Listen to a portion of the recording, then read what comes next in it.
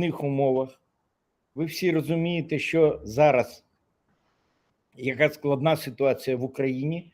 Однак, незважаючи на все, інтерпартнер буде, і інтерпартнер 2022 вже відбувся.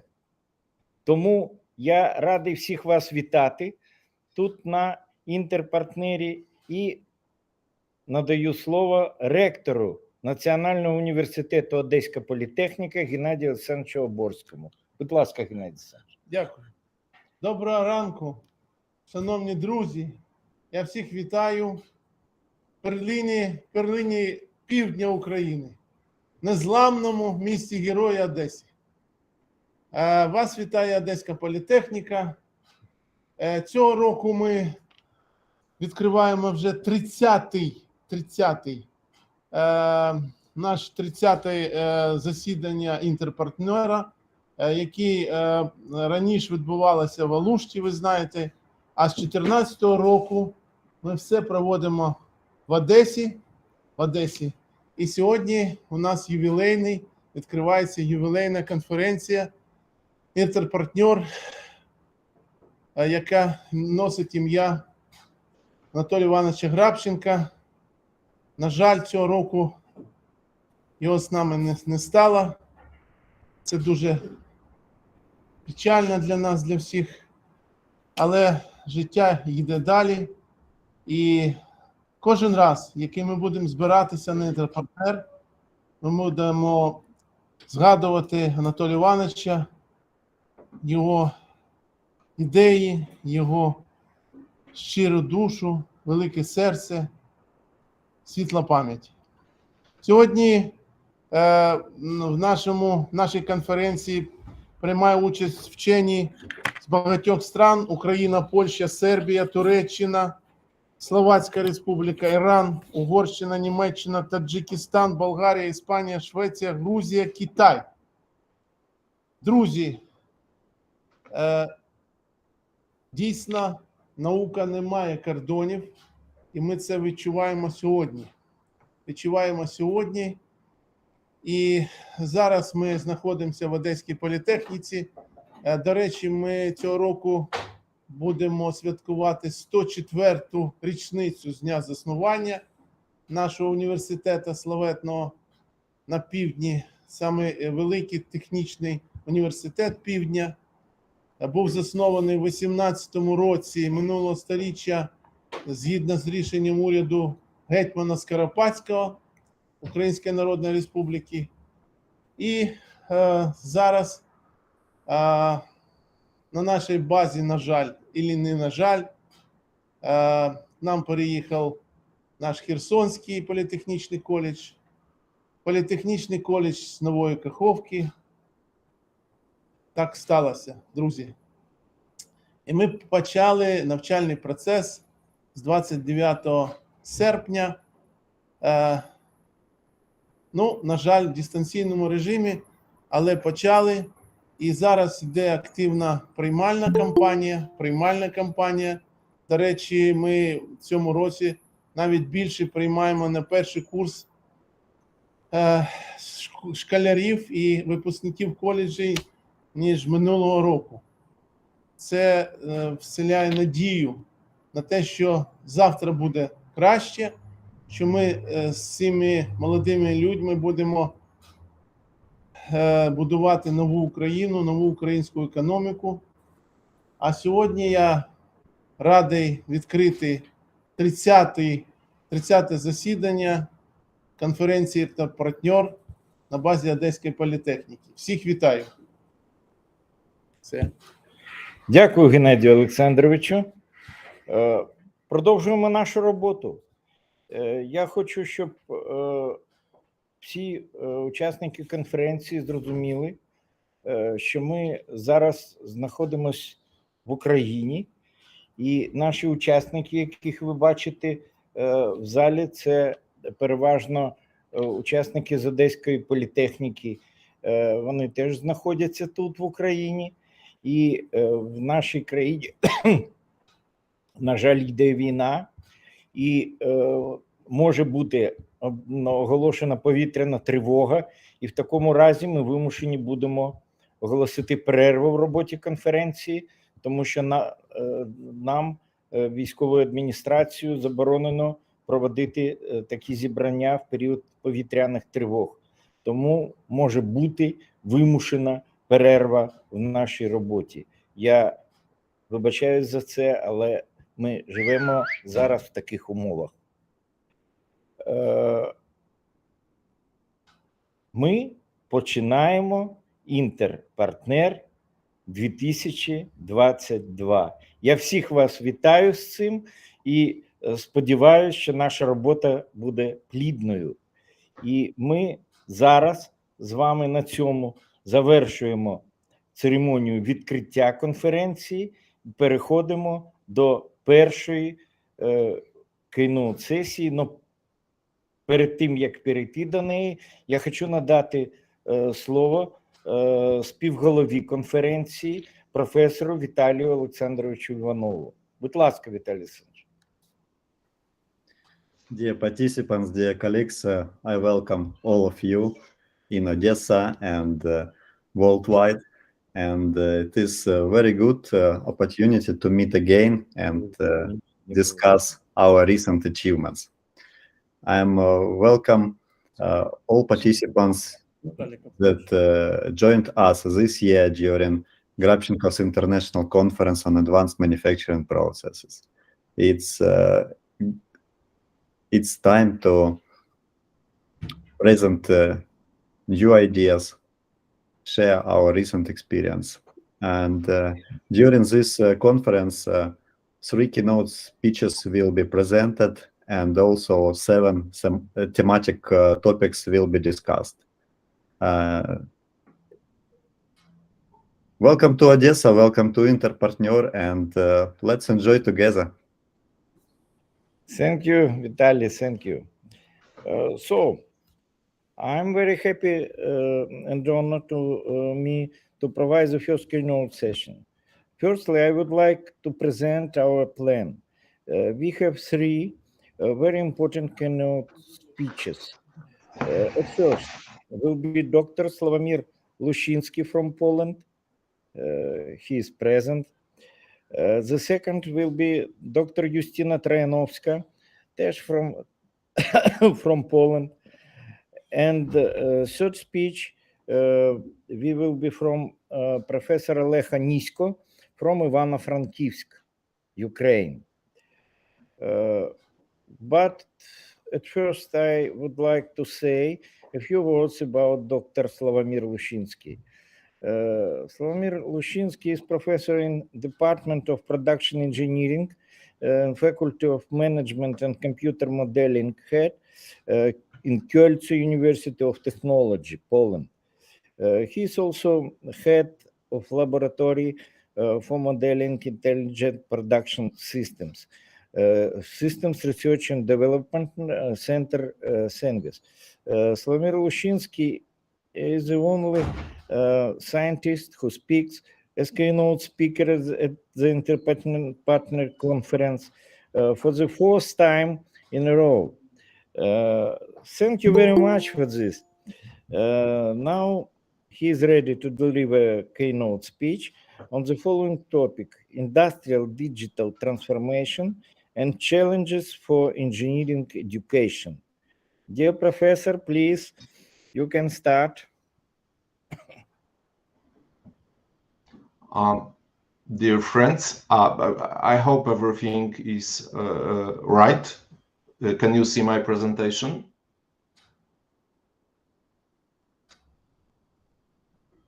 We can see. I hope so.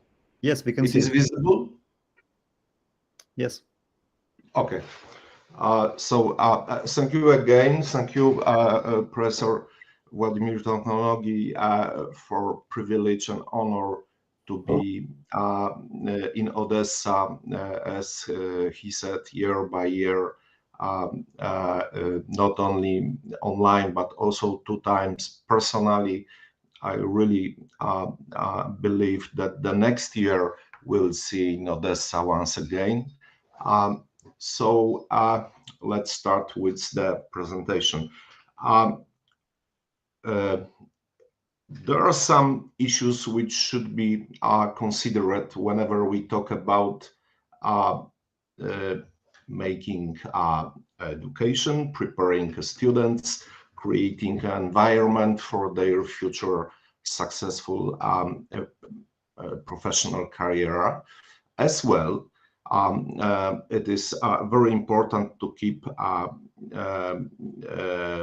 the high level of education because of our everyday routines. So if we shift to the high possible level our activity in this area, it's the good point for our professional development. As you can see on this slide, I present just one of the pictures which presents the complicated situation in the nowadays industry. What is interesting? So we have the situation in which we should consider the achievements of the IT technology and the big involvement of this technology in nowadays control and automation systems. So we should remember about the digital twinning concept, cyber physical system. There is a lot other enabling technologies which are covered under the umbrella term Industry 4.0. So just before the pandemic, I proceed with some research which was based on the idea of the gaps. As always, I believe that the gaps are very interesting from the cognition point of view. So the most of the models which are presented as the models of how to evaluate the skills or the competencies of employee are based on one gap: what is required and what the person possesses.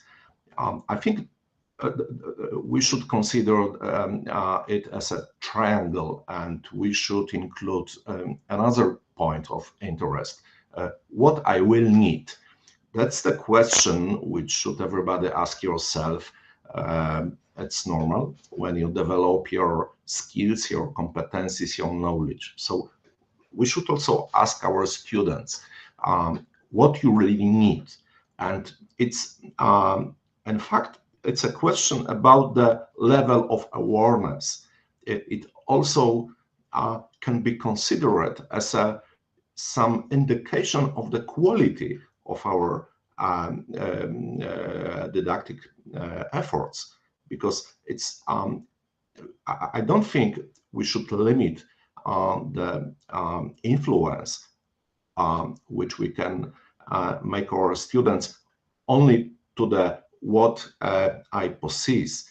So okay, we can test the skills, we can present the requirements and finally check how it works. But the question is, what is on your mind? What you really think about our requirements? What you really think about your future?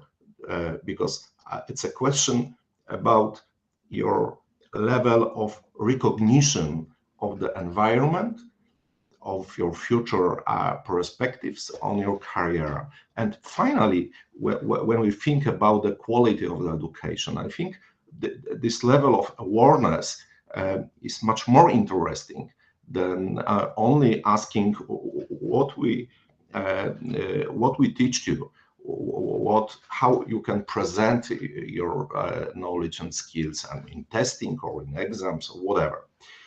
So that's the point. And when we take into the consideration those 3 points of view, we can recognize the kinds of gaps. And I named those gaps as follows on this picture. So the obvious gaps, which is always checked, and that's the routine proceeding.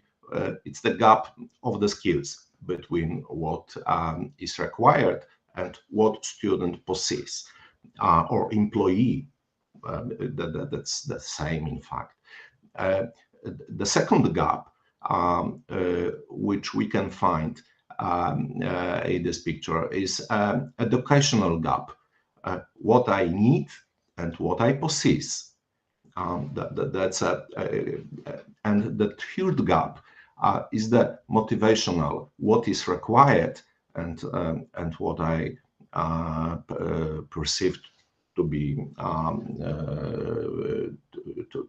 to be used in my future activity. So, okay, let's find a way how to recognize some of those gaps and how to deal with them in the process of research. In order to collect any data about this, I used the competency model for Industry 4.0 employees. It was presented in one of the articles, which was based on the very extensive review of the literature and very systematic approach in classification. So the authors present it as it follows on the slide. There are, according to them, 8 groups of competencies, and those group of competencies you can see are very different from. So they're about the management, the leading and deciding, about supporting cooperation, about interacting and presenting, about the analyzing and interpreting, creating and conceptualizing, etc. So if you look at these, those categories and competency dimensions don't look for first sight as engineering competencies. And that's the point. As we recognize properly the future of engineering, we know that the engineer should be not only the technician specialist in his fields of professional interest and knowledge, but he or she should be also a team leader, a project manager,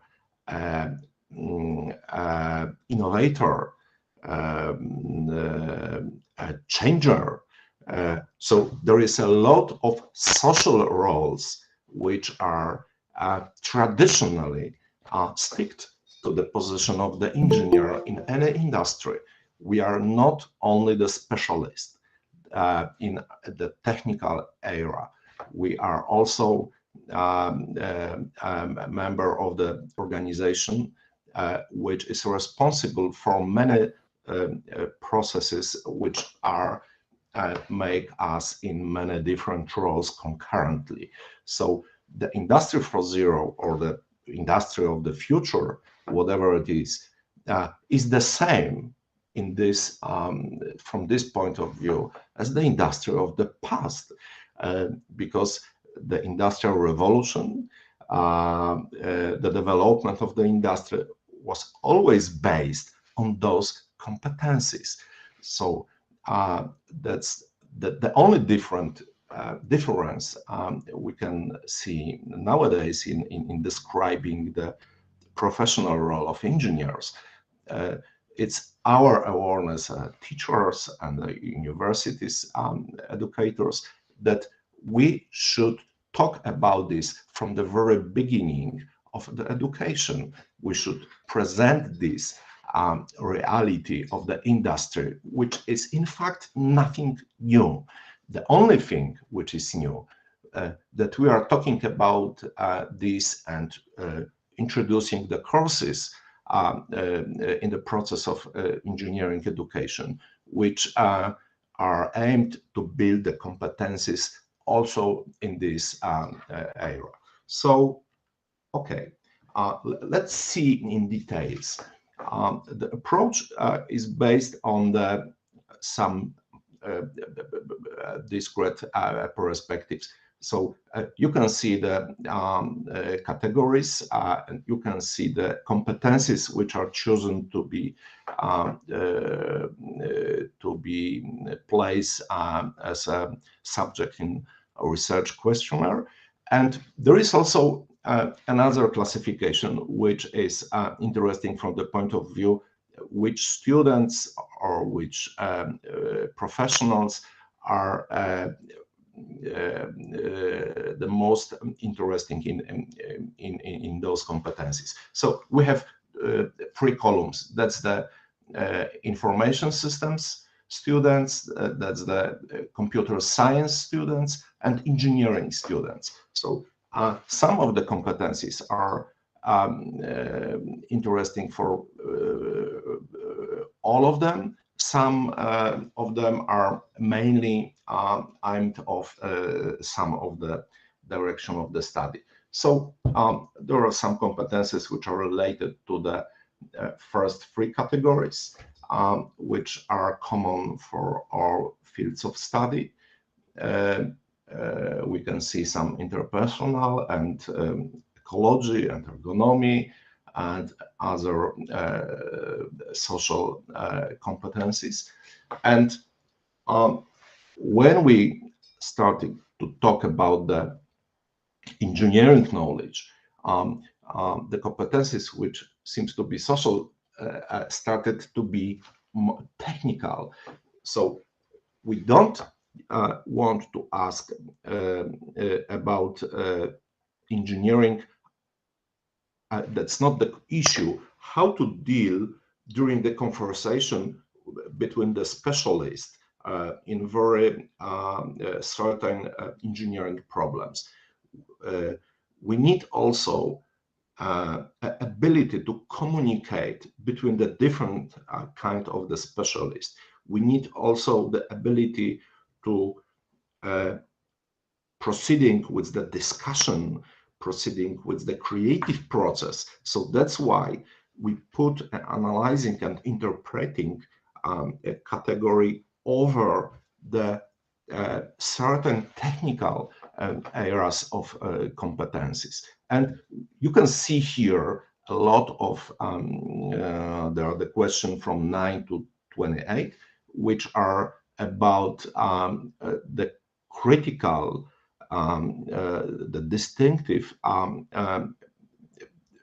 technologies which are most important when we are talking about the creating the future or the current, I think, of the industrial environment.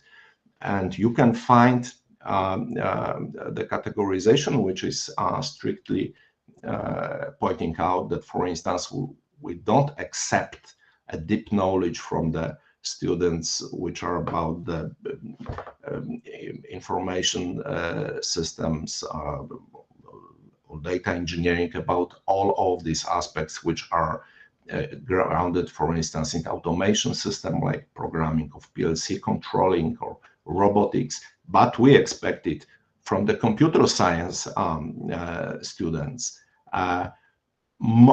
All of them, that's very, very significant. See, sometimes we don't need or we don't require some knowledge and skills from those students. But in fact, the computer programming nowadays is about all of these subjects. And that's the great change which happens when we are talking about the involvement of the information technologies and automation and control system. That's the point. So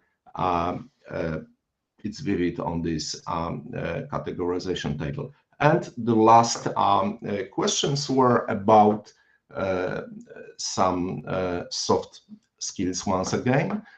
So, for instance, the very interesting and important is creating and conceptualization. So it's about solving problem with the innovative approach, like heuristic methods, etc., etc. So there is a lot of competencies, finally 39, which were chosen to be the subject of the questionnaire supplied to the students. And now it's the general idea of the research, which is based on this triangle. So there are two kinds of the question. The first part of the questionnaire was about, okay, do you have competencies indicated in the given category? And that's obvious. That's the classical research on gaps between what we expect to possess and what is really recognized by the student as the skills which he or she has. And most of the research stops there. So from my point of view, it should be extended. So that's another part of the questionnaire, which is about the perceiving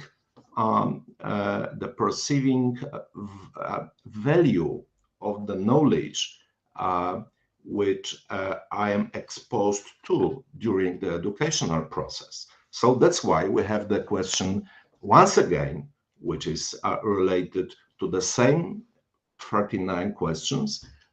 Is the given competence required in the profession that you will be doing? So that's the, I think, the most important question, how to recognize our efforts on creating a coherent set of the skills and competencies which we expect are important for the future engineering. And that's interesting for the general and synthetic analysis. So we have the Likert 5-point scales, and you can see what is the shifting from 0 to 4 in this scale on each list, and what is the population of the students which participating in the questionnaire research. So I used 3 faculties which are in their educational activity around the Industry 4.0 aspects. So it is not, it was the preliminary research. So you can see that there are not equal numbers of quantity of the students, but let's see. We have the Faculty of Electrical Engineering, Automatic Control and Computer Science, and there are 10% of them which took part in this. But most of them are mechatronics, and the other group is the students from my Faculty of Management and Computer Modeling. So finally, it was almost 90 students which took part in this research. And what are the results? So when we look at the data elaboration, the most interesting thing that, if you remember in the beginning, I do have it in very high degree, or I have it to a high degree. I think the points on the scale which are leveled on 3 or 4, you can see that there is no answers which are reaching the level 4. That's the interesting when we look at this. And there are gaps which are painted here as going down bars in gray. So that's the scale of the gap.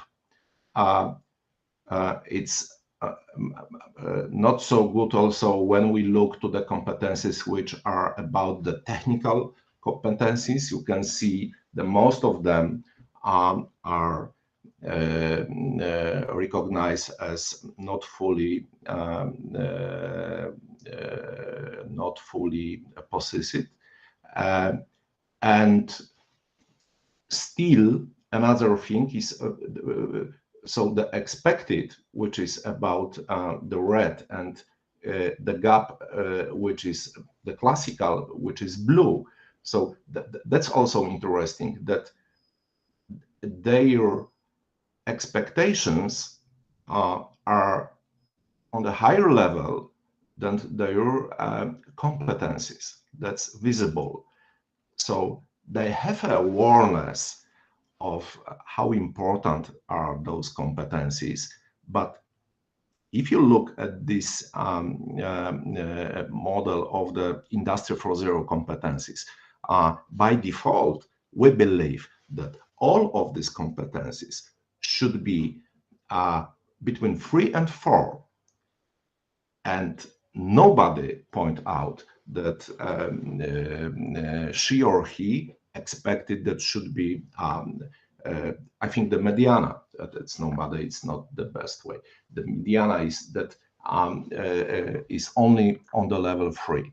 So when we talk about the efficiency of our educational efforts in creating the vision, the overall general vision of the future professional activity, I think it's a vivid signal that we should make it better, because the mediana should be higher about the expectations, perceived utilization of the competencies.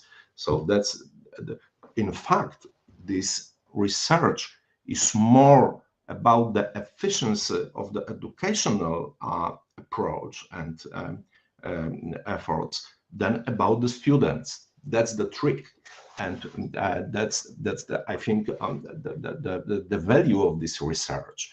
So concurrently, we can see two perspectives. The one, okay, that's the self-evaluation, and the second is the tricky evaluation of our efforts. So that's why I believe it's interesting approach to this research. And finally, there are the data elaboration about the competencies, which were much more about the innovations, management, project management, entrepreneurships. And you can see now that they have a very vivid, good awareness and perceiving usability of some skill. For instance, the life learning expectations, that's on the highest level.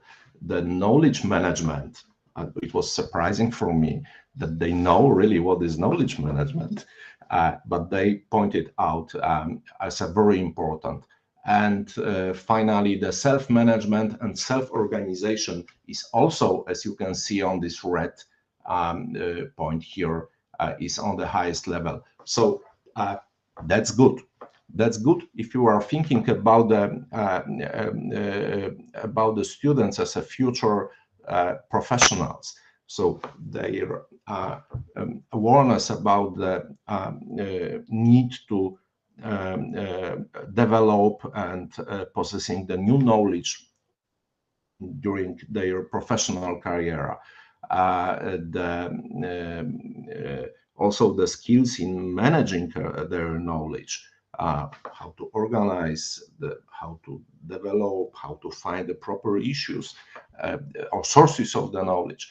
And finally, the self-management is one of the most important things, how to avoid the organizational structures which are based only on command and control, but it's not efficient in nowadays society. It's visible in many areas. Whatever we know about the situation in Ukraine in the last half a year, it's obvious that self-organizing, that self-commanding and analyzing of the situation on a battlefield is the great sources of the Ukrainian success. So just like in any other activities, you can see this. And okay, that's the synthetic point of view on this.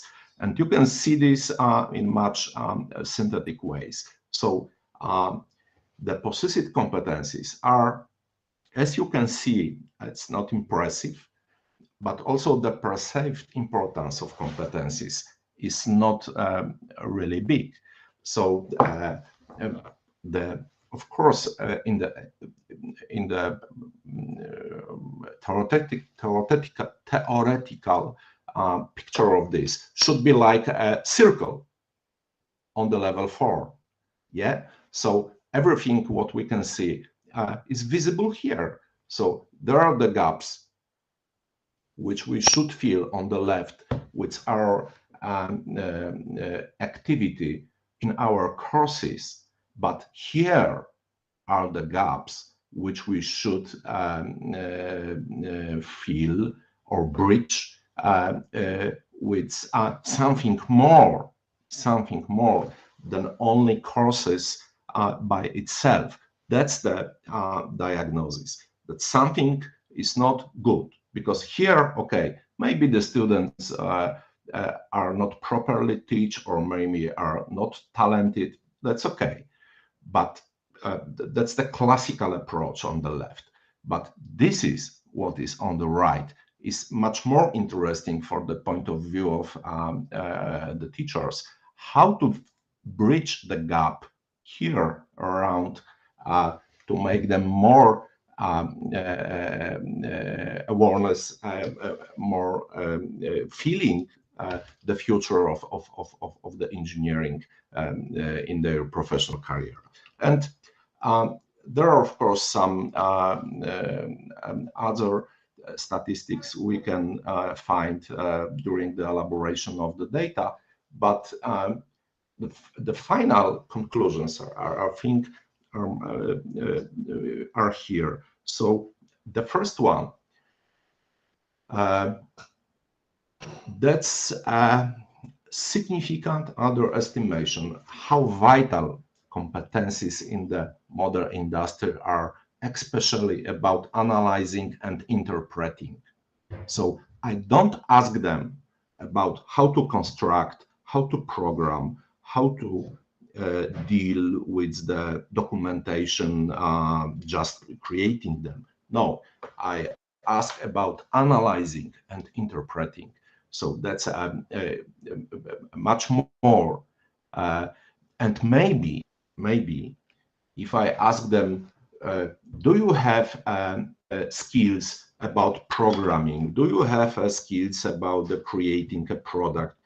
They maybe will give me, should give me a better, I think better on the higher level of the evaluation, the answers. But I don't ask them directly in the way which we used to proceed with the exam or testing. I ask them about much more, how to use the possessive knowledge in a flexible way, how to adopt to the different situations in construction or the different situation in developing a new construction, etc. So that's why it's a little bit deeper knowledge about the results than we can than the classical approach, which is about, okay, I have a skills, but it's not about the skills. It's about how to use this knowledge in the effective way in the social interactions. It's much more important. That's why probably they give lower ranks of the answers than in the other research. So only just about 50% of competencies among those 38 which were indicated in the questionnaire are indicated as required to the high or very high degree. So that's the question of awareness. The second conclusion, almost 85% of competencies are indicated no more than 2. I do have it partially. So that's the real big problem. There is also the lack of awareness among the students about the competencies which are grounded in the I think in proceeding with the project method and developing the competencies during the study. The project is which should be considered not as, okay, I give you a task, create a project. No, so personally to the student, no, I want to say about the project method, which is, for instance, present in the I know it very good from the Aalborg University in Denmark. So the project as a complex, the set of the different approaches, which is finally create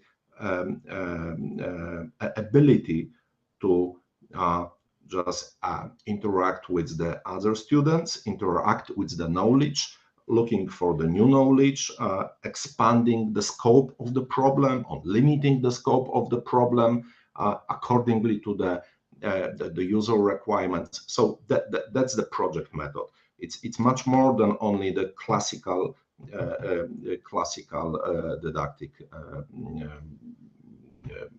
didactic process. And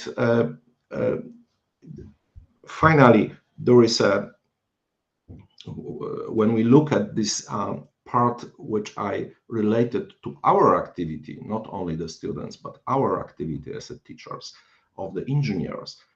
So we should make much more to create the environment which tells those students that what we're doing here now during this course, what we are talking about, what we required from you is really important, not for me as a teacher or employee of the university, but it's important from the point of view of the industry, which is your future environment in the next 20, maybe 30 years of your engineering activity. So that's the final concept: how to make educational process more motivational. That's the gap which was presented in the beginning here. How to bridge this motivational gap, and after that, how to employ the students to bridge this educational gap, because we are in fact only here and here. And what is most important, how the student or the employee, because we can simply say, okay, it's now we are not talking about the teacher and students, we are talking about the manager and employees. That's the same story, nothing changed. So we have the direct influence, how to this gap is bridged. We have indirect, but very important influence on this gap. And finally, we should expect the self-activity of the students to bridge this gap. That's the conclusion, and it's also the idea and the framework for this research. So once again, it's not only about the students. I think we are working with the students, so I can use only this, or I started to use it only in the environment of the university, but we can also proceed with this research in any industrial environment, and we can make this research with the employees. And we have the same problem, not as a teacher, but as managers. And I hope I don't cross my time. Thank you very much for your attention. Thank you very much for inviting me once again for this conference. I truly believe that we'll meet again next time. Slava Ukraini! Thank you very much. Thank you very much, dear professor. Maybe some questions from YouTube or from participants. Oh, Professor Vasily Larshin, have question to you.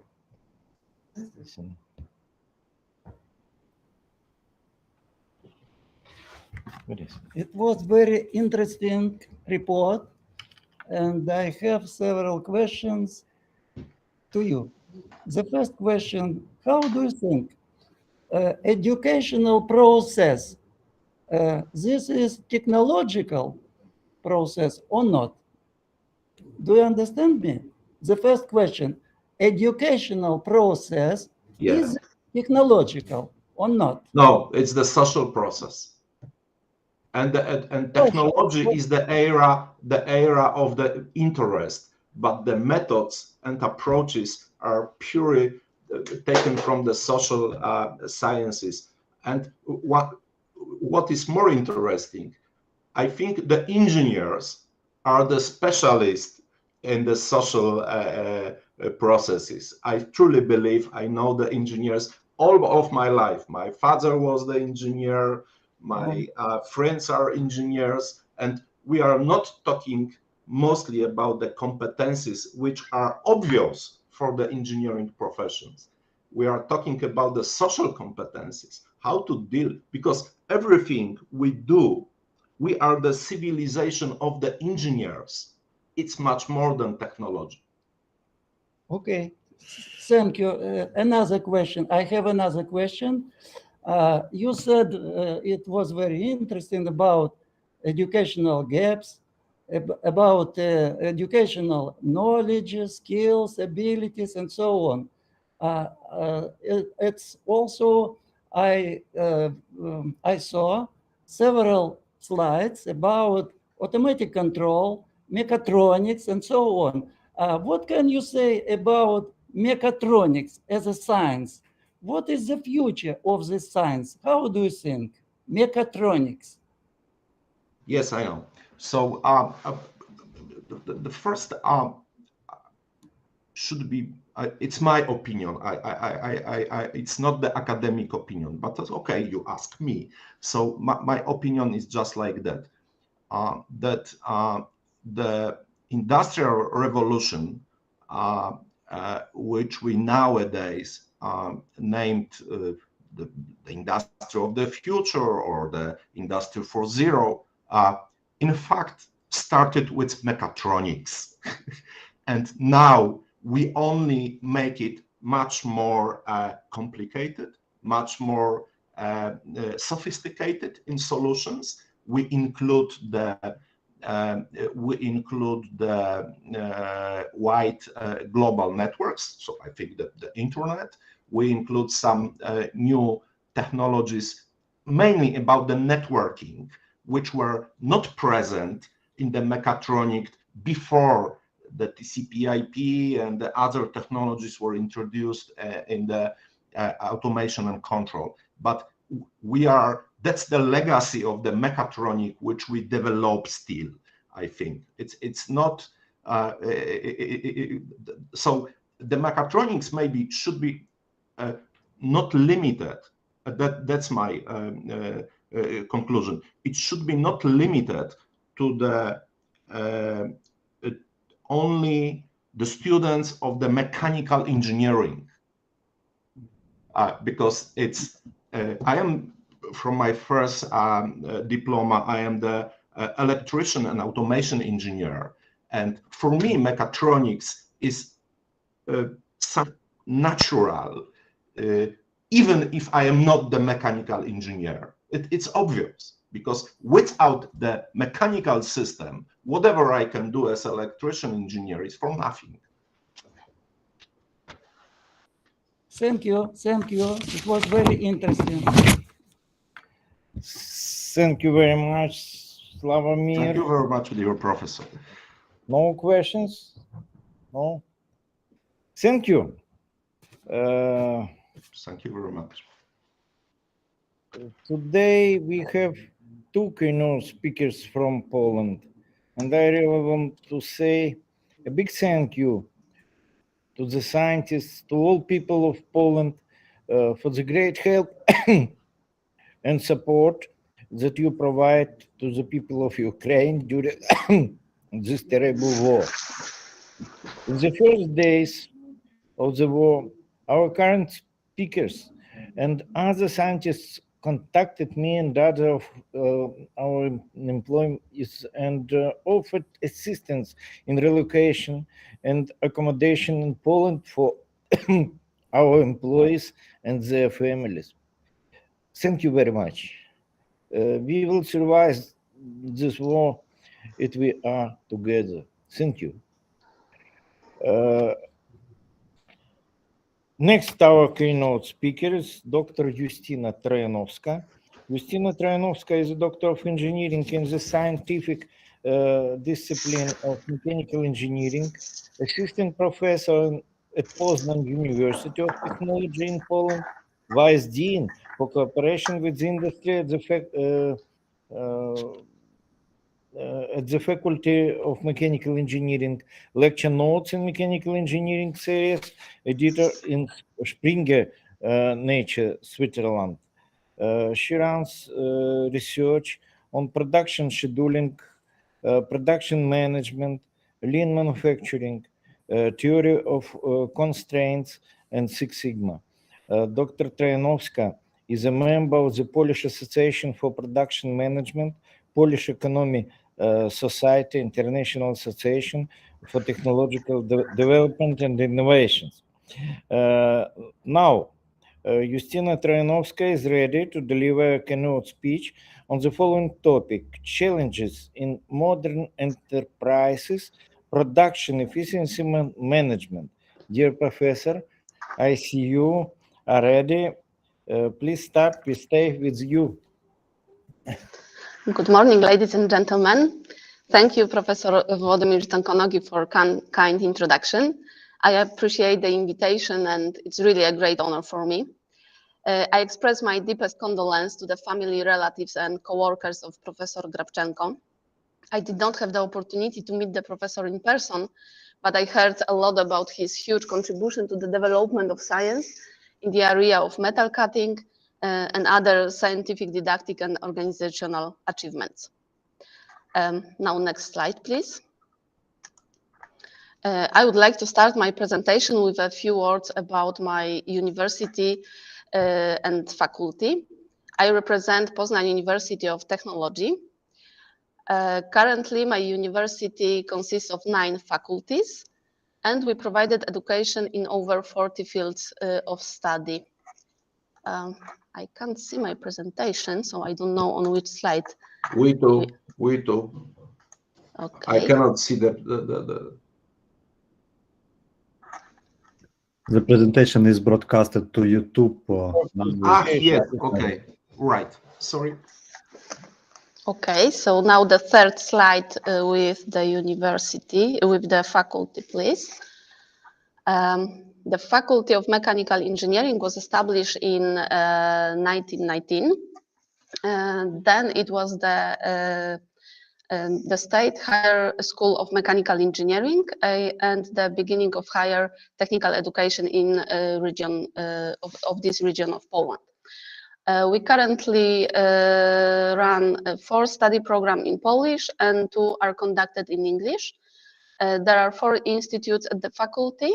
And now please allow me to briefly introduce our laboratories, just a few of them. On the next slide, you can see laboratories. Next slide. Institute of Machine Design with Hydraulics and Pneumatic System Laboratory. And the next slide with Institute of Applied Mechanics. Next slide with laboratory, yes, a laboratory of strength of materials, laboratory of vibration, and laboratory of rapid prototyping. On the next slide, there are laboratories belongs to Institute of Materials Technology, Machining Laboratory, and very significant in Poland, Laboratory of Metrology. And then Institute of Materials Technology with Foundry Laboratory, Plastic Laboratory, And on the next slide, smart factory, virtual reality, augmented reality, and rapid prototyping laboratory.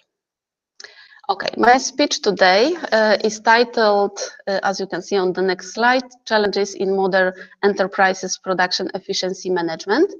And I would like to start with a quote.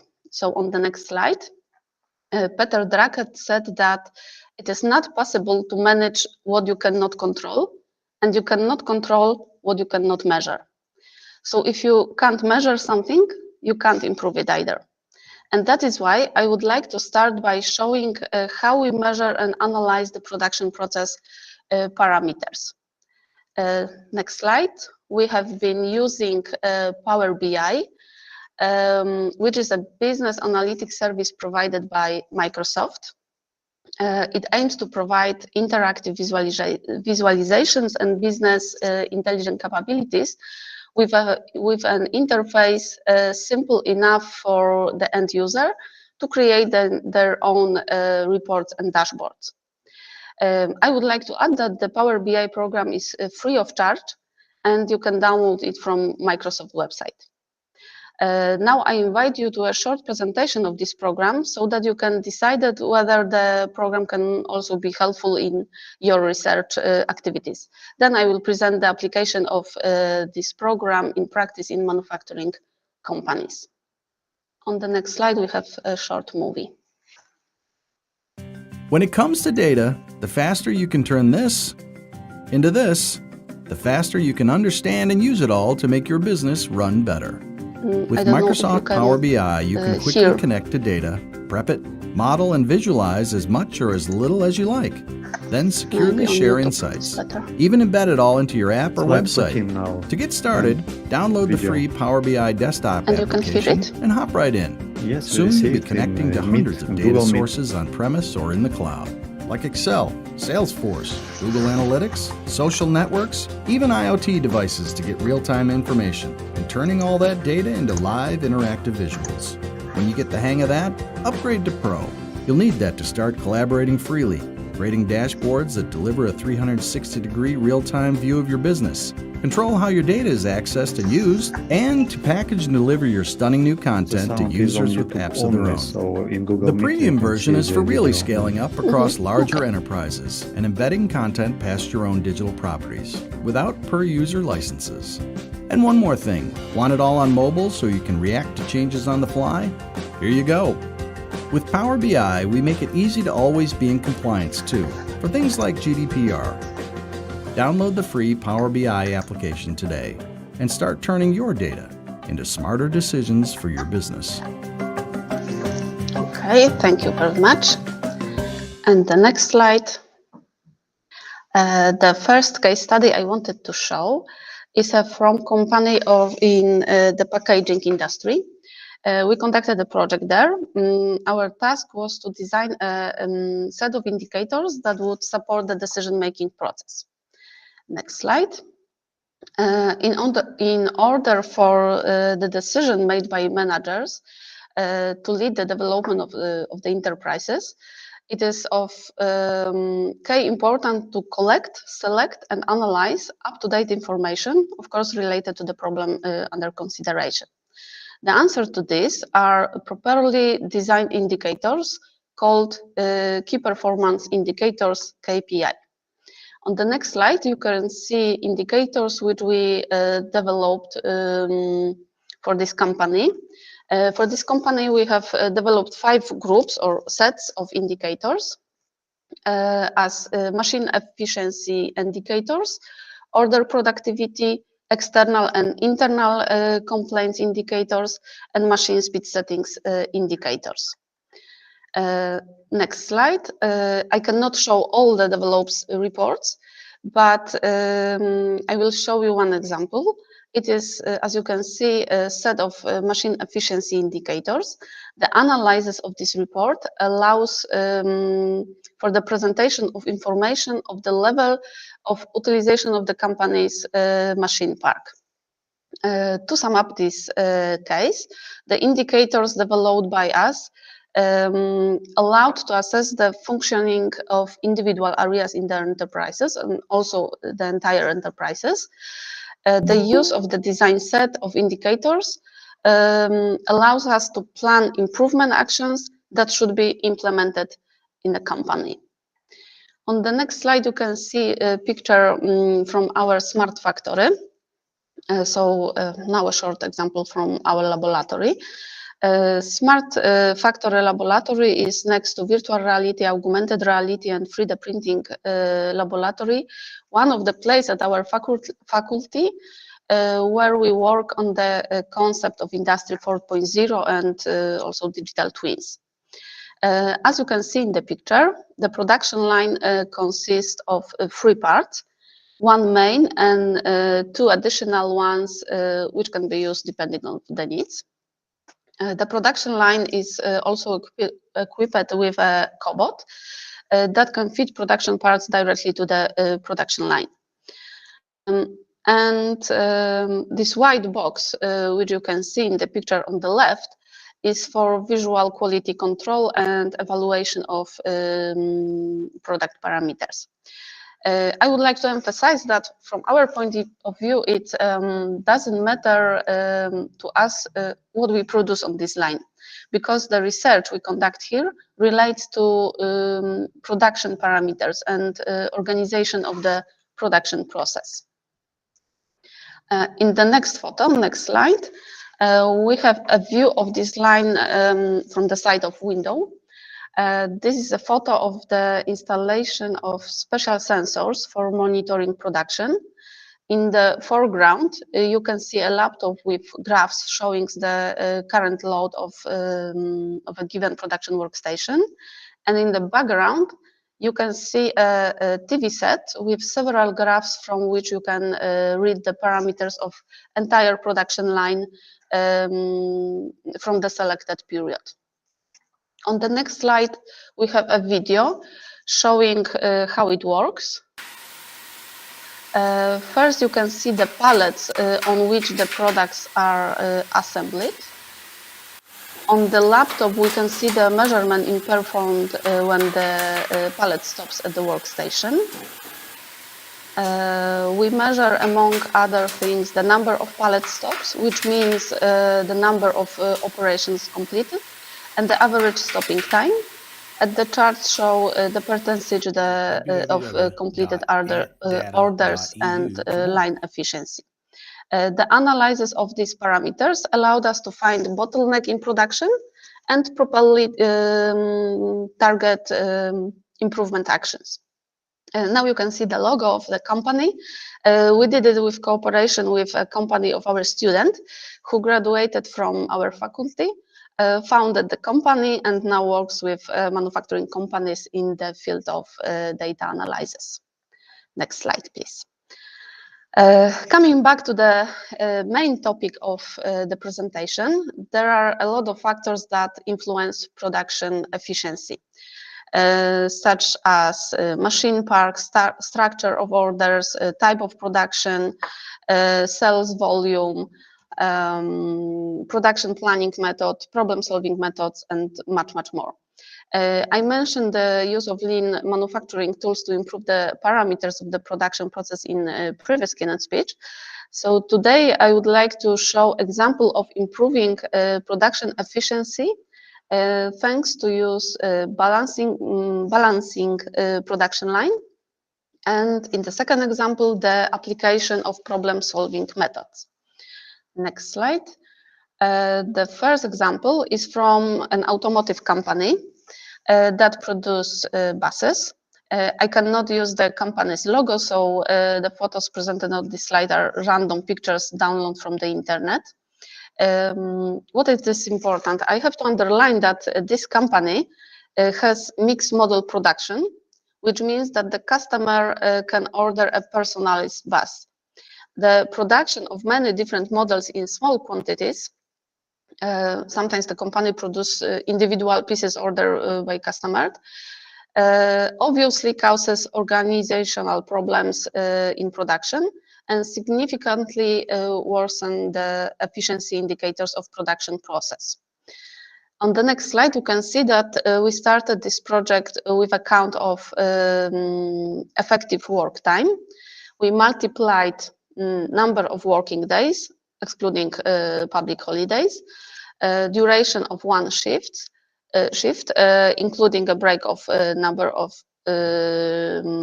shift. And we got the result. The effective working time obtained at 3,630 hours per year.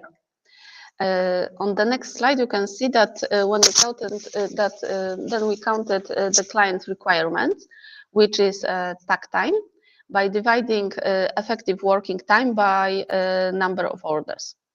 The obtained result of 2.5 hours means that every 2.5 hours, one ready-made product should leave the production line. So one buses every 2.5 hours.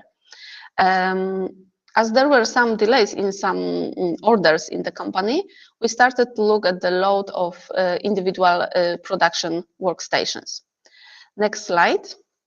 I cannot go into much detail publicly, but in this slide you can see used methodology, map of process, and flowchart of operations. And after making the necessary measurements and updating the technological routine, we design a new division of operations. Which gave us a new, more balanced workload for production workstation. And the result on next slide. Now you can see the result we achieved by balancing the production line. Before the changes, adding value activities accounted for 33.2% of all activities carried out of the production line. Now this value has risen to almost 77%.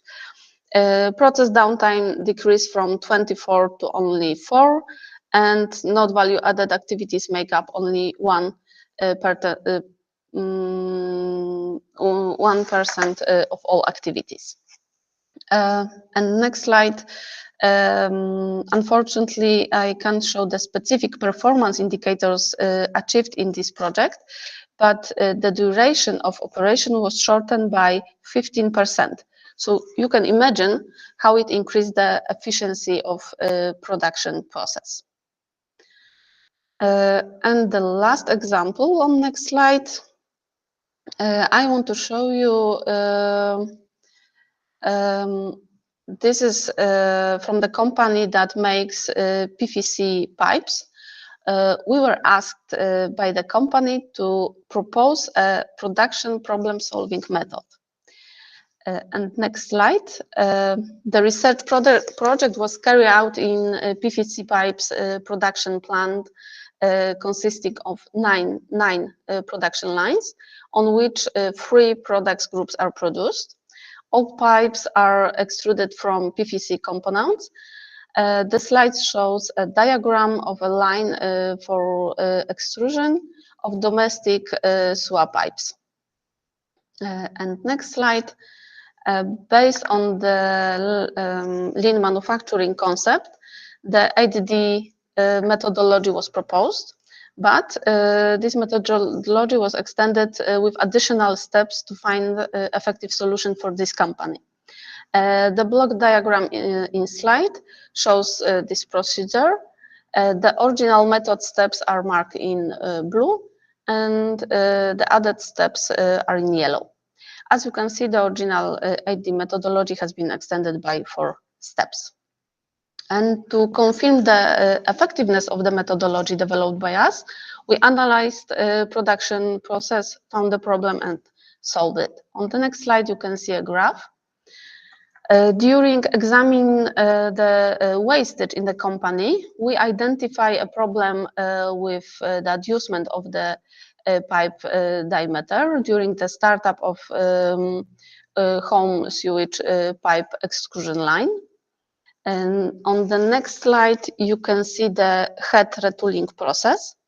a pipe diameter outside the tolerance generated large quantities of waste and make a startup of extrusion line time longer. It was noted that improvement of the diameter adjustment could contribute to the improvement of the process. And the result on the next slide, you can see the solution to the problem that probably surprised even us. You know that when a company asks for cooperation, usually everyone is waiting for some spectacular discoveries and some spectacular solutions. In this case, it was enough to design a simple tool or instrument. The tool is used to correctly set the head gap at the stage of its preparation for startup. Thanks to the solution, the operator does not set the head gap according to his own experience and visual assessment. The tool is made of Teflon, which is characterized by high thermal resistance and a low coefficient of friction. And in the next slide, I present achieved result. You can see in the blue chart time spent on adjustment the head gap relative to total setup time. We improved this result by over 16%. And in the yellow chart, you can see waste caused by a wrong thickness of the pipe wall. As you can see, the use of this simple tool has resulted in a significant reduction in downtime. This in turn increased the efficiency of production process. In conclusion, I would like to say something that is probably even more important today than my speech. Next slide, please.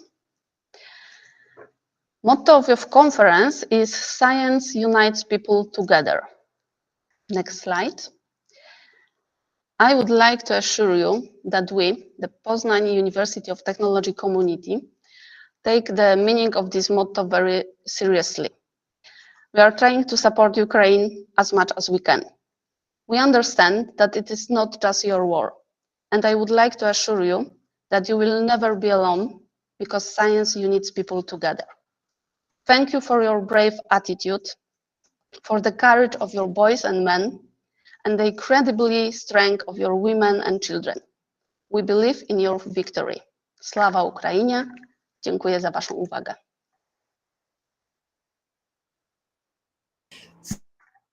Thank you, Justina. Thank you very much. Any question from YouTube? I don't see questions. I have a question. My question is concerned to slide number 17.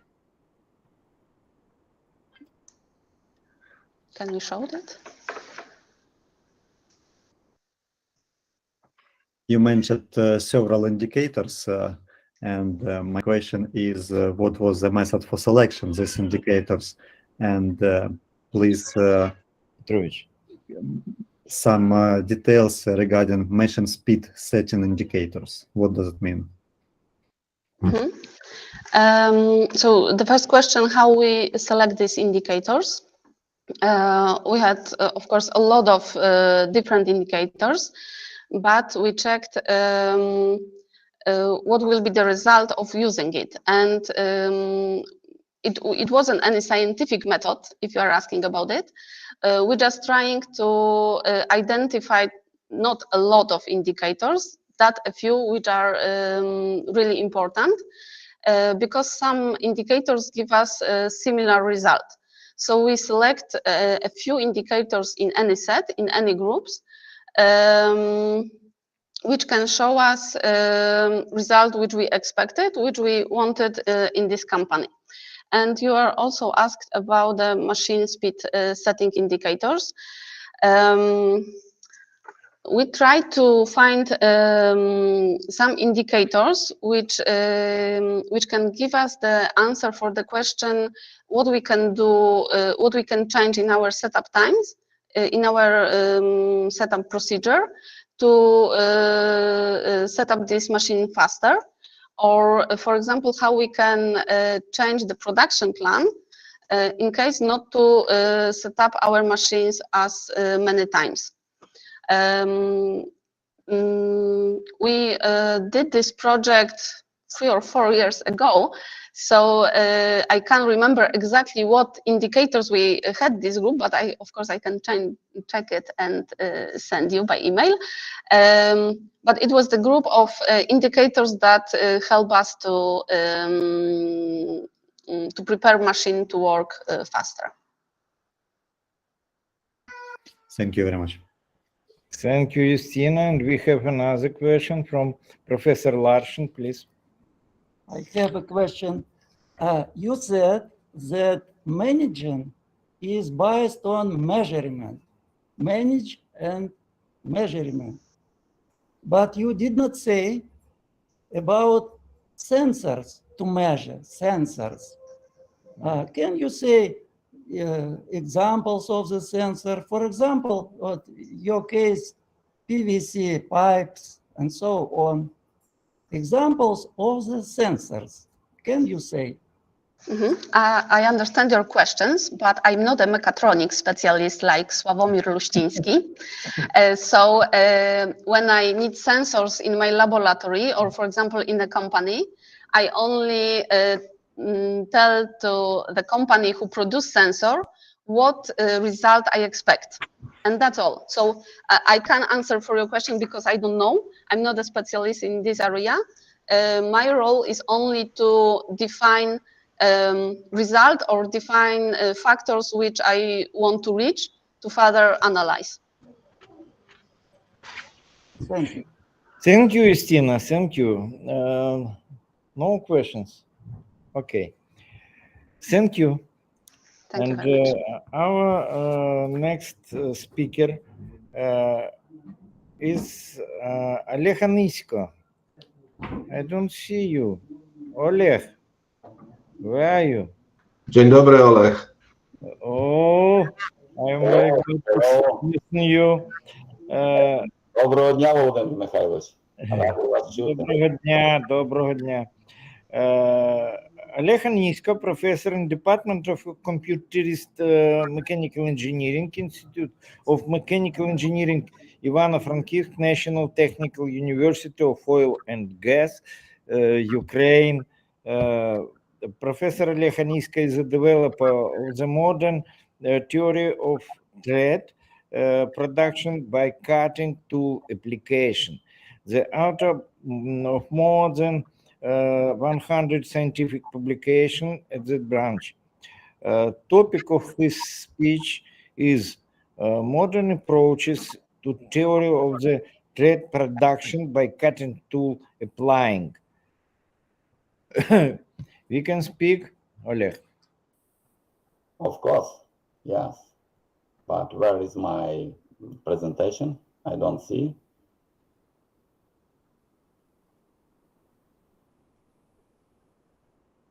Help me, please. I don't see my presentation. Okay, thanks. Thank you. Okay. Once more, good morning, dear Chairman, Volodymyr Mikhailovich, dear colleagues and dear participants. Thank you for the opportunity to speak to you. My scientific interest is the development of the latest theory of thread formation using different cutting tools. Next slide, please.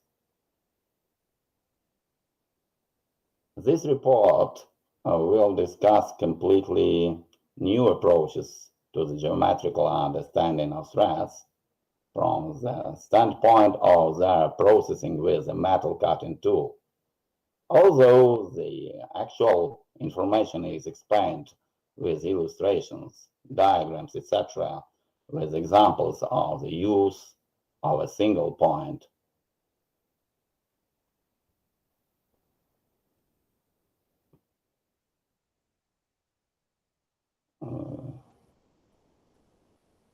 Turning cutter for the production of an external. No, before please, it's not the same. go to, yes, turning cutter, but it deals with thread milling, thread tapping, thread wiling, thread grinding, and deal with multi-point and single point cutting. And so the cylindrical thread is only one simple example of the taper thread. The next, please. A convenient approach regarding to contour of the cutting edge is identical to profile of thread, at least for finishing machining. But let's ask the question, can it be like this in the real conditions of the mechanical thread processing, which includes rotate and movement, thread in pass, and movement in feed.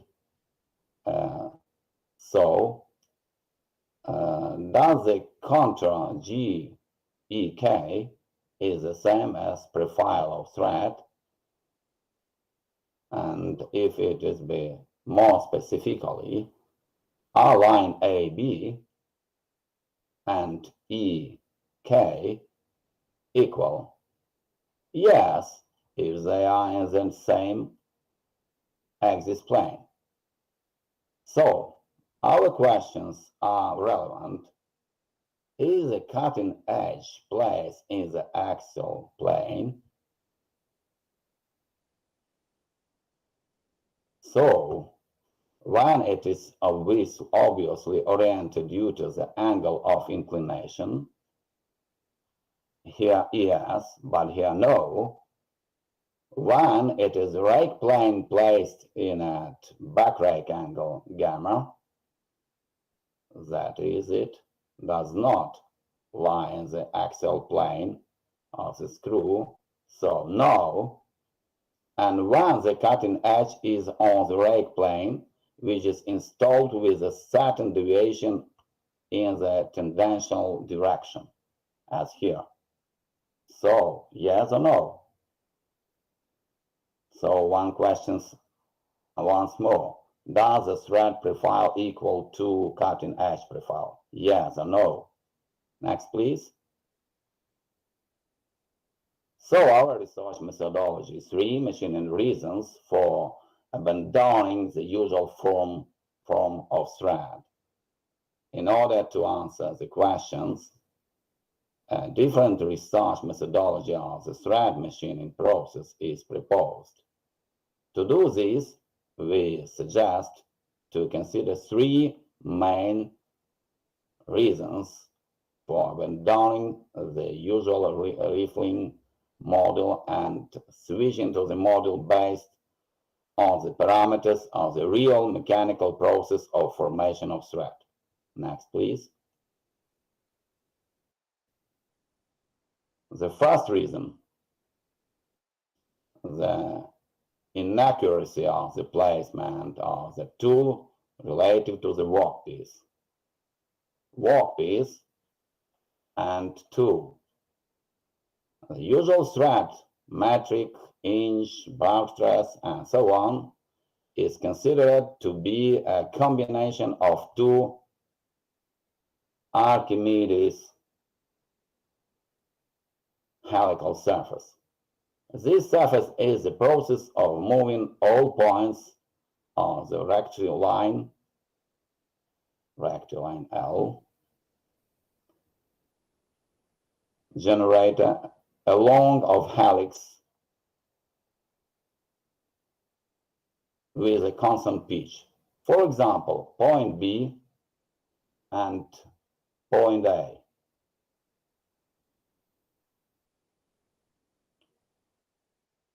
They move along the spiral line R and spiral line R1. This corresponds to the theory of creating an Archimedes helical surface. But the walls leading manufacturers declare the deviation of the plane where the cutting edge is located from the axial plane of the thread on 0.1 millimeter. In this case, the cutting edge is tangent to the so-called starting sickle of screw. Starting sickle of screw is center of starting sickle. But what about 0.1 here? Red color. This output sickle is constant for cylindrical threads and variable for tapered ones. That is, there is a process of movement of generator L along the helix L, along the helix line, but the surface is formed not as Archimedes spiral surface, but as convolutor screw spiral surface. Therefore, the first reason already is explained. Next slide, please. The second reason, tilting the thread insert relative to the helix angle of thread. Instructional manuals of all levels, from craft courses to higher educational textbook, direct us to use an inclination angle that is equivalent to the lead angle, inclination angle and lead angle of the thread. This angle is a constant magnitude for cylindrical threads and variable for taper threads. The application of the inclination angle improves the cutting conditions and increases the wear resistance of tool, thereby increase the efficiency of the thread machining process. So, as we can see in this case, the plane where the cutting edge is placed does not coincide with the axial plane of screw, which means that unlike the usual surface of an Archimedes screw, in this case we produce the surface of a convolute screw. Consequently, is the second reason is explained. The second, please. Next, please. The third reason, the need to use a non-zero back rake angle. Absolutely all tool manufacturers offer threaded carbide insert of various composition and geometric configuration, both for fine tuning and universal and rough tuning. In this theory and the practice of mechanical process in general, and thread machining in particular, a large number of publications testify using of positive and negative back rake angle depending on the material of the part of the characteristic of carbide insert and the coating, for example. All is it to increase the stability of the process. However, there are not cutting inserts and the market with a non-zero value of back rake angle. Why? As for me, the answer is obvious. Because there was no science algorithm for calculating the counter of the cutting before. But I think it is clear that this algorithm should be based on the model of the convolutional helicoid, northern Archimedes helical surface. Next, please. So, our researches of dependence of thread profile value on parameters: back rake angle, inclination angle, and install deviation of 2. According to existing standards, a triangular thread has a profile that continues 2 linear straight segments that are connected by a radius between these guys. Each of the literal rectangular profiles forms a half profiles angle alpha per 2 divided by 2 with the axis of the thread. Accordingly, in the exact coordinate system with the original as the theoretical point here of the root, a straight line of the profile can be determined by the formula z bracket x equal tangent in bracket alpha divided by 2 times x. It's linear. Our researchers will show other transitional function that depends on the parameters of the profile thread. For example, these parameters may be rake angle, angle of inclination, and install deviation. Next, please.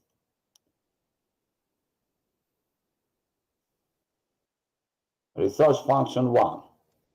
Depending on inclination angle L lambda in the zx plane, the axial section of the thread when y0 equal 0 is realized in the analytical way as a convolute surface, but taking into account the influence of the inclination angle lambda.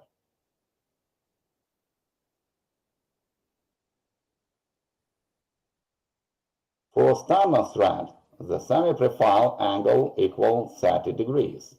However, according to this equation, the semi-profile angle alpha 1 by 2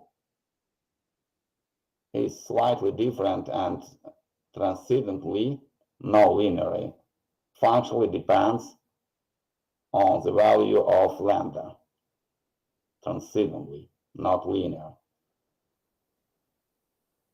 In this example, we have the same, the dependence from lambda, here and here. So, the next, please.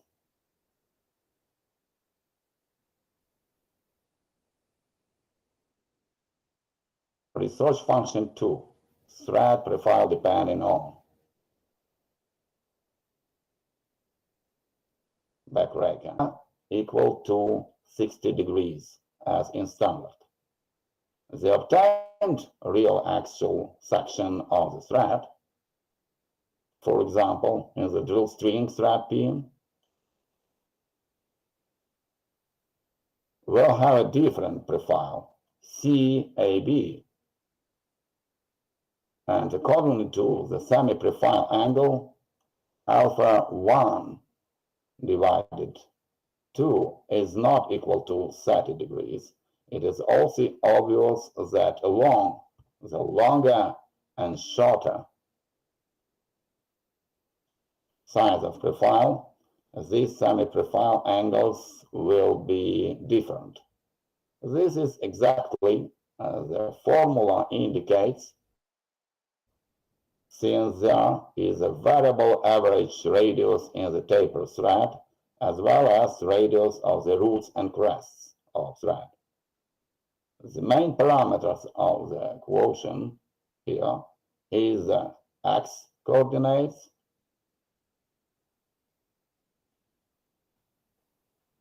itself a variable value that indicates the coordinates of the next point of the profile. At the same time, the function depends on the angle and shows that it is a value appropriate 0, it shows that the profile function actually turns into the usual formula of a straight line as before that, the slide number 9.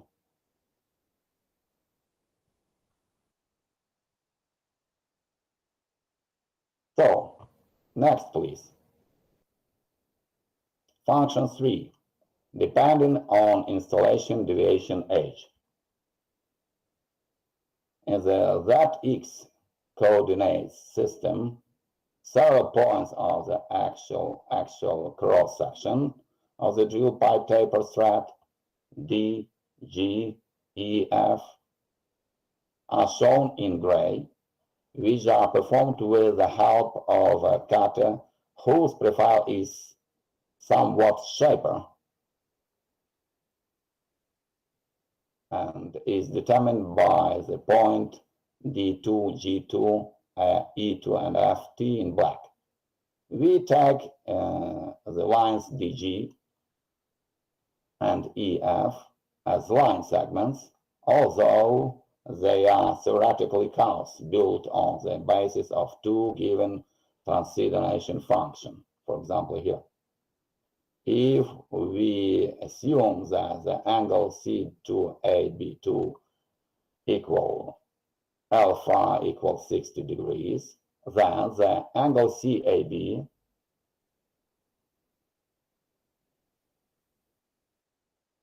equal alpha 1 is greater than 60 degrees. The half angle of the profile of the obtained thread, alpha 1 divided by 2, can be determined by this formula for every point, for example, point D and point G, or point E or point F, well, besides. Therefore, the results of calculation of coordinates of the profile points of the obtained thread will also differ from 10 to 10 by this added part of the formula. Please, the second. Next, please. Example of two-parameter influence on profile angle. To ensure the practical implementation of new theoretical approach to thread cutting, which includes the functional dependence, we have proven the computer program that names the program construction of the profile of the drill pipe taper thread according to the values of geometrical parameters of cutting. We know about these geometrical parameters, gamma, lambda, and h. Our program is patented and created and patented, and it's based on the created algorithm. A fragment of the software application is presented here, which predict the profile of the thread made by cutter with zero value of the geometrical parameters, back rake angle, and the angle of inclination. However, the application takes into account the error of setting the cutter here, and which is not 0.1 but 0.2 micrometer. For better illustration, not taper thread is chosen, but widely used metric thread M10 3 pitch. A large pitch of 3 has been applied to further compare of new approaches to the calculation and design of tools to approaches before. we see that the outer diameter of the thread is only 10 millimeter, and accordingly the height is here, and the step of our calculation is only 0.2 millimeter. So that is specified, and it is possible to calculate the profile with 12 points, which obviously give a highly accurate productive calculation. Thus, the profile angle of 60 degrees prescribed by the standard is increased by 0.7677 degrees, or 0.46 minutes, according to the result of productive calculation.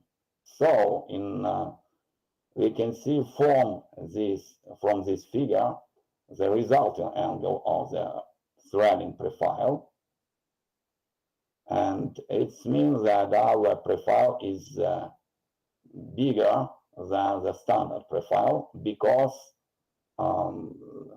our cupboard insert is installed with error 0.2 millimeter. The next, please. A few words about approach before and our modern alternative example. As the world's leading publication on the subject of calculation and design of metal cutting tools for the production of threads, I did not find a single article, monograph, or manual where it was discussed about the formation of the threaded surface based on the convolute screw.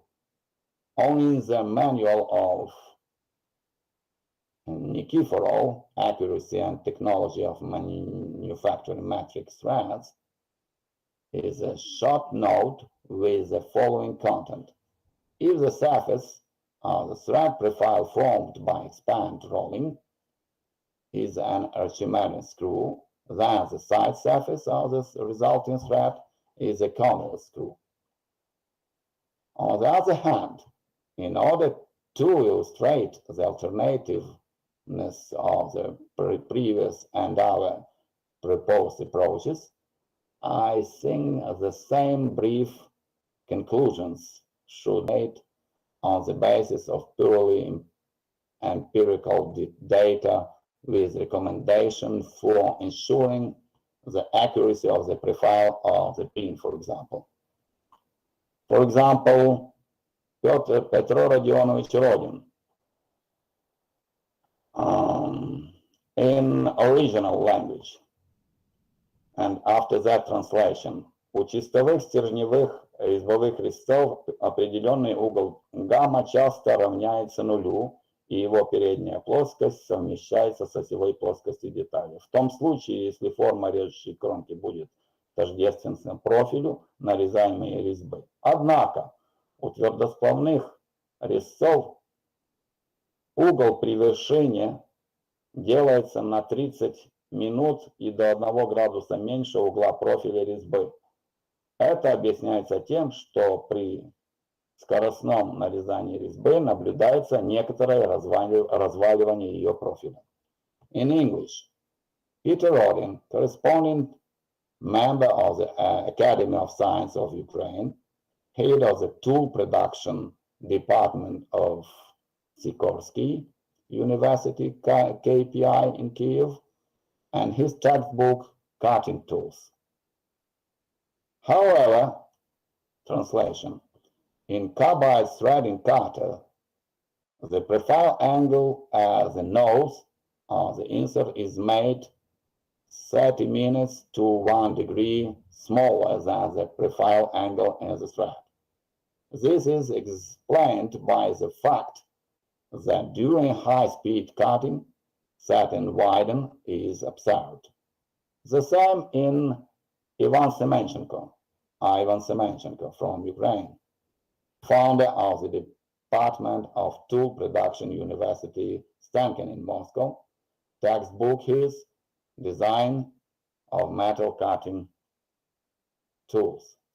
In order, translation from here, from this note, in order to eliminate the thread profile widen, it is recommended to make the angle of cutting profile smaller than theoretical one by 35 to 40 minutes. The same we can see in this one, and this one, Bobrov, Nikiforov, and Orlov, Skorohodova. Everything from 30 minutes to 1 degree. In our opinion, it is very similar to the fact that when the loads of the system cutter workpiece increase, the tangential component of the cutting forces increases too. And in accordance with the declared vertical error of installation of carbide insert of 0.1 and error plus, once more from vibration, plus 1, 0.1, together sum is 20, this error micrometer, not 20, 200 micrometer of tool. So we received the same result, 60 plus 76. So maybe 45 minutes.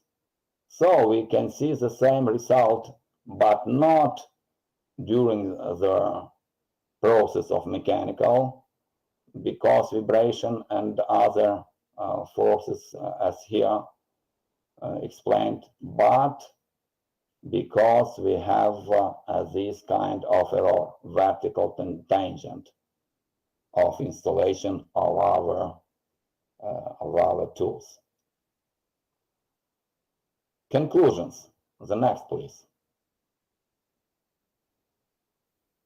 Thread profile accuracy is really the function of the tool parameters. Every thread machining methods has different kind of deviation. Most of them can be parameters of thread profile.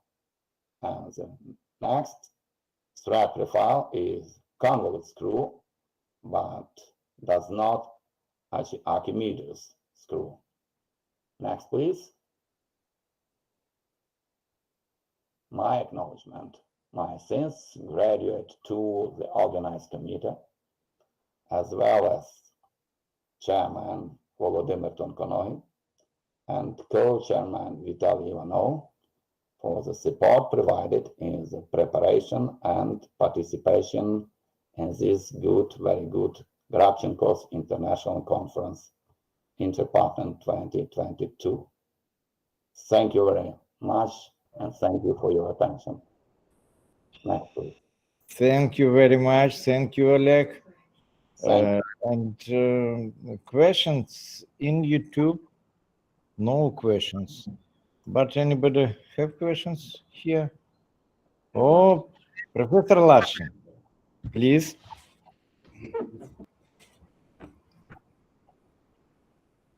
Nice to meet you, Pane Volodymyr. Thread accuracy and thread inaccuracy is a very difficult question. How do you think? How many parameters influence on the profile, on the thread profile? How many parameters influence on the thread profile? Okay, I understood. What reasons? Do you understand me? Yes, How yes. many? About accuracy of your thread. About accuracy, there are 3 parameters of accuracy. It's pitch diameter, profile angle, and pitch, simple pitch. but so too the theory of manufacturing, this parameter in my new approach is lambda, inclination angle, backrake angle, gamma, and of course error of installation of nose of tool. Every kind of tool, not only turning. That's all. Thank you. Okay. And what can you say about inclination angle lambda? Inclination angle lambda. Yes. On the thread accuracy. Yes. Influence. Yes. The influence of inclination angles is not so big, but if we can have a very big diameter of the thread and very big pitch of the thread, this parameter can be to have maybe from 10 to 15% of deviation, tolerance deviation, I think. For example, if tolerance may be 30 minutes, this parameter lambda inclination angle can be 2, 10, 15 minutes. By the way, it is in the second presentation after 10 o'clock. No, sorry, 2 o'clock today. More clearly. It's enough. Thank you. With pleasure. Thank you very much, Professor. Олег, я вас давно не бачив в Одесі. Це неправильно. Що я один з небагатьох, які хотіли приїхати наживо. Запрошую попити пива та поспілкуватися. Задоволенням. Славомір, how are you? До зустрічі. We finish the keynote session with this. Thanks to all speakers and participants of discuss. Session number 1 will continue our work in 15 minutes later, and I will pass the floor to its chair, Professor Bartosz Gapinski from Poznan. Welcome, Professor. Yes, good morning, welcome, all of you. Dzień dobry. Greetings from Poznan. Dzień dobry. Dzień dobry, panowie.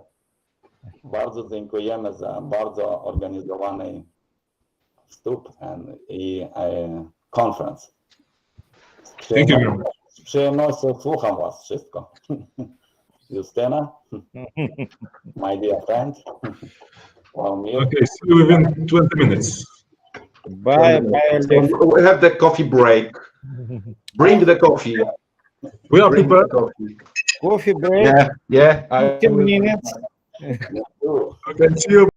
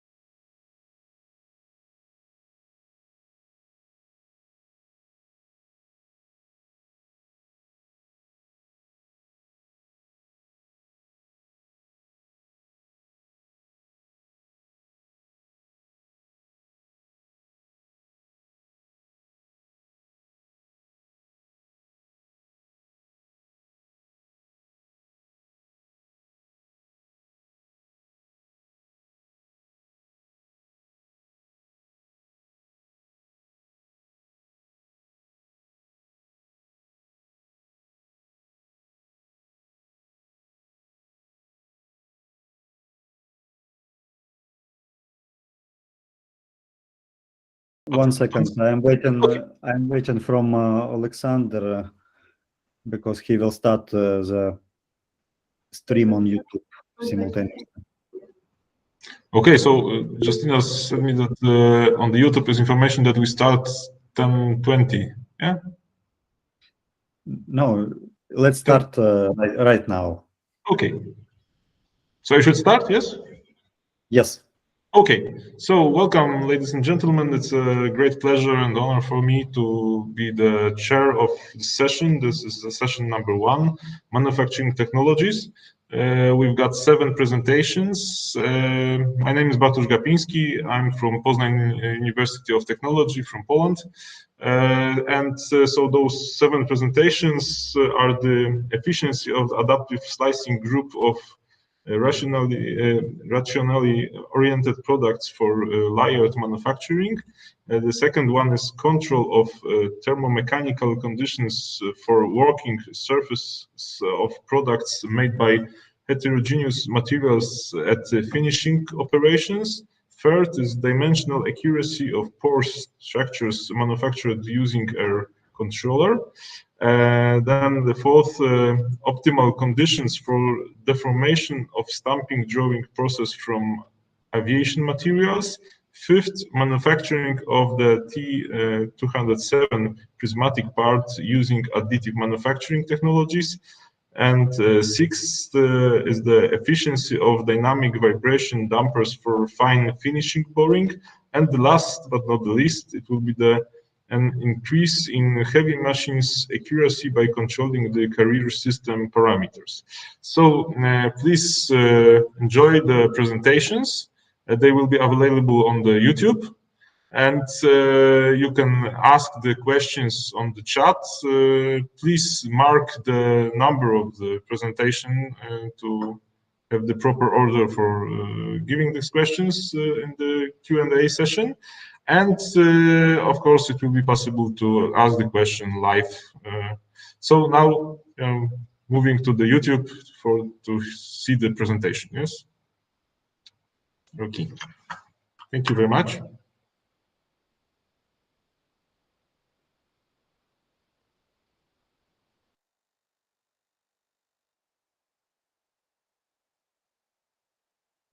Good afternoon.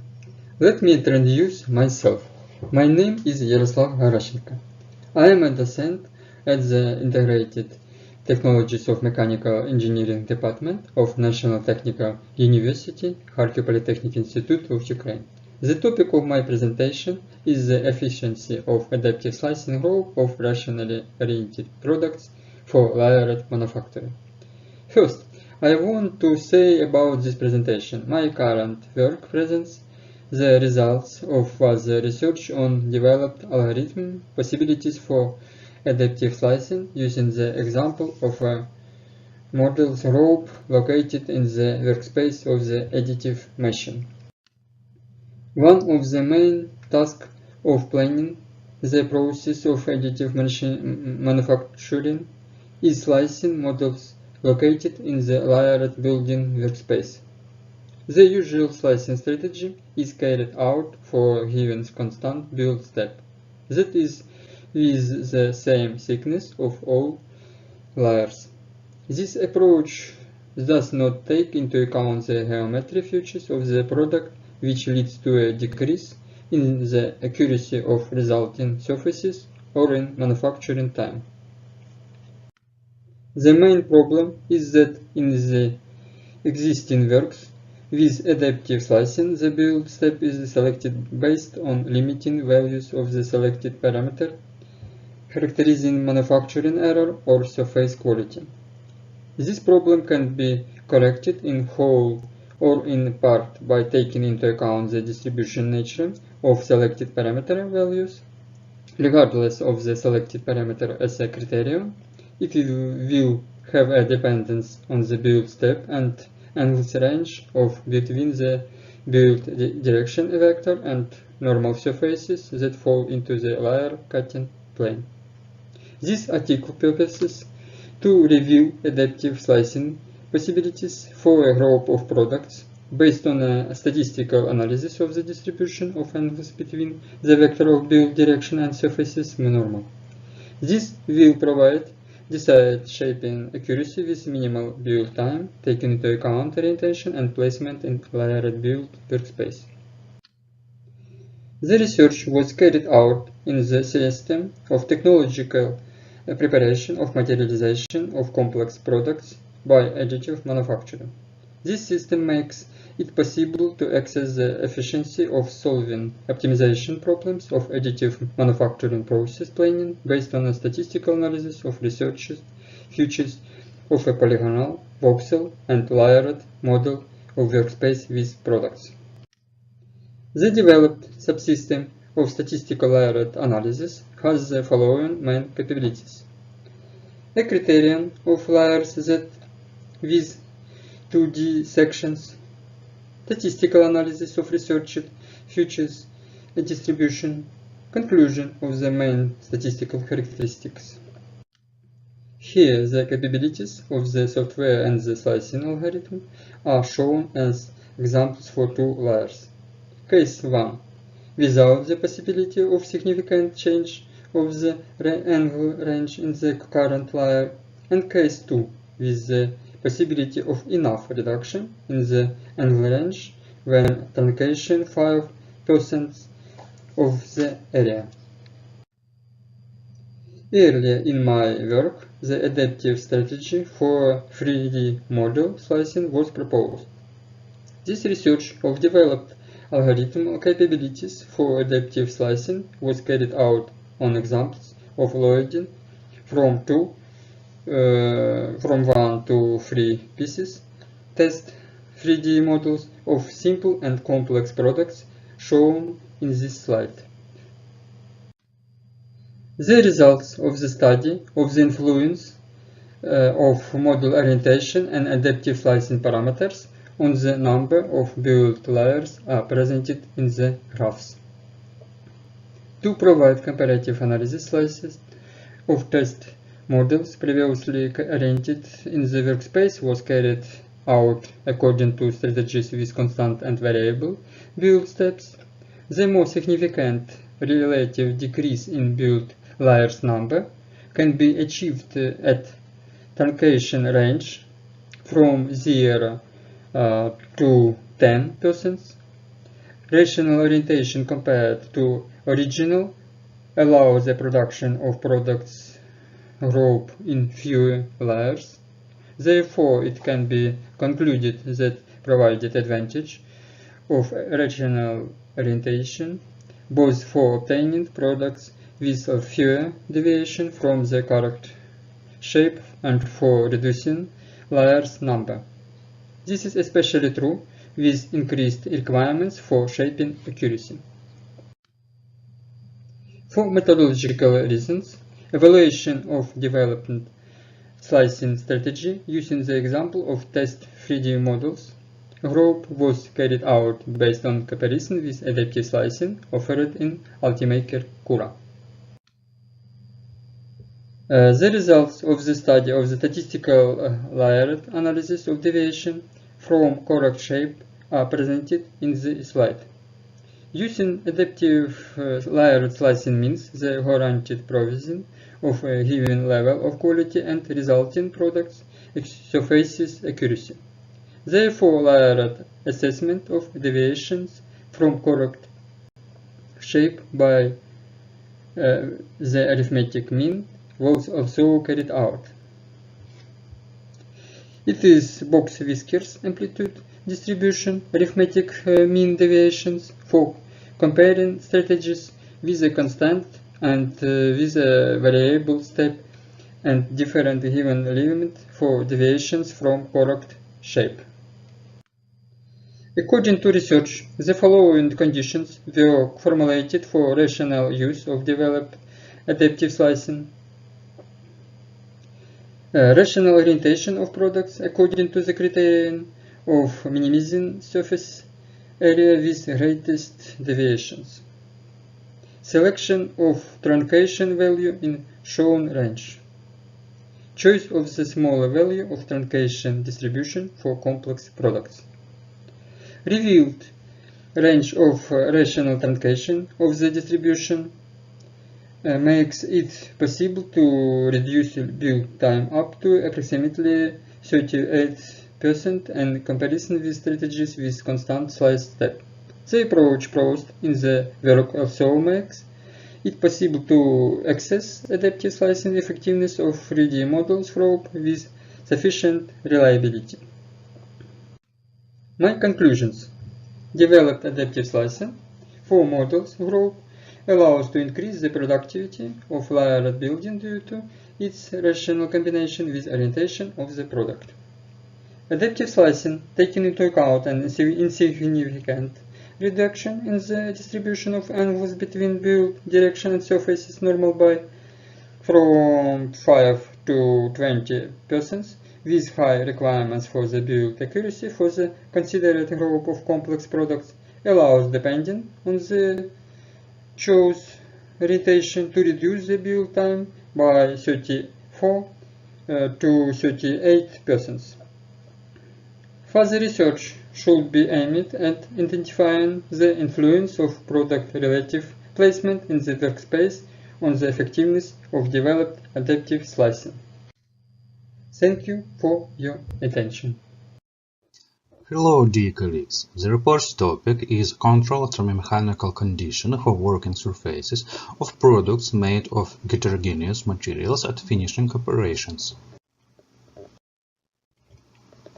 Establishing links between the essential operational properties of parts and technological parameters as the microrelief of the treated surfaces, microhardness, the presence of microcracks, chips, the depth of propagation of the hardened layer is one of the most critical tasks of mechanical engineering technology.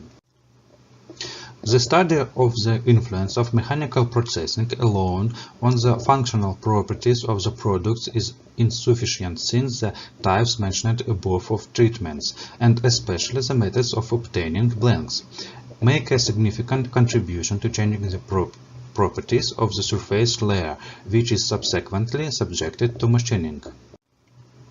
The complexity of the processes occurring in the metal of the surface layer subjected to mechanical processing and during the operation of these parts makes it necessary to consider the problem of technological heredity only at the final processing operation. The most common final processing method is grinding, which ensures manufacturing parts high accuracy and high productivity. However, the thermal stresses of this type of processing affects the change in the thermophysical parameters of the materials being processed. Therefore, the study of optimal temperature problems in the treatment area didn't consider these factors. Nevertheless, with the use of grinding, the appearance of quaterization, cracks, tensile stresses in the surface layers of parts is associated, which significantly affects the reliability and durability of these parts during their operations.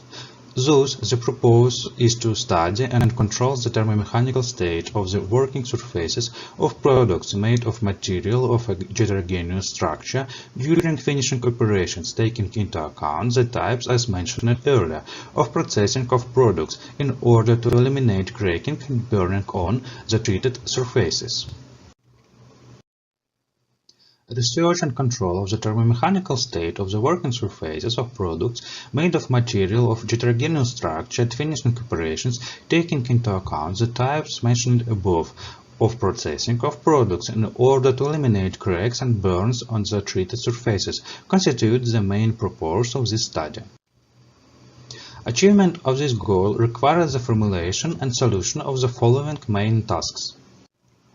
The first one, develop a mathematical model describing thermomechanical processing in the surface layer when grinding parts made of materials and alloys, taking into account their inhomogeneities that affect the formulation of grinding defects and determining the control technological parameters to eliminate these defects. To develop an algorithm for selecting technological conditions for processing materials with genetic heterogeneity. The second one, to develop an algorithm. The second one, to develop an algorithm for selecting technological conditions for processing materials with genetic heterogeneities that ensure maximum productivity while ensuring the required quality indicators.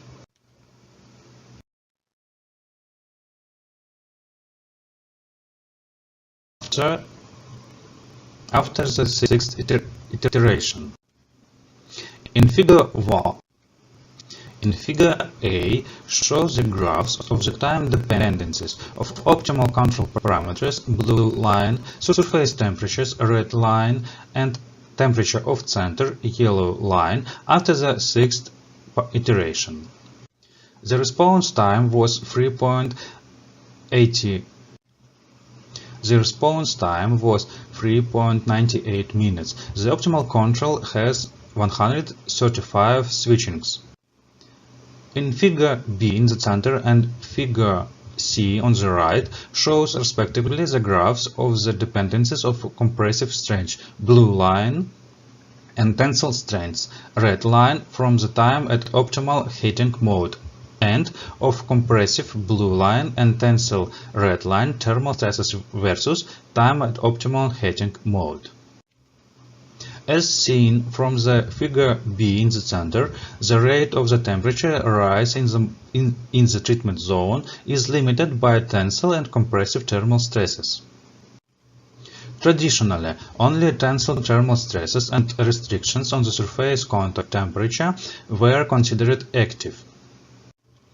The quality of the processed surfaces will be ensured if, using the technological control parameters, were selected such processing modes, lubricating cooling media, and tool characteristics such that the current values of grinding temperature and head flux, stresses and grinding forces, and coefficient will not exceed their limited values. Implementation of the system of limiting inequalities in terms of the values of the temperature itself and in the depth of the propagations in the form you can find on this slide allows it to avoid the formation of grinding burns and can serve as a basis for the design for grinding circles by thermal creation.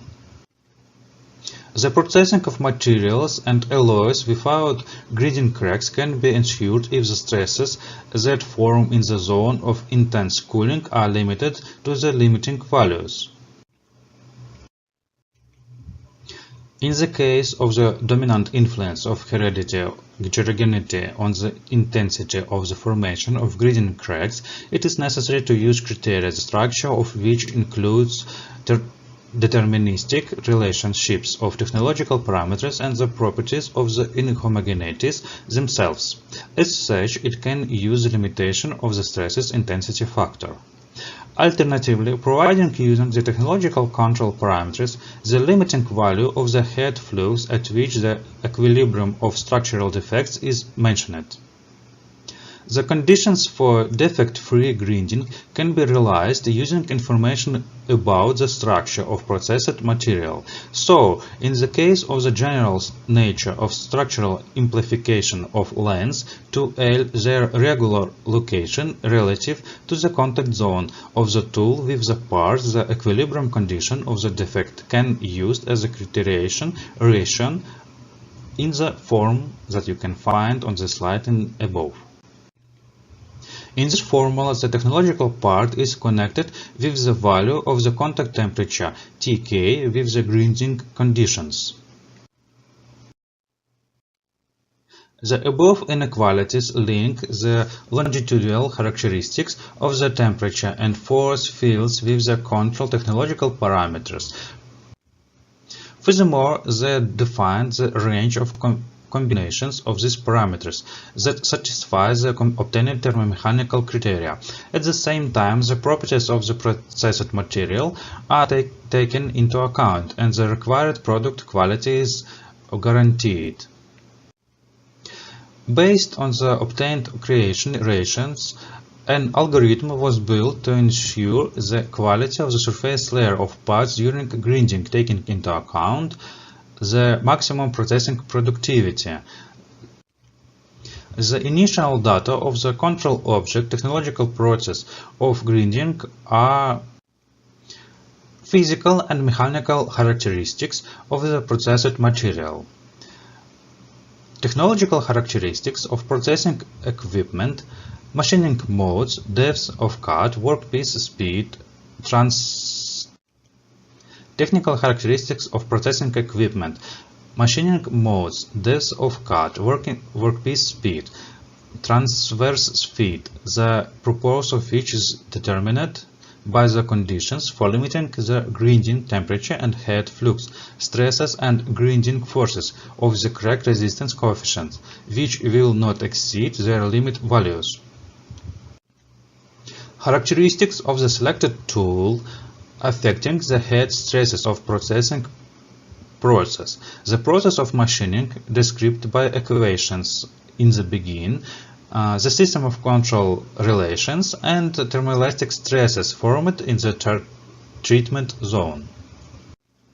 The quality criteria of machined surfaces of products are fulfillment of the absence of structural changes in the material being machined and processing of materials and alloys without grinding cracks.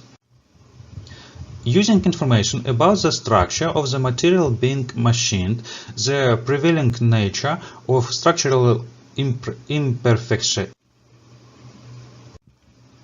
Using information about the structure of the material being machined, the prevailing nature of the structural imperfections with the length of their regular locations relative to the contact zone of the tool with the workpiece, it's impossible to use the defect equilibrium conditions in the form mentioned above as a criterion relation. As a result of research carried out, a scientific and technical problem was solved, consisting in the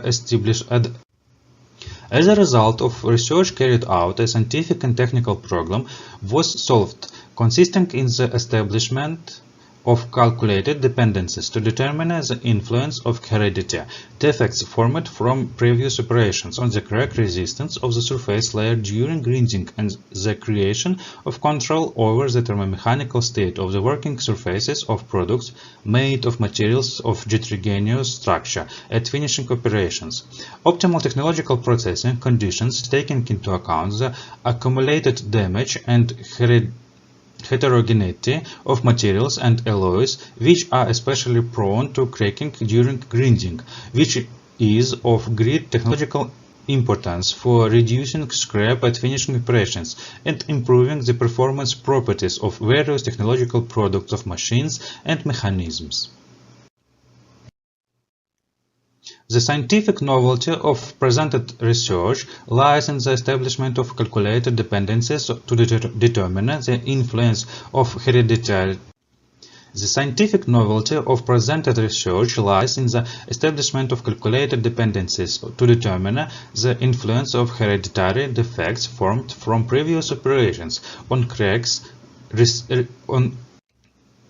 The scientific novelty of the presented research lies in the establishment of calculated dependencies to determine the influence of hereditary defects formed from previous operations on the crack resistance of the surface layer during grinding and the creations of optimal technological processing conditions, taking into account the accumulated damage and inhomogeneities of materials and alloys, especially prone to structural changes and cracking in the process of grinding. The analysis of thermomechanical state of the surface layer of products made of materials of the inhomogeneous structure during machining has been carried out. Constructed the control of the thermomechanical state of the working surfaces of products, taking into account the nonlinearity of the head tension in the processing zone. Technological criteria have been developed for controlling the process of defect-free grinding, which are implemented based on the established functional relationships between the physical and mechanical properties of the processed materials and the main technological parameters. Thank you very much for your attention. If you have any questions, I will be happy to answer them. Dear participants, my name is Ender Emir. I am working as a lecturer Dr. Kahramanmaraş İstiklal University in Turkey. I will present to you the study title Dimensional Accuracy of Porous Structure Manufactured Using Air Controller. The content of the presentation is firstly introduction and major challenges, then aim and research tasks, then research methodology, then results, and finally conclusion. Introduction and major challenges.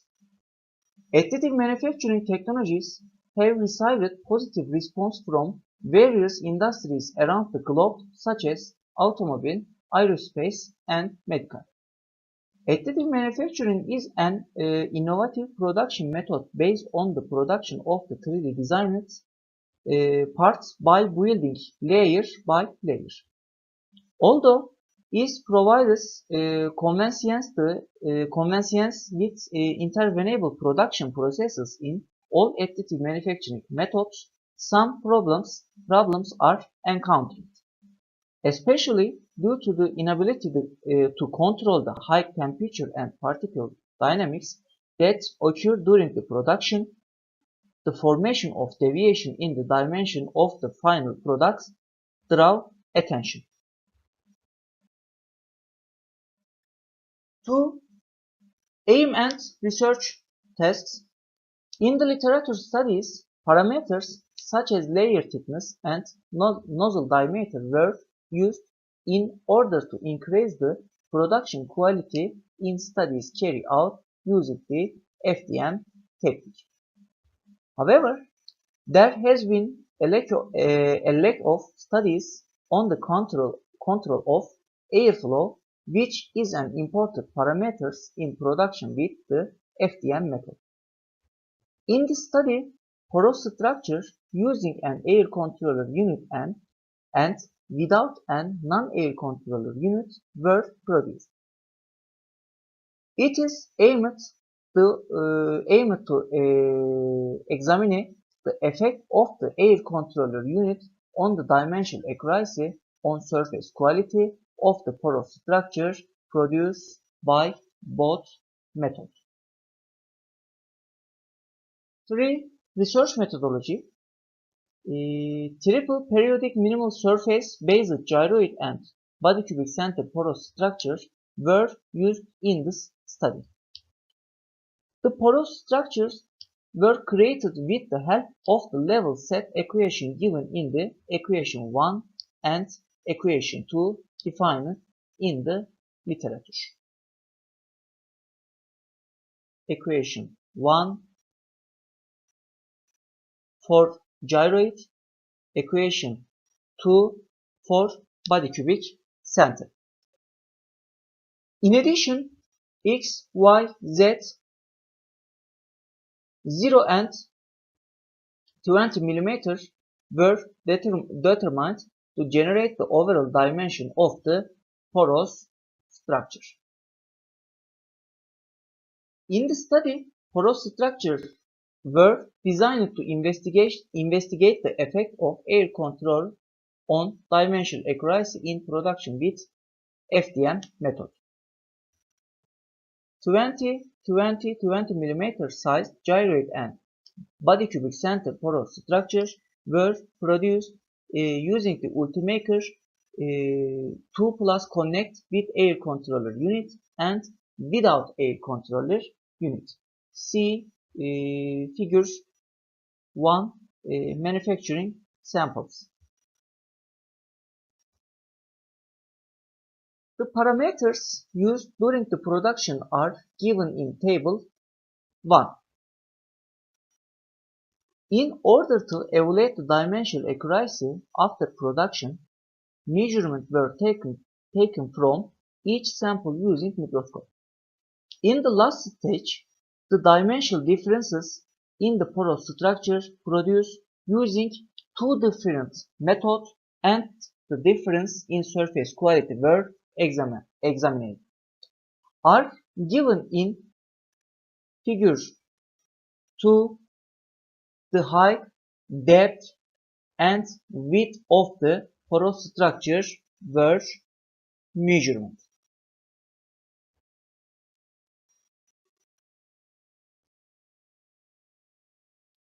Results: surface quality.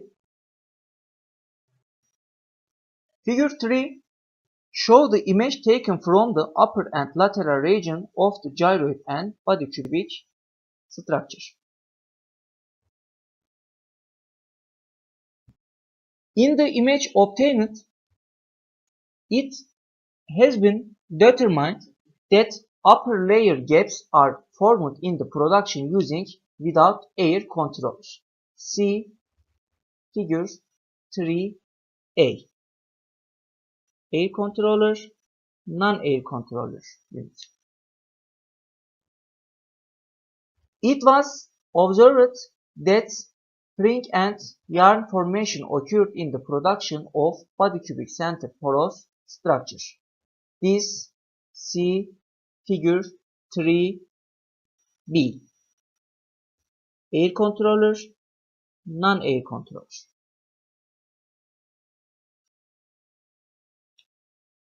It is the problem that occurs as a result of the plastic remaining at the tip of the nozzle creeping and sticking to the other area during the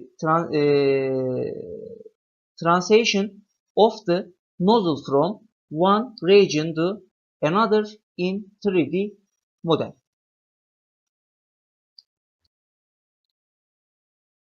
Image taken from upper region of the body cubic center porous structure are given in Figure 3c. Air controller, non-air controller unit. In the image obtained, it has been seen that there are obvious nozzle marks in the production direction without air controller unit. Many of the surface defects displayed are due to the heat occurring in the production environment and the inability to provide controller airflow in the production environment.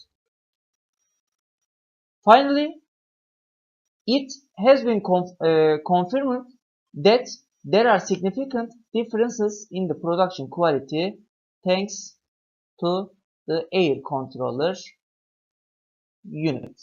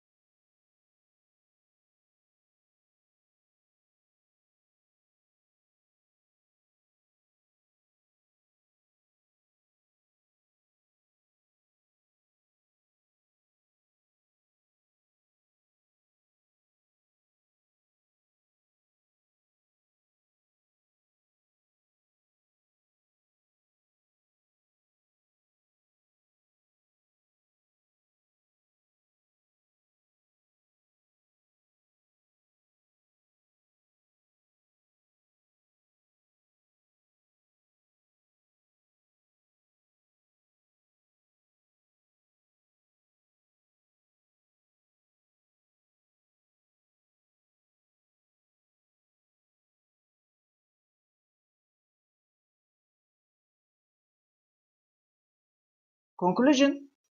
In the study, the effects on the dimensional accuracy and surface quality of 3D production using an air controller unit were investigated. It has been observed that the deterioration in surface quality and deviation in dimensional accuracy in productions carried out using an occur at lower level than production without non-air controller unit. It has been determined that the samples produced with the use of air controller units show better surface quality than the production with the traditional FDM method. Also, significant differences were measured in the width, depth, and length of the porous structures. According to the nominal dimension of the porous structures in the productions carried out without non-air controller unit, 3.25% deviation has occurred in the gyroid porous structure and 2.33% deviation has occurred in the production made using air controller units. In the body cubic centered porous structures, 3.08% deviation in production without non-air controller unit and 2.5% deviation in production with air controller unit was measured.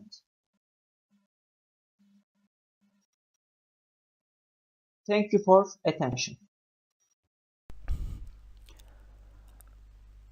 A topic of the presented research is investigation of stamping drawing for aviation materials. Most interested in practice is determination of the main modes of deformation process and their connection with external factors. In sheet metal stamping operations, plastic deformation provides a given character of formation change. Corrosion-resistant, heat-resistant, and heat-resistant alloys are widely used in aircraft engine building. It has high strength combined with high toughness. They are classified as difficult-to-machine materials. Therefore, one of the main directions in development of modern technology for production of aircraft engine parts is to reduce the volume of technological processes with the removal of metal layer and its replacement by processes of precise surface and metal forming of parts with subsequent minimal cutting. The widespread use of parts manufactured by pressure treatment stamping of thin-walled parts and blanks from a metal sheet, one of the main directions in development of mechanical engineering, which meets this requirement to the maximum extent possible.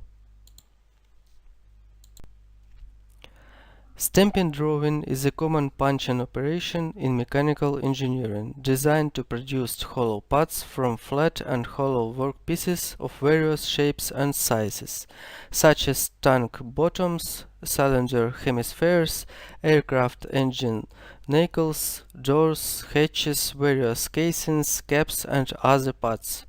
The drawing process has a number of advantages, such as high productivity, high accuracy of dimensions and shape of parts, which makes it possible to obtain parts of complex geometry.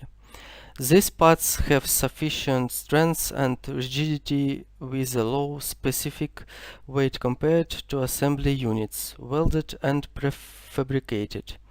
This one allows for the rational use of the source material. The goal of presented work is investigation the influence of technological factors on the power parameters of the drawing process and the quality indicators of stamped parts. Thus, researchers were devoted to increase the efficiency of stamping drawing of hollow parts from difficult-to-machine materials are relevant. Calculation of the deformation cell requires introduction of the continuity hypothesis. In this case, the main task of flow kinematics is determined the practical velocity field.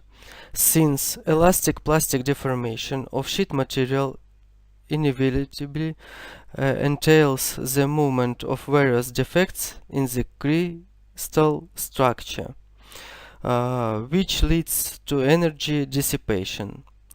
Its almost complete transformation into heat and significant forces in internal friction. The presence of significant forces of internal friction allows rotation of metal particles in the process of deformation, and its self-movement in this case cannot be considered potential. Now let us determine the law of change in the velocity of material flow on the drawing rib during stamping drawing. A die corner is a part of the torus that can be described by a system of parametric equations shown on a slide, where little r is radius of die corner, big R is distance from the rotation axis of the torus to the axis of the generatrix, t is the time of deformation, omega is constant. The system of equations describes a toroidal surface in Cartesian coordinates. It's more convenient for us to go to the cylindrical system to search for components of the velocities. After differentiation system of equations in time and transition to Euler coordinates, we obtain a system of equations describing the velocity field of metal displacements on the die corner. In our opinion, it's interesting to graphically visualize the obtained equations under specific processing conditions. Let us plot the dependencies of the radial and transverse components of the velocity with the following initial data. Little r 3 mm, big R 15 mm, and v 3 mm by second. This initial data correspond to working part diameter matrix of 30 mm and the die corner of 3 mm. The strain rate intensity on die corner equal 0. When choosing the investigation, we were guided not only by materials distribution in the aviation industry, but also in general mechanical engineering. The drawing process was carried out in adjustable tool die for experimental researchers. The breaking load was determined using by calibrated pressure gauge. Billets for experimental studies were carried out for 3 aluminum alloys, AMG, AMC and D16T, as well as titanium alloy OT4. The dependence breaking load of workpieces is shown in figure for 2 standard material sizes. For aluminum alloys of medium strength and high ductility, AMG and AMC, the limited force is greater for the diameter of the workpiece 47 mm, while for the aluminum alloy of normal strength D16T and titanium alloy OT4, an increase in size of workpiece leads to an increase in the limited pulling force, which is explained by high yield strength and strength of alloy D16T and OT4. In this case, the destruction of workpieces AMG and AMC occurs faster for diameters of 63 mm, and destruction occurs almost at the beginning of deformation process at the formed bottom. Thus, the deformation process for ductile aluminum alloys is closer to the punching process. At the same time, stronger alloys have significantly greater deformations before fracture, which required more significant efforts. The necessity and relevance of the investigation has been established. The kinematics of the metal flow has been investigated on the construction die corner stamping drawing. The change law in the velocity of material flow has been determined on die corner during stamping drawing. The method for calculating of the energy power parameters of circular drawing process is proposed. It is based on a closed system of continuum mechanical equations. The field of strain rates intensity are constructed for specific modes of sheet stamping drawing. The constructed dependencies make it possible to visually assess deformated state of material on die corner on the tool die. It has installed breaking load for 3 aluminum AMG, AMSC and D16T and 1 titanium alloy OT4 for specific billet diameters. The maximum drawing force was recorded for the titanium alloy OT4 at 49,344 Newton for a workpiece diameters of 63 millimeters, and the minimum for the AMG alloy 4,715 Newton. Influence of billet diameters on the drawing force is diametrically opposite for ductile and stone alloys. So for the AMG, AMSC alloys, the maximum forces were recorded with a workpiece diameter of 47 millimeters and the minimum for 63 millimeters, and for D16T and OT4 the maximum at 63 millimeters and the minimum at 47 millimeters. On the basis of this velocity field, we are going to obtain pictures of the intensities of the rates of deformations and their intensities. It's planned to obtain a general formula for calculating for deformation work, which will be presented as a sum of the deformation work on the flange, die corner, wall and bottom. Thank you for your attention.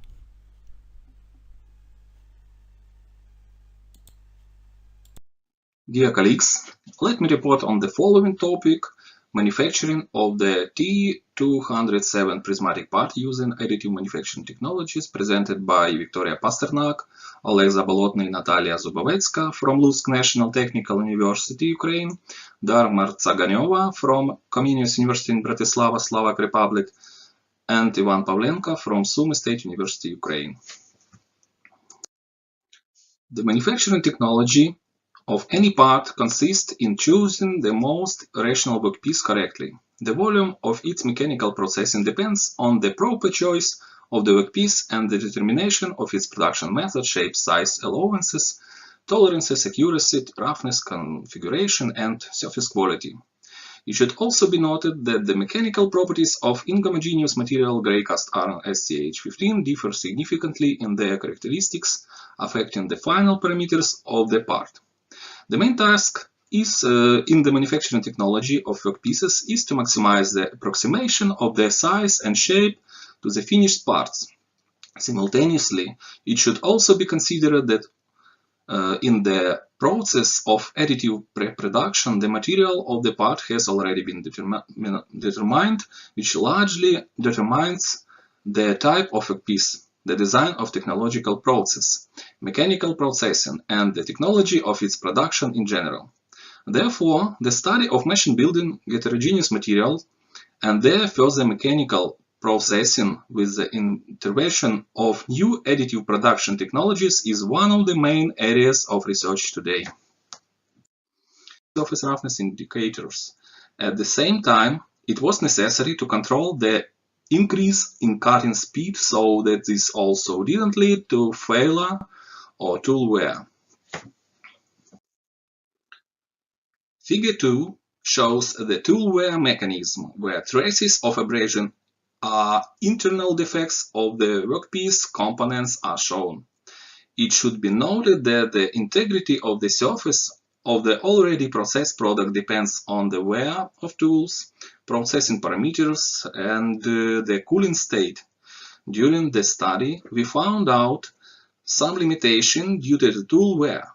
With rapid tool wear, the surface roughness was also significantly reduced. They also recorded that it's necessary to process the surface at lower feed speeds during turning. After reducing the cutting speed, we got much better surface roughness indicators. At the same time, it was necessary to control the increase in cutting speed so that this also didn't lead to failure or tool wear. The next figure shows the microstructure of inhomogeneous materials of gray cast iron SCH15. The study showed that the surface of the micro grinder in both directions, horizontal and vertical, was smoother, which generally didn't weaken the efficiency of the machining process at a qualitative level. In some places, the surface of components of inhomogeneous materials was torn due to the appearance of pores and poor etching of components. The results obtained show that controlling the cutting force can lead to an increase in the surface roughness of inhomogeneous materials. In addition, variations in the SCH15 materials microstructure allows favorable processing conditions for obtaining the desired results. One of the important points in the normalization of roughness parameters, which are calculated according to the indicators RA, RZ, K, RA, it should be noted that the roughness rationing of samples they were made of inhomogeneous materials was carried out according to the available standards. The table shows the main parameters of surface roughness of samples which were recorded during the study.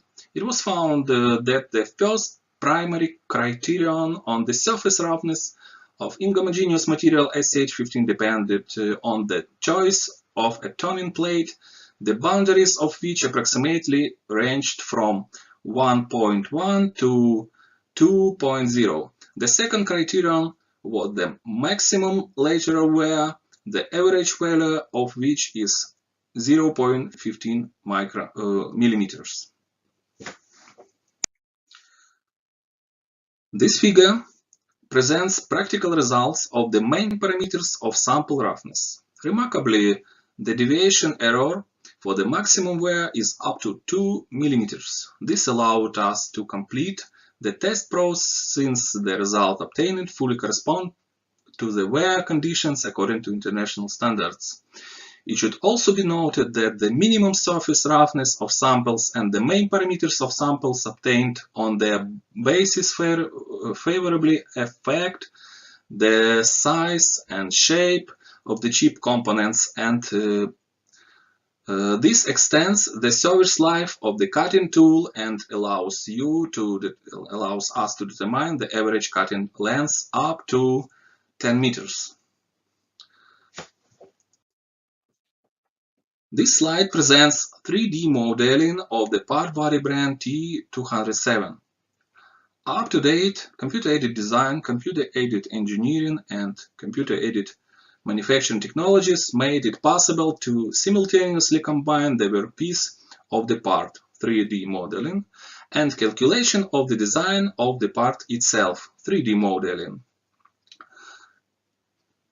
At the same time, creating a rational technological process for its production with the rapid transmission of CNC machines and quantitative results of 3D modeling show an assessment of the following main parameters, particularly friction force analysis, hole quality, residual stresses, burr size, specific cutting energy, tool breakage, torque, corrosion floor, fatigue, fracture, hardness, working distance, effect, topography, micro hardness, mechanical properties, surface roughness, tool wear, cutting temperature, cutting phase, cutting force, microstructure, shape and morphology of chips of components made of gray cast iron, grade SCH15.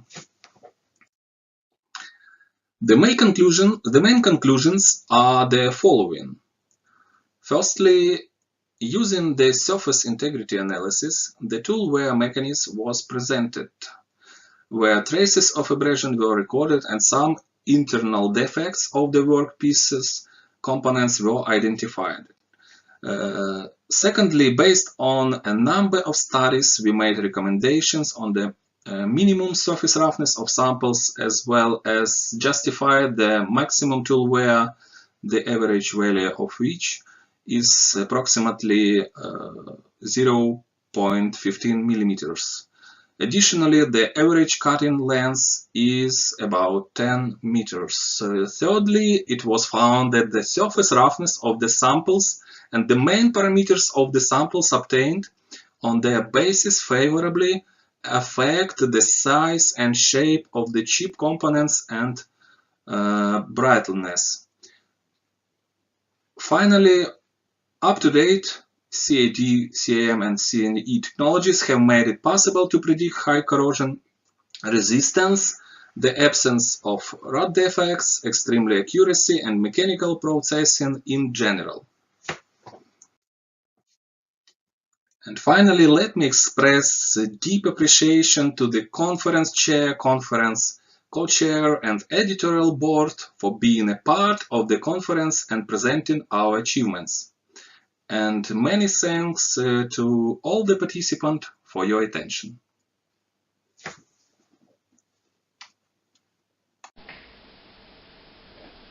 Dear colleagues, presentation of the topic: the efficiency of dynamic vibrations dampers for 5 fishing during. Authors: Alexander Argyan, Vitaly Ivanov, Vladimir Tонконогий, Anna Balanyuk and Vasil Kolesnik. Introducing and major challenges. The efficiency of vibration damping can be evaluated by comparing the amplitudes you can see on screen oscillations of the object before the damping device installation and with the installed damping device. The ratio of this amplitude for the oscillation frequency omega is the damping efficiency factor K efficiency equal this you can see on screen. Vibrations damping is efficient if K efficiency omega more 1. It is convenient to determine the factor K omega factor for a characteristics object's point for analytical calculation or in the field experiment by comparing its corresponding amplitude frequency response characteristic and in the first turn for resonance frequencies. Application of vibration dampers is the most organ for vibrations of a non-rigid, usually rotating cantilever tool of cylindrical shape with a length diameter ratio extending 3.5 to 4.0. Vibration dampers are generally placed in a special cavity of a boring bar close to the place of cutter mounting.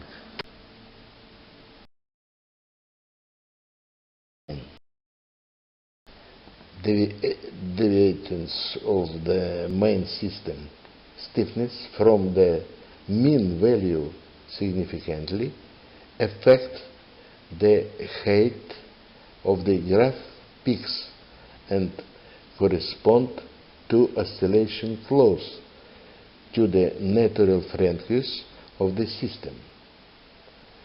The amplitudes of the oscillation at the resonance frequency mu equal 1 are not the lowest in any of the three cases of thickness, and the greatest damping efficiency corresponds to frequencies lower than mu equal 1. For example, consider it close to nu equal 0.9. So, in this slide, we can see cantilever Toll's oscillation damper types. In this slide, we see influence of 2 delta diametral clearance and pressure load N on the efficiency of H-type oscillation dynamic damper. When studying frequency characteristics, the efficiency of measured by the efficiency factor Ke, which is not a function of frequency omega, but a function of the maximum amplitudes of the system oscillation without damper and with a damper, A damper maximum. For the study of oscillation dampers during cutting, the efficiency factor Ke from C limited was also used, which is a function of the limit stiffnesses of the system without a damper, C limit, and with damper, C damper limit. You can see this on picture. In accordance with the increase in Ke from A maximum factor during a joint varying of a diametral clearance 2 delta and N effort for the disks compressions, optimal values of these parameters are established for oscillation dynamic damper of H-type. 2 delta equal 0.3 millimeters and N optimum equal 6.5 Newtonov. If can be observed near the optimum, point optimum, the efficiency change slightly when the parameters deviate from the optimum. It creates favorable conditions for the optimum of multi-elemental oscillation dampers. On this slide shows comparison of various types of dampers efficiently.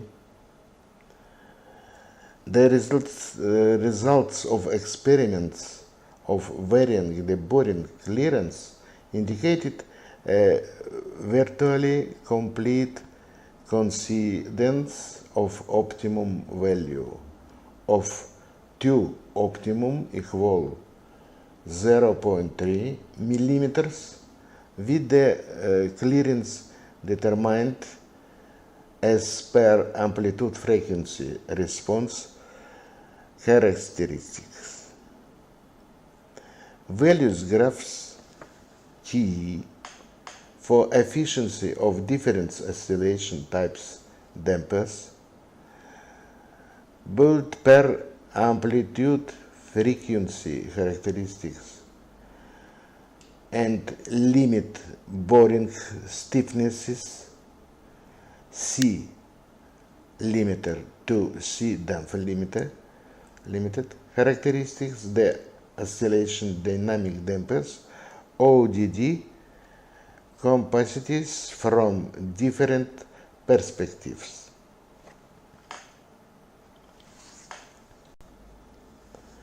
Both these relative characteristics indicate a significant advantage of multi-elemental dampers over single elements ones. Single element ODD reduce the maximum oscillation amplitudes and reduce the ultimate stiffness of the boring bar by 4 times, while the multi-elements ones by 5-10 times. Type H damper is the most effective among the tested ODDs. Its efficiency at cutting is 3.5 times higher than that of the boring bars equipped with the single element ODD. It should be noted that it is necessary to investigate the possibility of the increasing the damper's efficiency via assessment of their parameters, optimization, accuracy.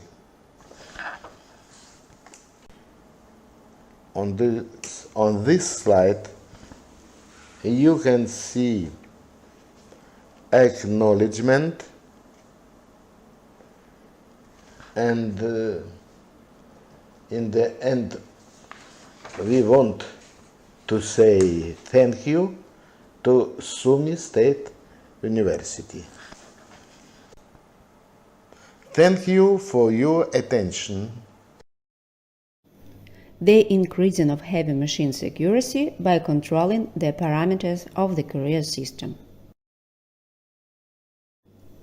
The variations of loads on the components of a heavy machine tool during roofing and finishing, temperature changes, cause changes in the conditions of interaction between the tool and the workpiece during machining, and generally characterize the instability of the processing time, reducing the system accuracy, which is directly depends on the dynamic properties of a heavy metal working equipment. The traditional approach in the study of machining accuracy is usually concentrate on different aspects of the accuracy problem, that is to limit the research to individual issues of the technological and design aspects rather than a comprehensive solution to the problem. In this regard, the analysis and development of theoretical methods that simulate machining processes on heavy machines, taking into account the dynamic errors introduced by the carrier system, working elements, the cutting process, directed to reduce the deviation of the machined part, as well as improving accuracy by rationalizing the design of elements of the carrier system while reducing metal intensity, is an actual problem of mechanical engineering.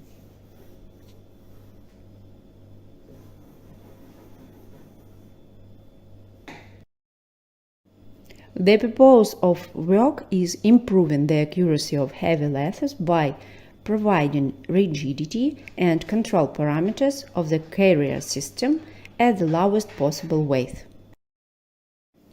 The methodological basis of the work is a comprehensive approach to studying the process of machining parts on heavy lathes, their conditions and features, the laws of the processes.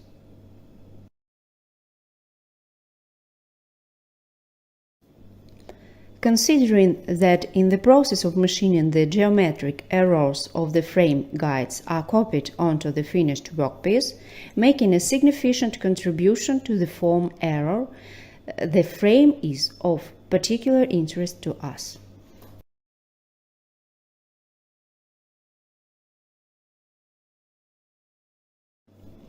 In order to comprehensively consider the deformation of workpiece elements, it is necessary to involve modern methods for analyzing the stress-strain state on the basis of representations solid media mechanics. The most suitable method for this purpose is the finite element method, which has been taken as the basis for the mathematical modeling.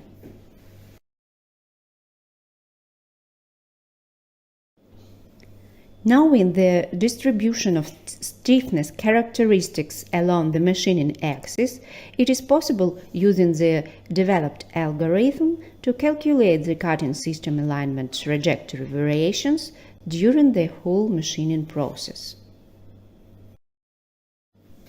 The surface shape error can be completely independent of the dimensional configuration of the process system. For this reason, surface shape error is a much more serious problem than dimensional error, especially for heavy machines. This thesis is also supported by an analysis of experience with heavy machines in production environments.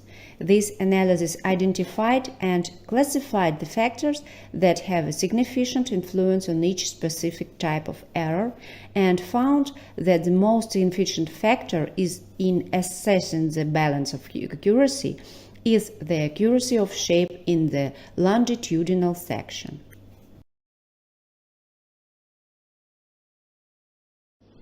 A welded frame of a heavy lathe was designed. The carrying system of the heavy lathe consists of two stands, the frame of the caliper and the frame of the workpiece. Each of the frames consists of two sections connected by bolts. The length of each section is 7.8 meters. Based on the calculation limits of the distributed loads acting on the frames, the simulations of deformation strength by the finite element method using the Cosmos Works tool package was carried out. The simulation was performed for the cases that have the most significant impact on the deformation value of the load-bearing system.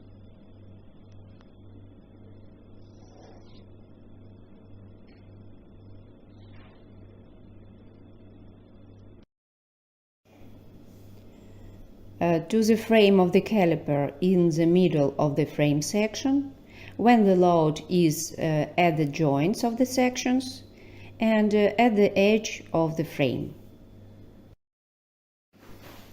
The loading of the workpiece frame was carried out in two places, on the main section of the frame and on the position where the tailstock was placed.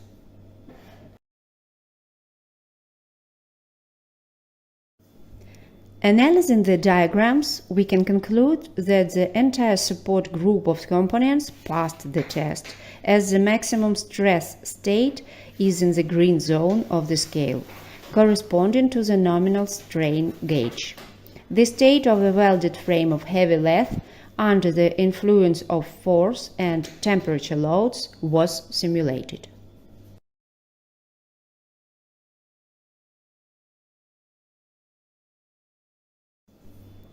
Evaluation the results of computer simulation and the results of full-scale tests of the welded frame showed that the deformations of the welded frame have the same character.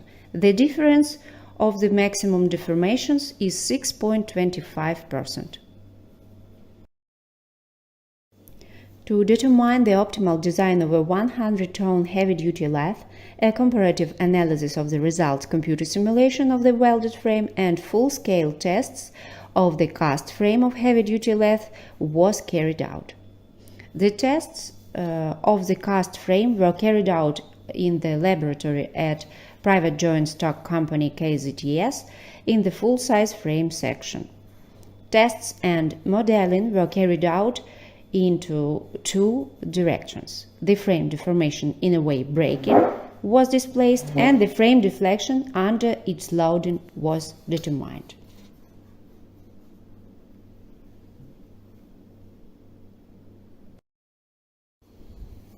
The deformation of the flange was calculated as the difference of deviations from straightness at the corresponding points of the vertical flange before and after the load application.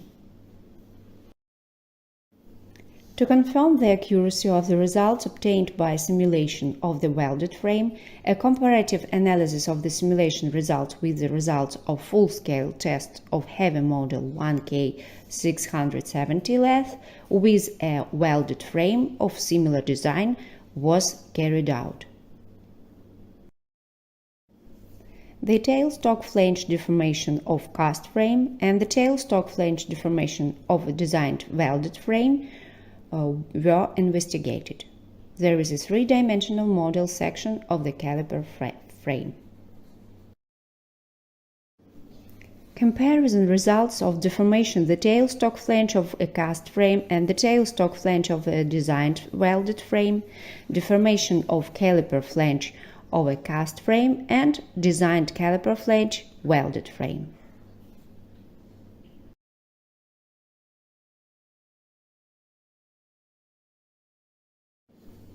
There is a three-dimensional model section of the caliper frame. A comparative assessment, the deformation of the caliper flanges of the cast frame and welded frame under a load of 7.2 tons was carried out. Full-scale production tests of the stands in the laboratory of private joint stock company KZTS at the section of the frame of full-scale dimensions, determination of the frame deflection under its load, torsional stiffness tests, bending on the frame on 1 and 2 stands. In the work, there are schemes of loading the frame of the caliper and the frame of the workpiece by the torque.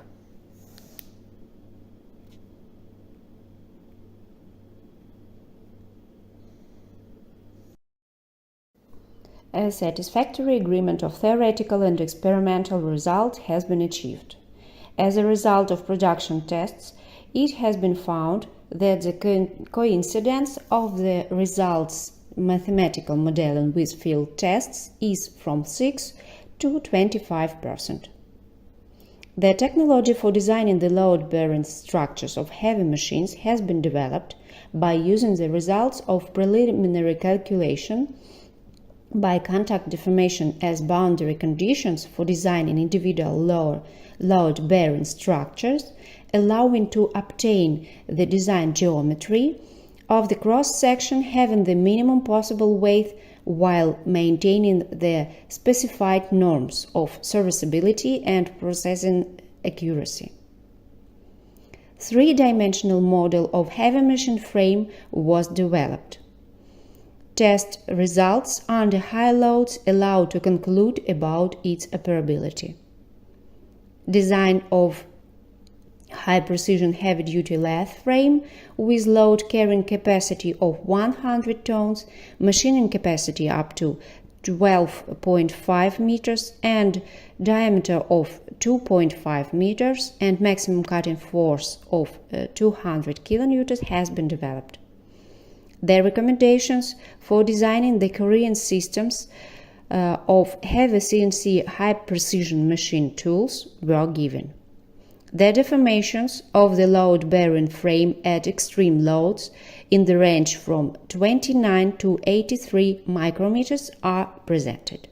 The results of the work are introduced in the polygon of private joint stock company KZTS in the production of heavy CNC lathes of a new generation.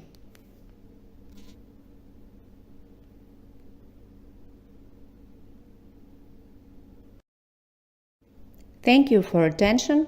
Stay with Ukraine.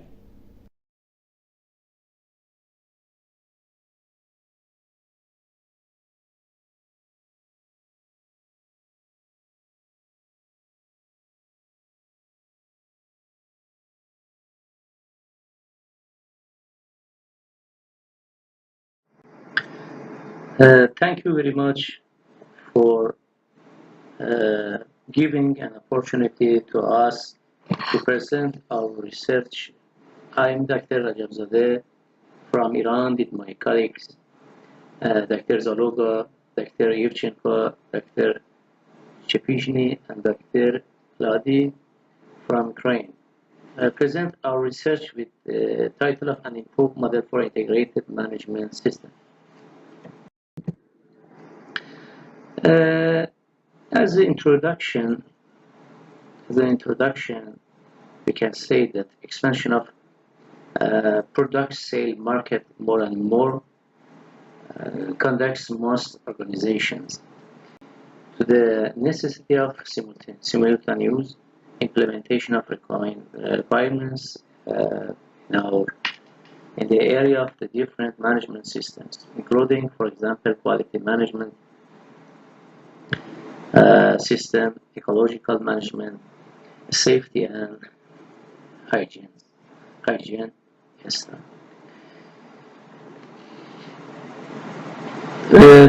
Management of these systems effectively possible only by so-called integrated management systems, IMS, of organization. Therefore, the purpose of this research is to increase the efficiency of the IMS implementation by the development of the conceptual improved model for IMS and recommendations to the classification of international standards requirements on management systems.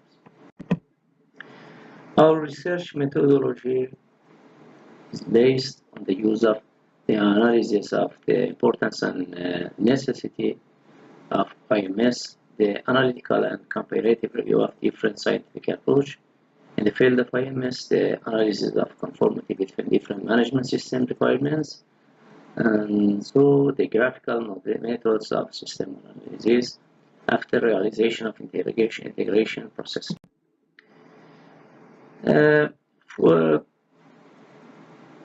As you see, classification of management systems requirements is one of the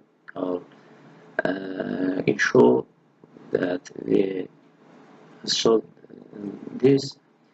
For classification of management system requirements, it is necessary to compare two standard requirements, and comparing between clauses of one standard, for example, A, ISO 9001, and standard B, named process 18001.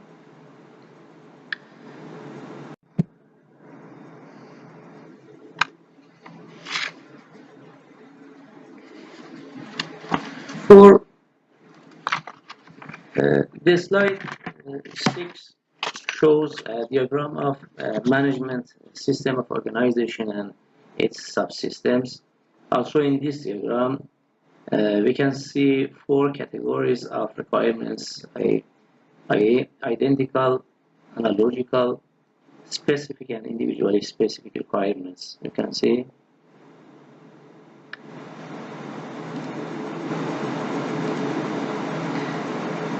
identical, analogical, specific requirements, and individually specific requirements of standard C, and similarly standard B, individually specific, analogical requirements, and identical requirements.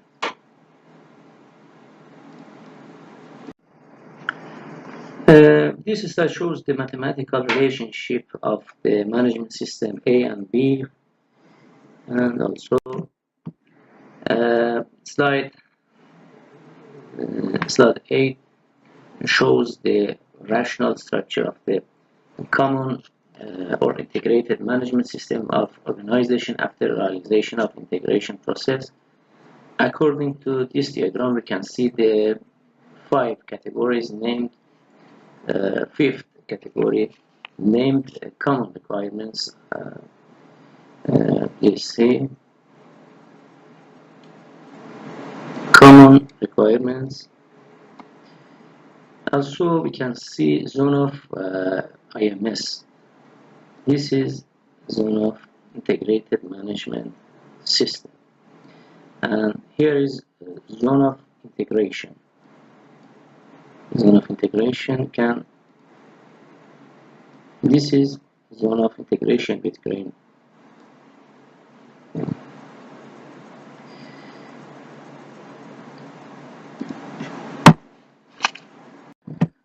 in this slide.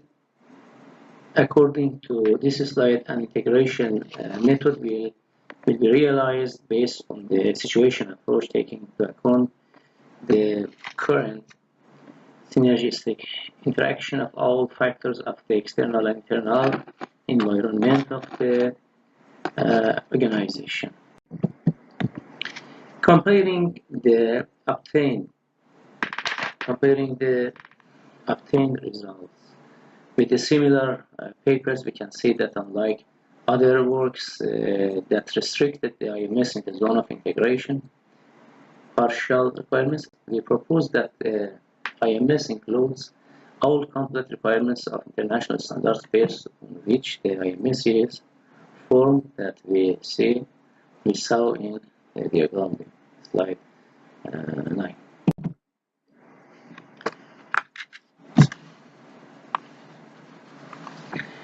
The concept of the common requirements of an IMS can be formulated as follows. Common requirements, the requirements of the IMS form based on identical and analogical requirements of international standards and other documents.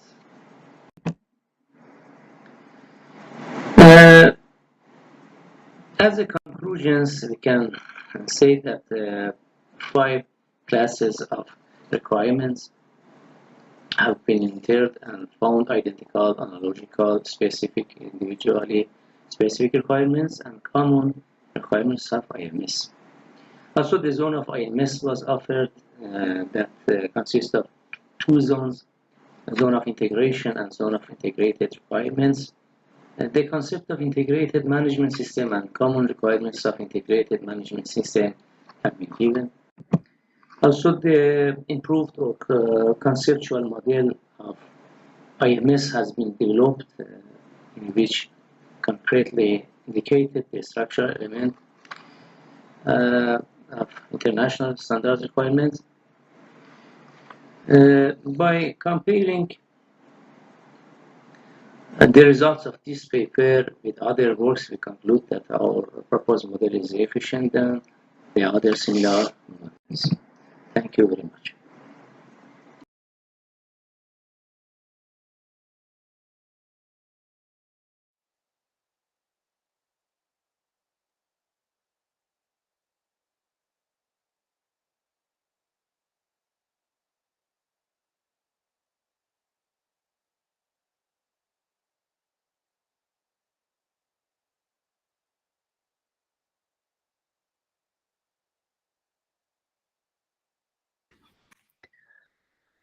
Bartosz, please start. Okay, welcome again. Thank you for all the presenters for the presentations. So we are starting the Q&A session in this moment. So we've got it was the 8th presentation finally. So I think that we can start with the first one, the efficiency of adaptive slicing group of relationally oriented products for layered manufacturing. So if you got some question to that presentation, please send them on the chat, or please switch on the microphone and ask the question. So if not, I've got one question to the authors. So have you considered the effective of printing direction on the strength parameters, porosity, or the position of support, which will be during the 3D printing process made? The participant is absent in the chat, but he will receive this question as video presentation. Okay. So we don't receive the answer. Okay, maybe I will contact with them by email to ask. Okay, so if there are no questions, so maybe we can move to the second presentation. Control of the thermomechanical conditions for working surfaces of products made of heterogeneous materials at finishing operation. That was the group from Odessa Polytechnic National University from Ukraine. We've got one question from the electronical, let's say, media. What is the practical relevance of the carried out research? It is applicable to industrial companies. So we've got the authors.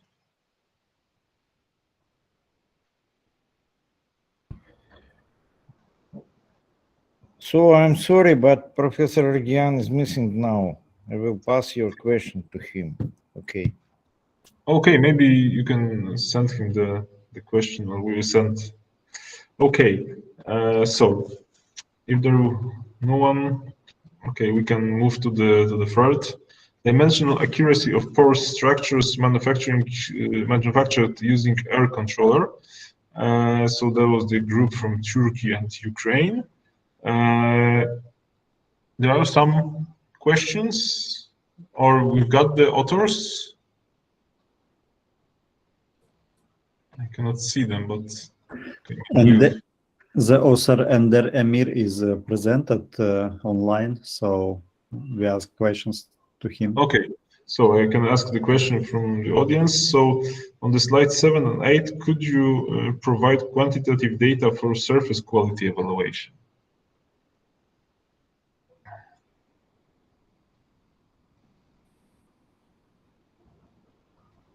Okay. So,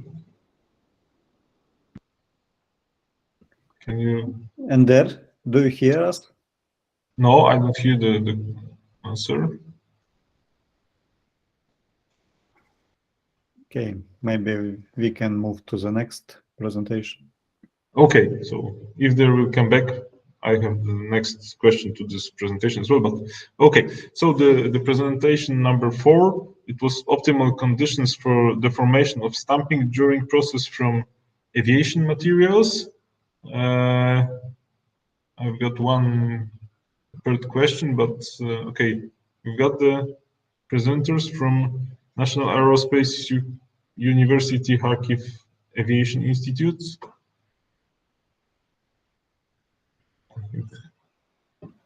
The situation in Kharkiv is very difficult. It seems the authors don't have the opportunity to connect. Okay, yeah, it's obvious, of course. Unfortunately, so we can move to the 5th one, the manufacturing of the T207 prismatic part using additive manufacturing technologies. So we've got someone from the Ukraine, from Lutsk National Technical University, or from the Sumy State, or from the Bratislava from Slovakia.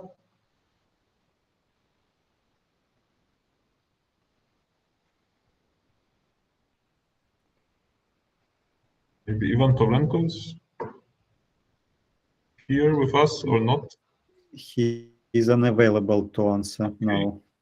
Okay, so it's a pity, but okay, I think that we should move to the next one. So the presentation number 6, that was the efficiency of dynamic vibration dampers for fine finishing boring. Okay, there is someone from the Odessa National Polytechnic or from Sumy State. Someone from the authors.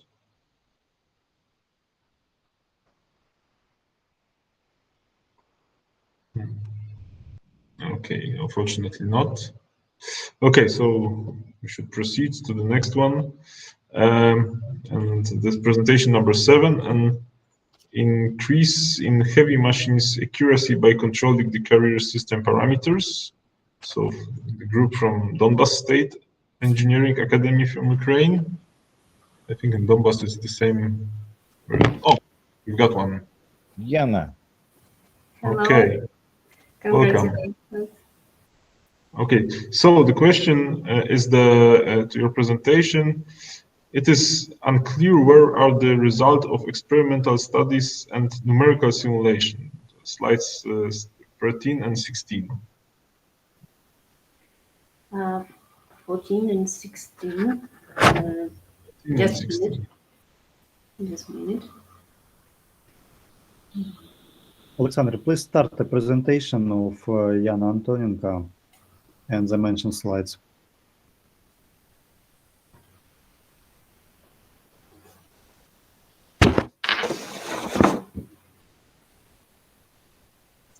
Okay, maybe in the meantime, I've got the next question. So it is possible to apply your methods to other machines, for example, grinding or milling machine.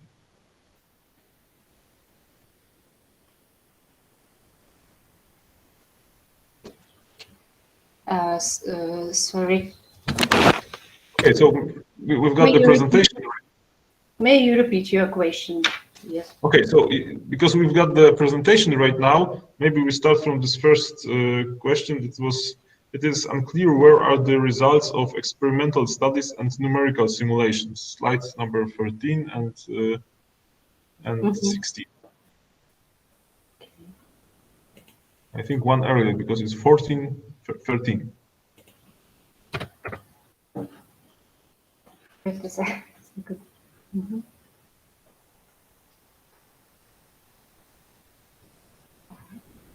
Okay, this is 16. There is no legend for these curves, so it is unclear what is numerical simulation and what is experimental studies. Okay, I'm sorry, but it's my dynamic very bad in very bad situation. Okay, there is no legend. I can set about this comparison about these results that when the field tests and computer simulation extension were comparative, we held the results about that the cast frame and manufacturing complexity and metal consumption of welded frame and is on 50% less than the cast frame. It's about, I'm sorry, it's not this slide. Sorry, this comparative about result, the field tests of two frames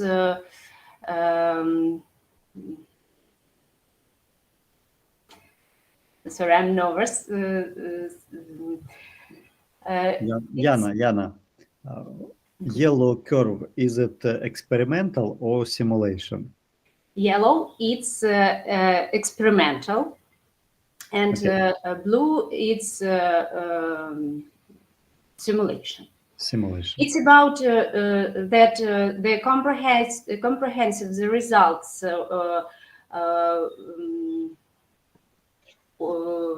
when we held our computer simulation with designed welded frame. It particularly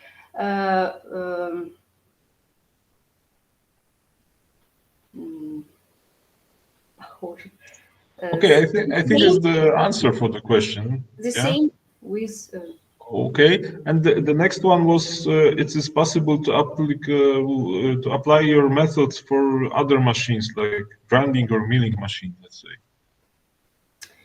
I think that these methods can be using in sew machines, but our methods are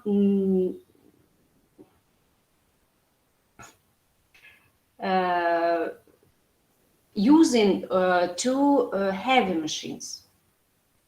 Two heavy machines, unique machines with possibility to processing rock pieces in comparative with their masses in scale 1 to 1.5. Okay. Thank you very much. Thank you for the answers. And so there are some other questions, maybe? I cannot see. Okay, so I think that we can proceed to the last but not the least, the eighth presentation, an improved model for integrated management system. So that was the colleagues from Iran and the group from SUMI from Ukraine. So we've got someone to be able to make the answer.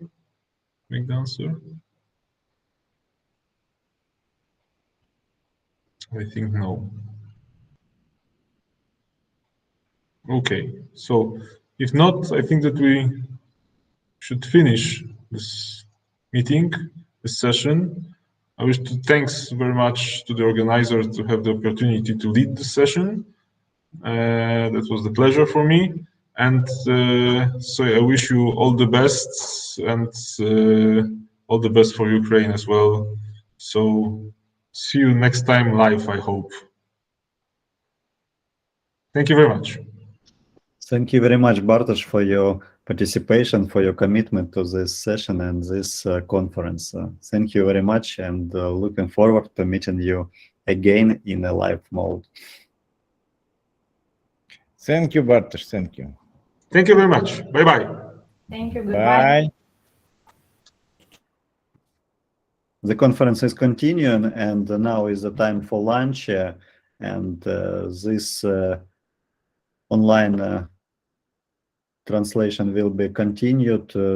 Don't disconnect it and join us at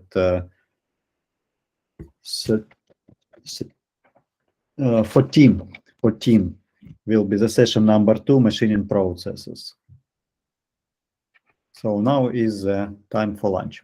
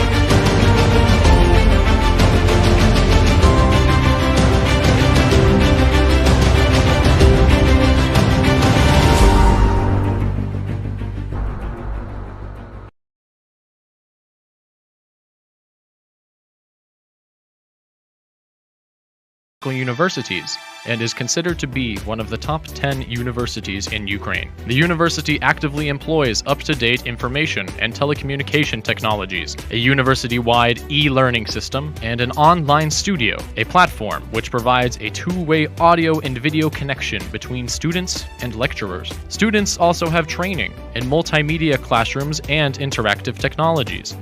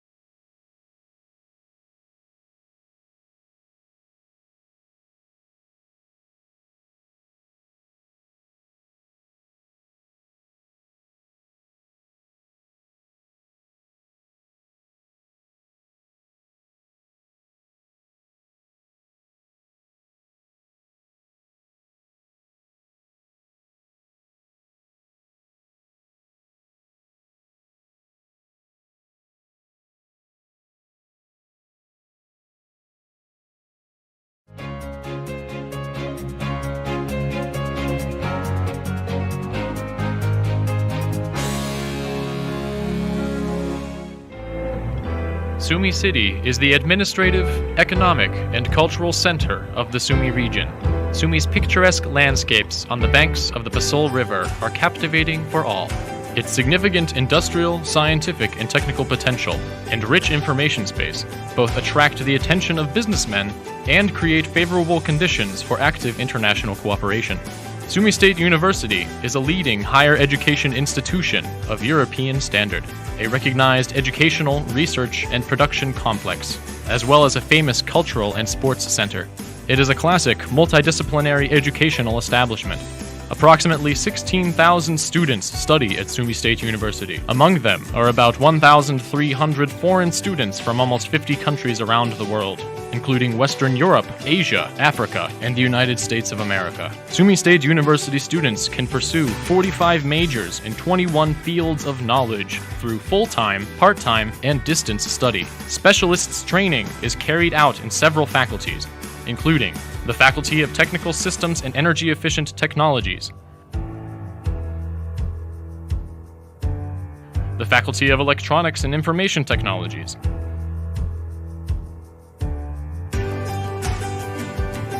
the Faculty of Foreign Philology and Social Communications, Sumy State University's Medical Institute, the Oleg Balatsky Academic and Research Institute of Finance, Economics, and Management,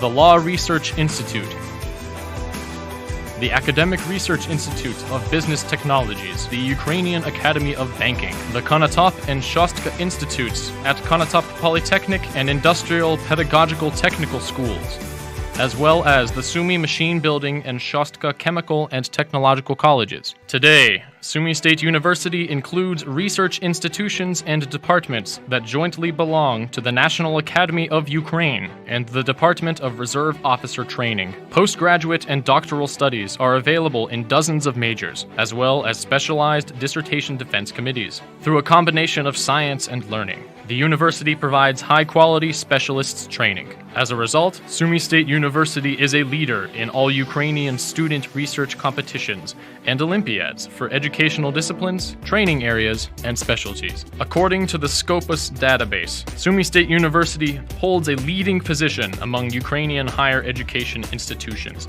According to the QS International University Rankings, Sumy State University is among the top 3% of leading universities around the world and is classified as a university with high research productivity. According to the Worldwide Internet Rankings, Webometrics, and Unirank University Ranking, as well as European Ranking U Multirank, Sumy State University is a leader among Ukrainian universities. Sumy State University is included in the Global Research University Profiles by Shanghai Ranking and in the directory of the world's best universities by the Times Higher Education World University Rankings.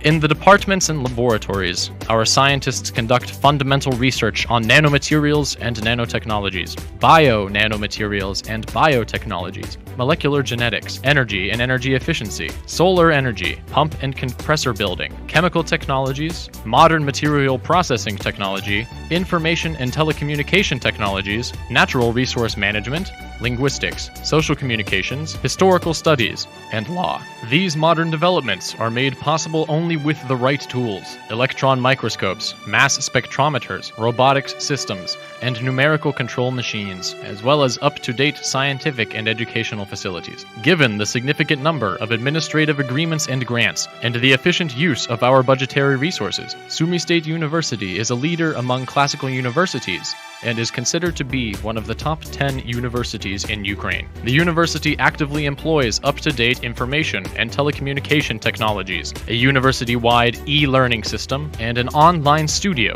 a platform which provides a two-way audio and video connection between students and lecturers. Students also have training in multimedia classrooms and interactive technologies. Sumy State University is recognized as a highly technological institution due to its thousands of computers, numerous open Wi-Fi zones, and modern e-library system. with more than 3 million hard and electronic resources, access to the world's most famous databases, use of other advanced technologies, thousands of rare books, an electronic archive of rare publications and manuscripts from the 16th to 18th centuries, and the publication archives all distinguish Sumy State University's library as one of the best libraries in Ukraine. The university has its own publishing house, which regularly prints professional scientific journals in different fields of study. The Web of Science Core Collection Database indexes the university's 2 scientific journals, Marketing and Management of Innovations, and the Journal of Nano and Electronic Physics. The Journal of Nano and Electronic Physics is also indexed in the Scopus database.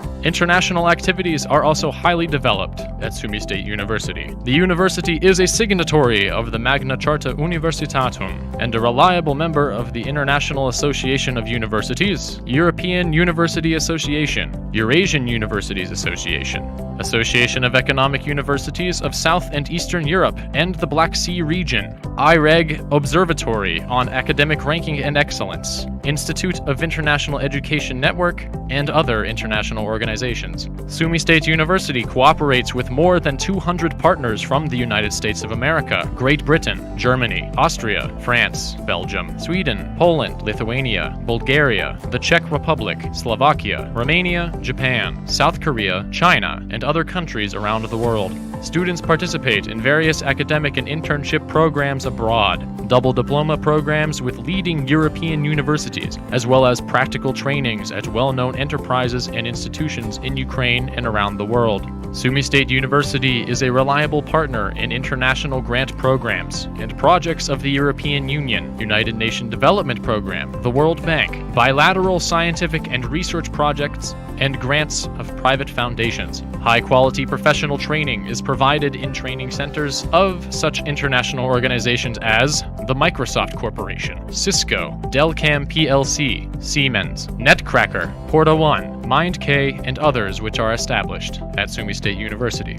The university has comfortable hostels, a catering complex with dining rooms, cafes, canteens, a sports complex that includes track and field facilities, swimming pools, gyms, stadiums, a sports field with artificial turf, a modern fitness center for sport, dance, and aerobics.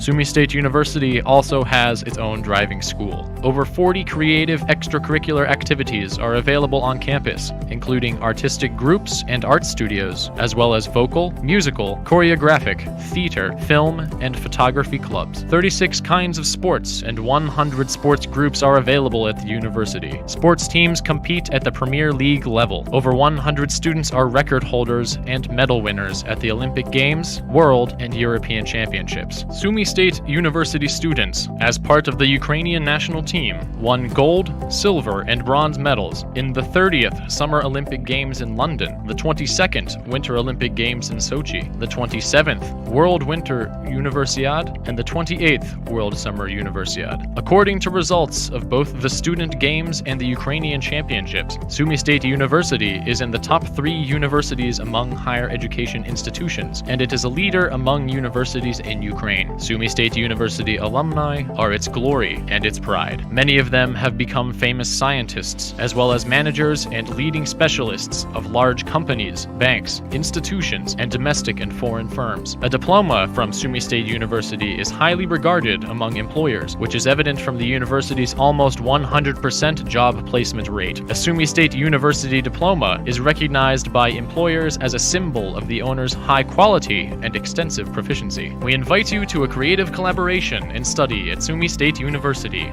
a wonderful world where practical and academic interests are harmoniously combined, where highly qualified specialists, intellectuals, and bright personalities are fostered and take flight.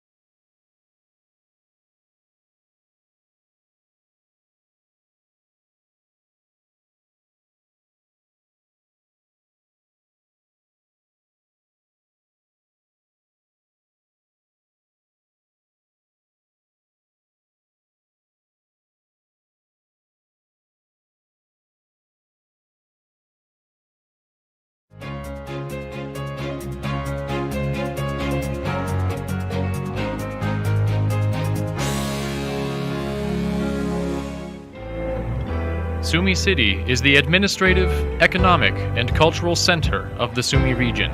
Sumy's picturesque landscapes on the banks of the Pasol River are captivating for all.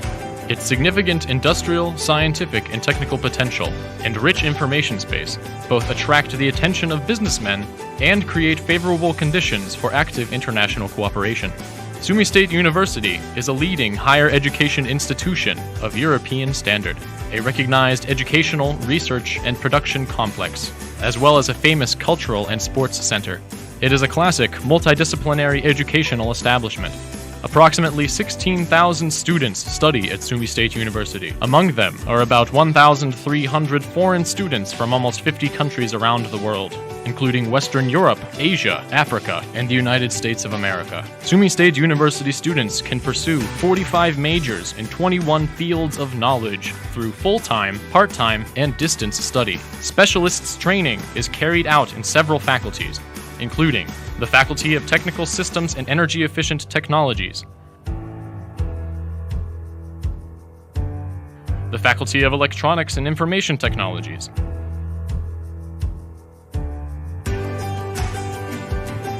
the Faculty of Foreign Philology and Social Communications, Sumy State University's Medical Institute, the Oleg Balatsky Academic and Research Institute of Finance, Economics, and Management,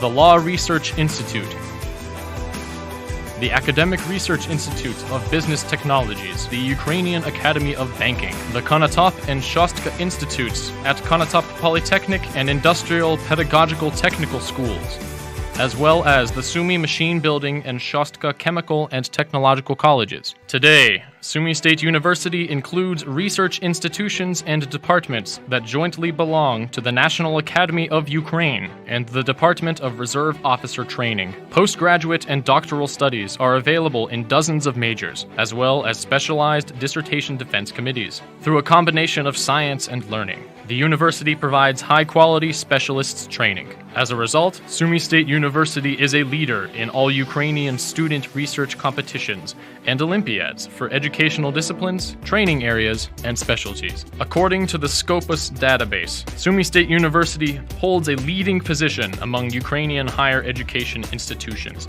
According to the QS International University Rankings, Sumy State University is among the top 3% of leading universities around the world and is classified as a university with high research productivity. According to the Worldwide Internet Rankings, Webometrics, and Unirank University Ranking, as well as European Ranking U Multirank, Sumy State University is a leader among Ukrainian universities. Sumy State University is included in the Global Research University Profiles by Shanghai Ranking and in the directory of the world's best universities by the Times Higher Education World University Rankings.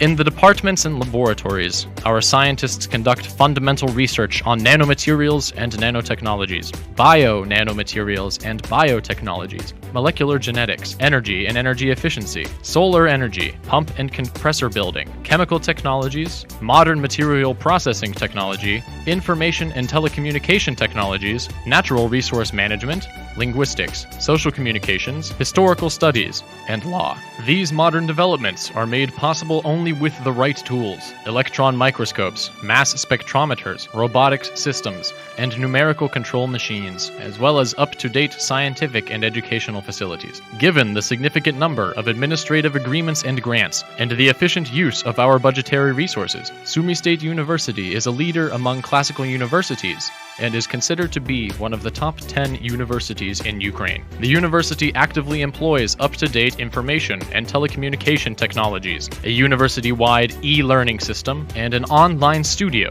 a platform which provides a two-way audio and video connection between students and lecturers. Students also have training in multimedia classrooms and interactive technologies. Sumy State University is recognized as a highly technological institution due to its thousands of computers, numerous open open Wi-Fi zones, and modern e-library system with more than 3 million hard and electronic resources. Access to the world's most famous databases, use of other advanced technologies, thousands of rare books, an electronic archive of rare publications and manuscripts from the 16th to 18th centuries, and the publication archives all distinguish Sumy State University's library as one of the best libraries in Ukraine. The university has its own publishing house, which regularly prints professional scientific journals in different fields of study. The Web of Science Core Collection Database indexes the university's 2 scientific journals, Marketing and Management of Innovations, and the Journal of Nano and Electronic Physics. The Journal of Nano and Electronic Physics is also indexed in the Scopus database.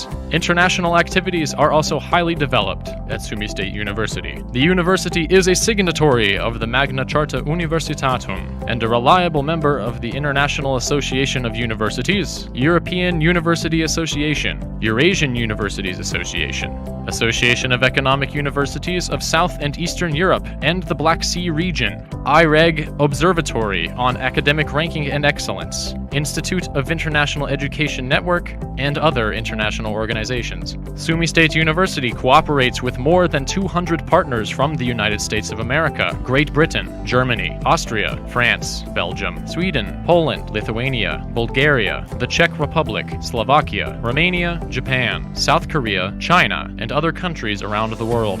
Students participate in various academic and internship programs abroad, double diploma programs with leading European universities, as well as practical trainings at well-known enterprises and institutions in Ukraine and around the world. Sumy State University is a reliable partner in international grant programs and projects of the European Union, United Nations Development Program, the World Bank, bilateral scientific and research projects, and grants of private foundations. High-quality professional training is provided in training centers of such international organizations as the Microsoft Corporation, Cisco, Delcam plc, Siemens, Netcracker, Porta One, MindK, and others which are established at Sumy State University.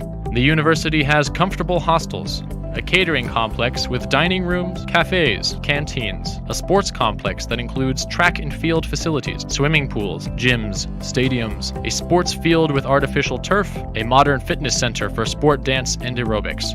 Sumy State University also has its own driving school. Over 40 creative extracurricular activities are available on campus, including artistic groups and art studios, as well as vocal, musical, choreographic, theater, film, and photography clubs. 36 kinds of sports and 100 sports groups are available at the university. Sports teams compete at the Premier League level. Over 100 students are record holders and medal winners at the Olympic Games, World, and European Championships. Sumy State University students, as part of the Ukrainian national team, won gold, silver, and bronze medals in the 30th Summer Olympic Games in London, the 22nd Winter Olympic Games in Sochi, the 27th World Winter Universiade, and the 28th World Summer Universiade. According to results of both the Student Games and the Ukrainian Championships, Sumy State University is in the top 3 universities among higher education institutions, and it is a leader among universities in Ukraine. Sumy State University alumni are its glory and its pride. Many of them have become famous scientists, as well as managers and leading specialists of large companies, banks, institutions, and domestic and foreign firms. A diploma from Sumy State University is highly regarded among employers, which is evident from the university's almost 100% job placement rate. A Sumy State University diploma is recognized by employers as a symbol of the owner's high quality and extensive proficiency. We invite you to a creative collaboration and study at Sumy State University,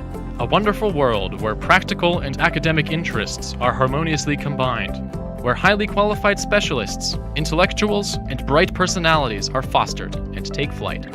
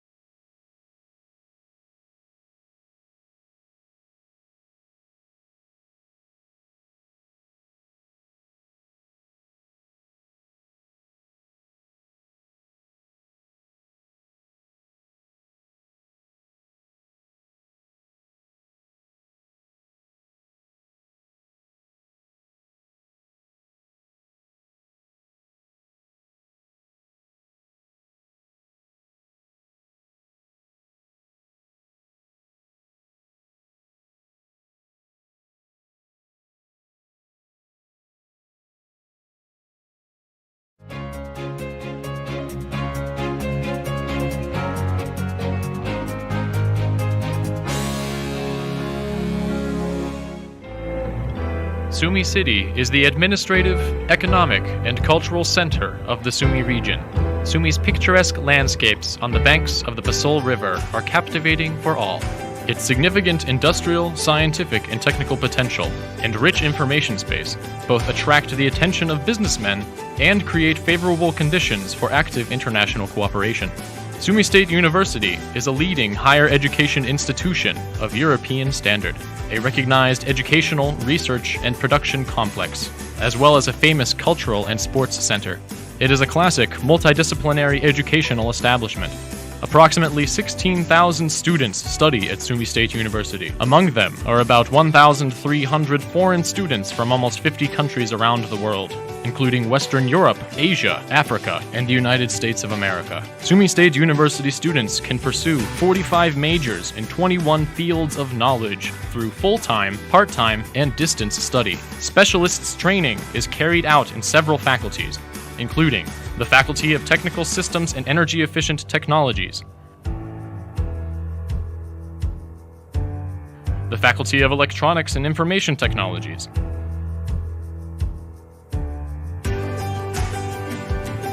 the Faculty of Foreign Philology and Social Communications, Sumy State University's Medical Institute, the Oleg Balatsky Academic and Research Institute of Finance, Economics, and Management, the Law Research Institute, the Academic Research Institute of Business Technologies, the Ukrainian Academy of Banking, the Konotop and Shostka Institutes at Konotop Polytechnic and Industrial Pedagogical Technical Schools, as well as the Sumy Machine Building and Shostka Chemical and Technological Colleges. Today, Sumy State University includes research institutions and departments that jointly belong to the National Academy of Ukraine and the Department of Reserve Officer Training. Postgraduate and doctoral studies are available in dozens of majors, as well as specialized dissertation defense committees. Through a combination of science and learning, the university provides high-quality specialists training. As a result, Sumy State University is a leader in all Ukrainian student research competitions and Olympiads for educational disciplines, training areas, and specialties. According to the Scopus database, Sumy State University holds a leading position among Ukrainian higher education institutions. According to the QS International University Rankings,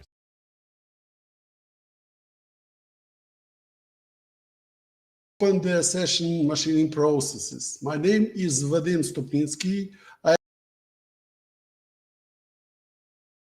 machine building technologies at Lviv National Technical University.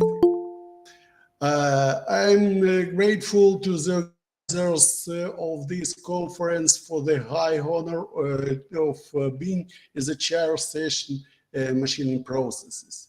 Of course, our conference takes place during the very difficult time for Ukraine. Therefore, we greatly accept for the help from our foreign friends from all over the world. This is a guarantee of our future well-being and development of machine building science. Of course, as said, well-known Chinese wisdom, if the wind blow, the fool man built a walls and a wise man built a mill. We must use all our resources to become stronger after the war, learn from our mistakes, which was early, and rebuild our engineering industry. As you know, the conference is online. So right now, you can listen and see all the presentation that have been presented. If you have some question, you can ask those questions later to the authors. I will give the opportunity to make this question. And if the answer requires a long explanation, it would be better to contact with the author later via the email or another communication. If there are no questions, we will proceed to the beginning of the presentation. Thank you for attention, and we can to begin the presentation, if I know. Yes? Yes. Dear conference participants, we bring to your attention the results of a study conducted jointly by the team of Kharkiv National University HAPI, Department of Integrated Technologies of Mechanical Engineering, named after Simco, Ukraine, and Miskolc University Institute of Manufacturing Science, Hungary. The topic of our report is numerical simulation of grain concentration effect and output indicators of diamond grinding. The authors of the study, Janusz Kundrak, Vladimir Fedorovich, Ivan Pezhov, Evgeny Ostroverkh, and Larissa Pupan. Briefly about the relevance of the study. The proposed results are a continuation of our research on improving the efficiency of diamond grinding, which in most cases is the final stage in the technological chain for obtaining finished products.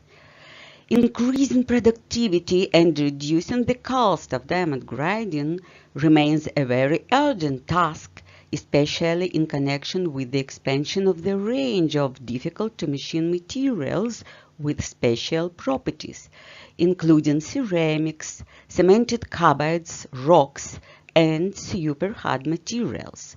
When searching for results to increase the efficiency of diamond grinding, the main attention is paid to the analysis of the most significant influencing factors of the process and the choice of the most effective research methodology. Slide 3 presents the main factors that determine the efficiency of the grinding process. Many of them have been studied in sufficient detail by authors and scientists specializing in this field.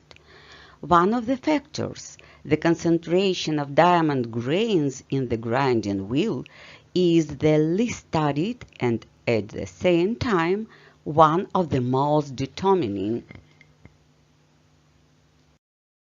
Based on this, the aim of the work was to analyze the influence of the concentration of diamond grains on the localization and volumes of zones of controlled micro-destruction of diamond grains and bond and the machined material to predict productivity, specific consumption of the grinding wheel when processing difficult-to-machine material. The objective of the research included the creation of 3D models of the system, bond, grain, metal phase, pores, processed material, and a 3D model of the diamond bearing layer of the wheel at the micro level in order to improve the accuracy of the results obtained. The next task is determination of volumes of destroyed wheels, elements, and processed material, depending on the grain's concentration, to establish their correlation with the main output indicators of diamond grinding. The next slides, number 5, 6, and 7, are focused on the research methodology. To solve the task set, 3D modeling was chosen as the most informative, express, least labor-intensive method, which included two directions: static SolidWorks simulation and dynamic LS-DYNA simulation. Slide 5, section 3.1, shows 3D models and a loading diagram for static simulation of grinding and technological factors, the values of which are selected in accordance with the actual grinding process. Section 3.2 showed the features of exporting the static model to LS-DYNA, which made it possible to determine the volumes of destroyed elements of the system, will bond, grains, process material at each subsequent integration step and per unit of time. Slide 6 shows the features of 3D modeling of a fragment of a diamond-bearing layer, taking into account the geometry and dimensions of its individual elements, diamond grains, inclusions of the metal face, bond, and pores. The main goal of such modeling at the micro level is improving the accuracy of deformation simulation of model fragments with remote areas of edge effects. Slide number 7. The physical and mechanical properties of the studied materials which were used in modeling and in interpretation results of experiments are given. Temperature dependencies of the properties of carbonada synthetic polycrystalline diamond CSPD were obtained by authors. The next step of the presentation is the results of our research. Slides number 8, 9, 10, and 11. Slide 8 shows data on the localization and level of equivalent stresses depending on the grain concentration. The following trends have been established. At 25% grain concentration, the maximum equivalent stresses are absorbed in the volume of grains. At 50% grain concentration, the maximum equivalent stresses extend along the boundary of grains embedding in a bond, with an increase in their value by 2 times. The largest areas and values of stresses are observed at 100% concentration. These general tendencies are characteristic of all studied materials. Slide 9 provides information on the dependence of equivalent stresses on the mechanical properties of process materials, primarily hardness and Young's modulus. The highest level of stresses is typical for the hardest of the studied materials, polycrystalline diamond, CSPD. The general trend for all studied materials is that in the zone of contact with the processed material, the equivalent stresses reach a critical level at 100% grains concentration. On slides 10 and 11, the dependencies of the volumes of the destroyed elements of the grinding wheel and the processed material on the grains concentration of the wheel are presented. For example, slide 10 shows that with an increase in the grain concentration, the volumes of destruction of grains and wheels bond increase to Vg and Vb respectively. In particular, an increase in grain concentration from 25 to 100% when grinding the hardest processed material, polycrystalline diamond CSPD, causes an increase in the volume of destruction of grains, Vg, by 7.4 times, when grinding cemented carbide and cetal by 4.5 and 4 times respectively. The highest VB values, volume of bond destruction, are typical for synthetic diamond, CSPD. During grinding of wheat, the bond is destroyed even at a minimum grain concentration. At 100% grain concentration, the ratio between fractured bond volumes for synthetic diamond, cemented carbide, and cetal is approximately 7.2, 2.5, and 1. The volume of the destroyed processed material, VPM, plays a special role because it can be used to estimate the grinding productivity, slide number 11.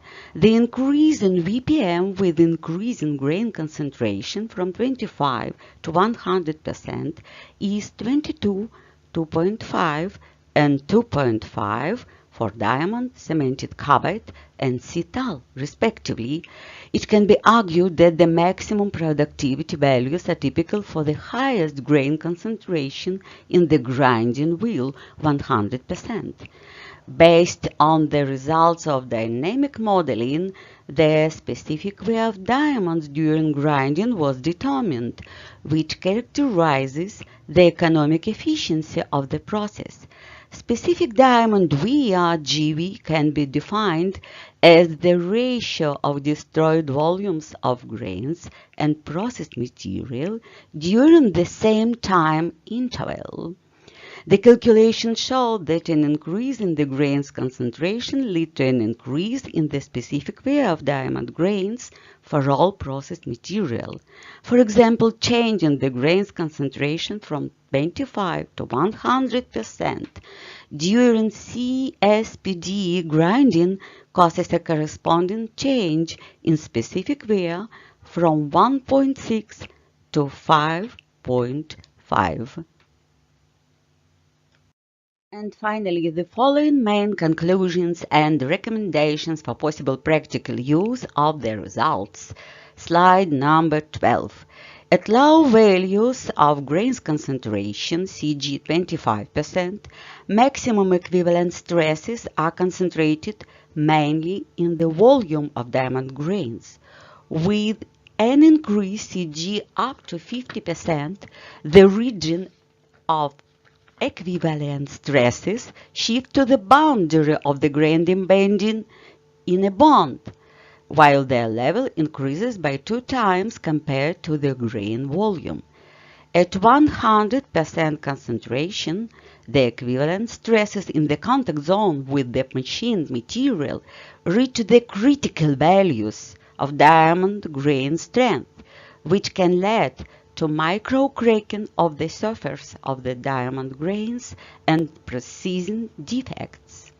The next position, the volumes of destruction of the system element, diamond grains, wheel bond, and process material caused by an increase in equivalent stresses to a critical level were examined. A significant increase in destruction volume of all the system elements is observed with an increase in the grain concentration, especially in the range of 50–100% for all materials. The highest values of the destruction volumes of grains and wheel bond are typical for the hardest machined material, carbonado synthetic polycrystalline diamond, CSPD. The intensity of destruction is associated not only with a change in the grain's concentration, but also significantly depends on the mechanical properties of the processed material. Next point. Based on the grains and processed material destruction volumes ratio, method for calculating the specific weight of grinding wheels diamond grains is proposed. The data obtained are in good agreement with the experimental results. The destruction volume of the processed material can serve as a qualitative characteristic of the grinding process productivity. Thus, the results obtained can be used to predict quite important output indicators of the grinding process. Productivity, specific grains wear, to select the optimal concentration of wheel grains when grinding difficult to machine materials, including synthetic diamond.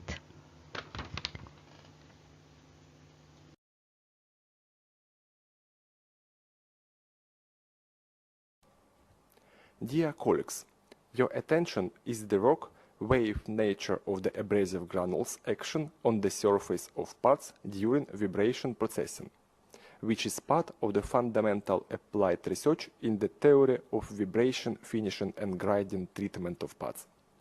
The research was carried out by a team of authors from Volodymyr Dal East Ukrainian National University and the National Technical University Kharkiv Polytechnic Institute.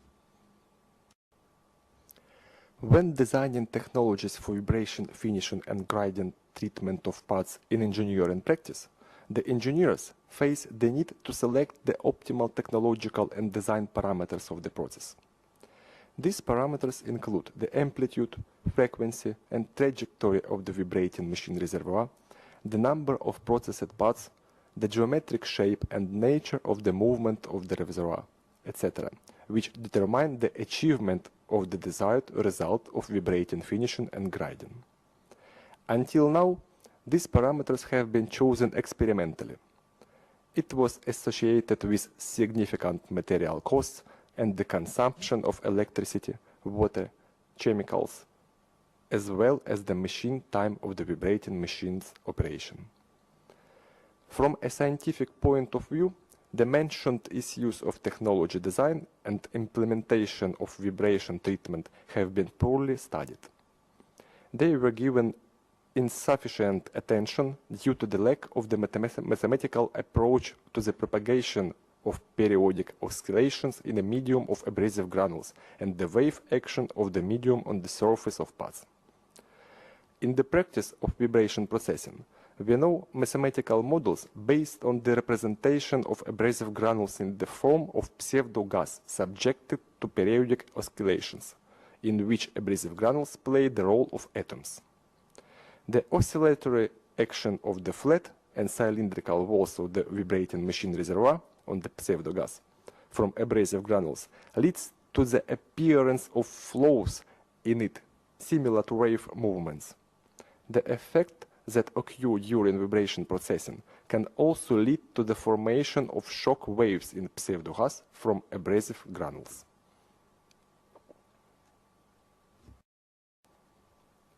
In this regard, the purpose of this article is to develop the theoretical foundations of the process of vibration finishing and grinding of parts in reservoirs equipped with a working medium deflector. Such hardware design of the process causes the propagation of acoustic waves in the pseudo-gas from the abrasive granules and provides an increase in the energy action on the processed parts.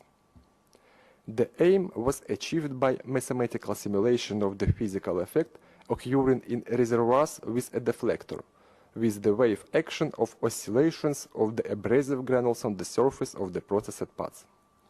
To achieve this aim, it's necessary to solve the following tasks. Determine the design of the deflector and its location in the reservoir of the vibrating machine. Determine the movement of abrasive granules and their action on the deflector. Determine the dynamics of the deflector and its effect on the abrasive granules. Determine the wave motion in the pseudo-gas of abrasive granules caused by an oscillating deflector. The set aim and tasks seem to be timely and relevant for studying the process of treatment with a free abrasive medium with a view to their further implementation at metalworking enterprises.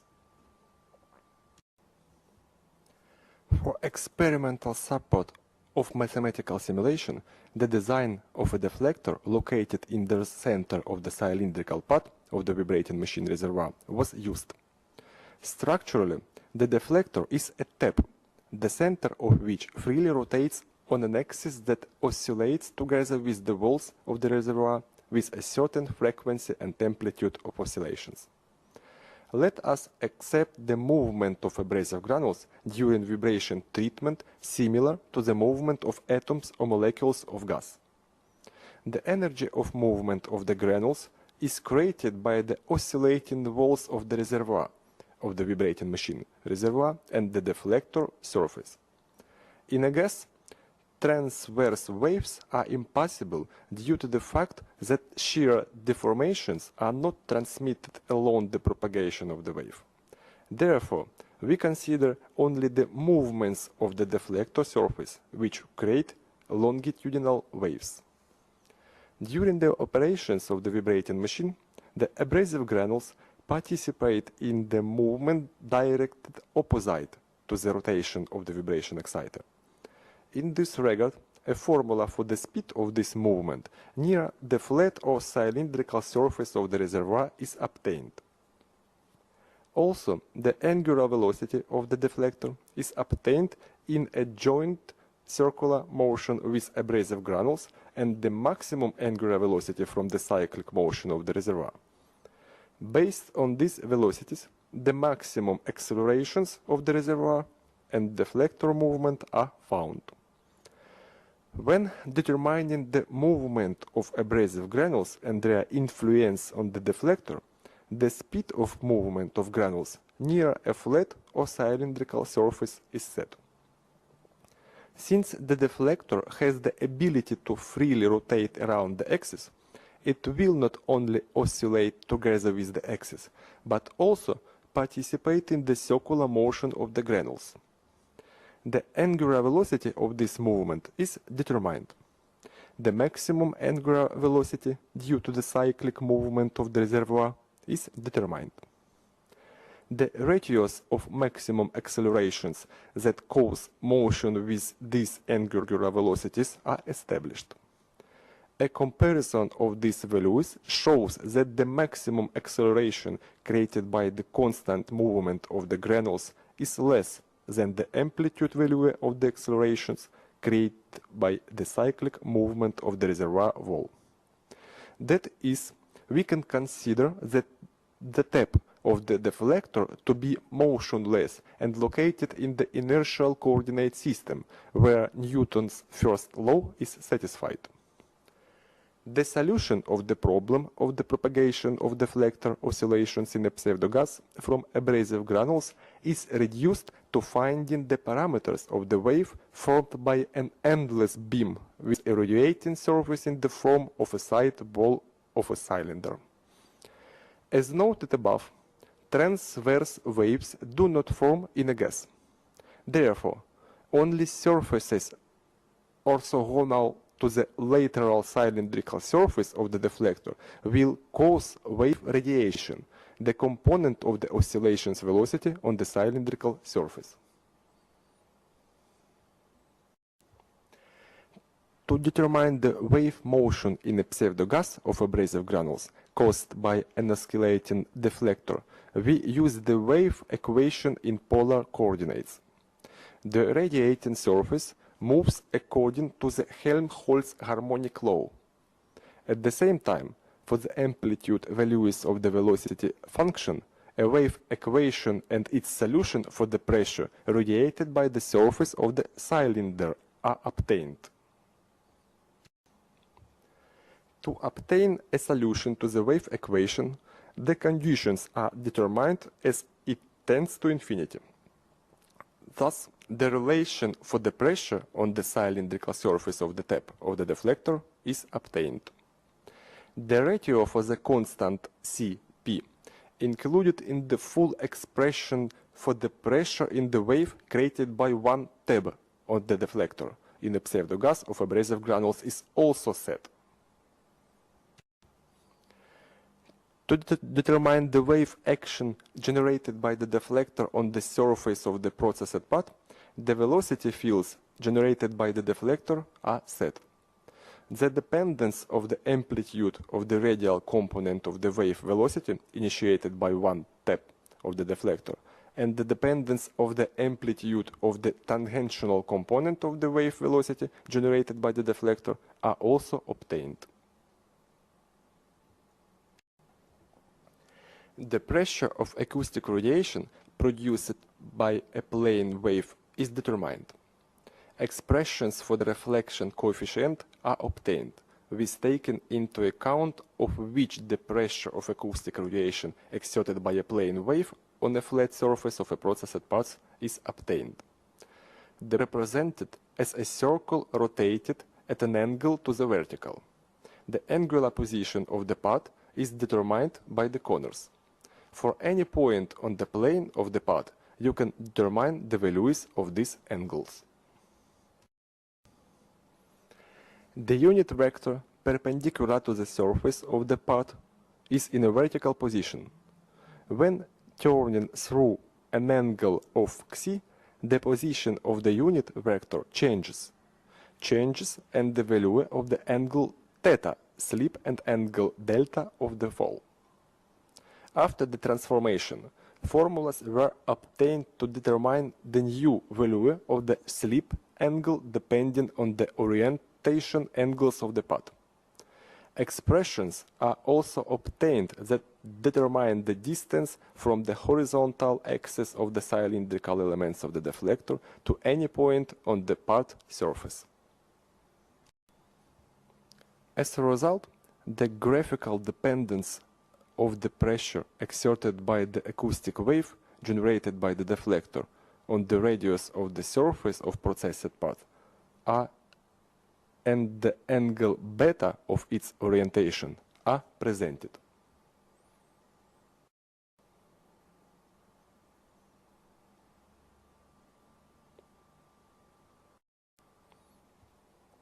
Conclusions. The first. The pressure exerted on the part by the wave action of the deflector decreases inversely with the distance from one tab of the deflector to the part. Therefore, to improve the efficiency of vibrating treatment, it is necessary to use deflectors with a large number of tabs. In this case, the amount of metal removal will be proportional to the number of tabs of the deflector. The second. Dependence of the pressure initiated by the deflector oscillations on the radius r, d and angle beta on the part surface are the result of wave interference in the medium of abrasive granules. The pressure on the surface of the part changes abruptly, varying 10 or more times. The third. Irregular distribution of pressure on the surface of the part from the wave action of the deflector will lead to irregular removal of metal over the surface by more than 10 times, in the case of a fixed fixation of the part and therefore to spoilage. Therefore, when using a deflector, it is necessary to allow the part to rotate and move in the reservoir of vibrating machine. The first. An abrupt change in the pressure of the surface of the part, which is caused by interference, leads to deformation of individual sections of planar parts with low rigidity. Thank you for your attention. Hello everyone, my name is Mikola Plesak. I am postgraduate student from the Zhytomyr Polytechnic State University. I'd like to say thank you very much for organization, for invitation on this conference. I want to represent presentation on the topic fine element simulation of the cutting force in face milling of great cast iron.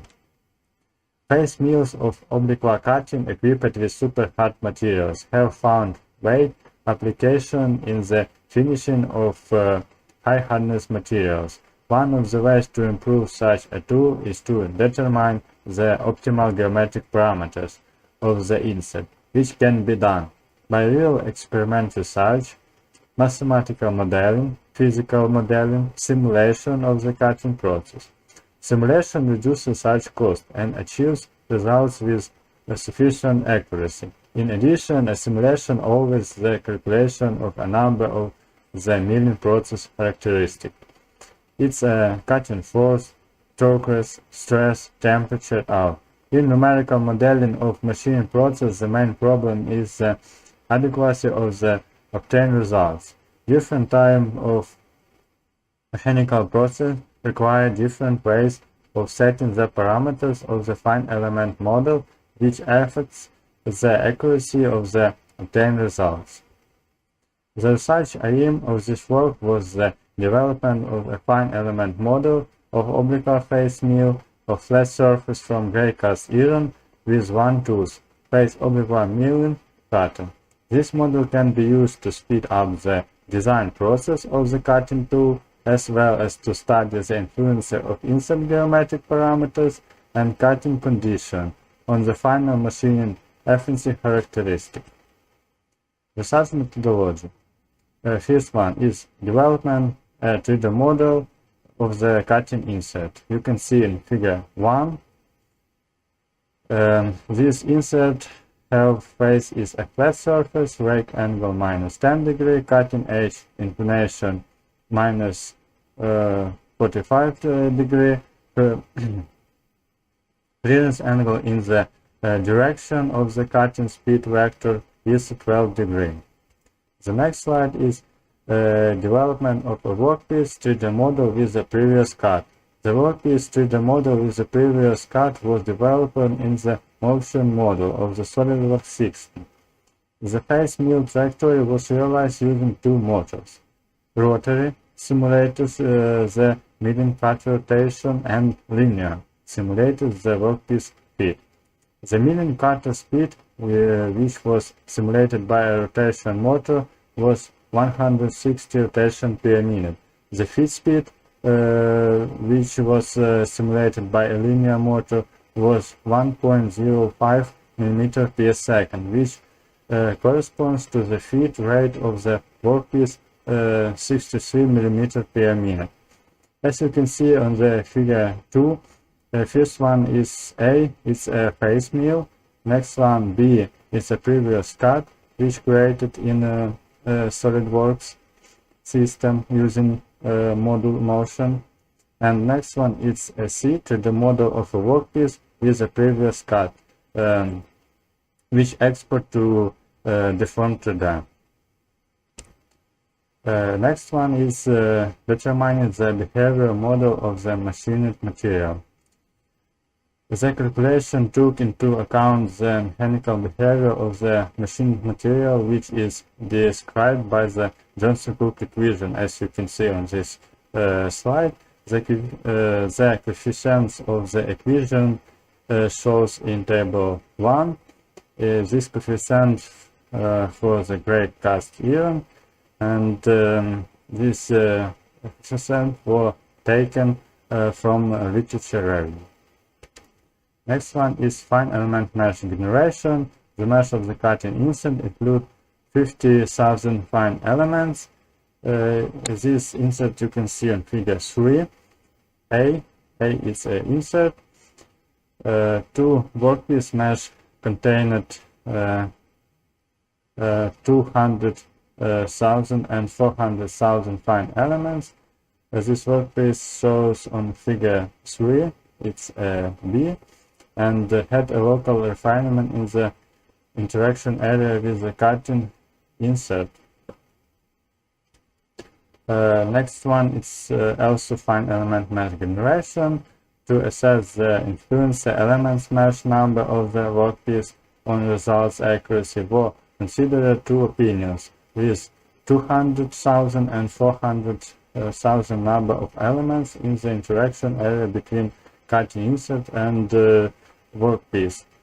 As you can see on figure 4, A it's a workpiece with 200,000 elements, and next one, B, it's a workpiece where was used 400,000 elements in the interaction area between cutting insert and workpiece.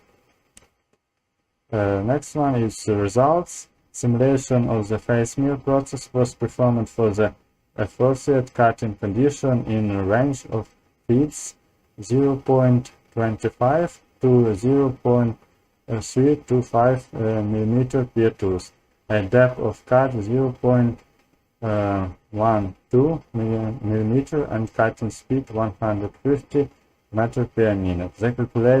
The calculated cutting force action on one cutter are presented in figure 5.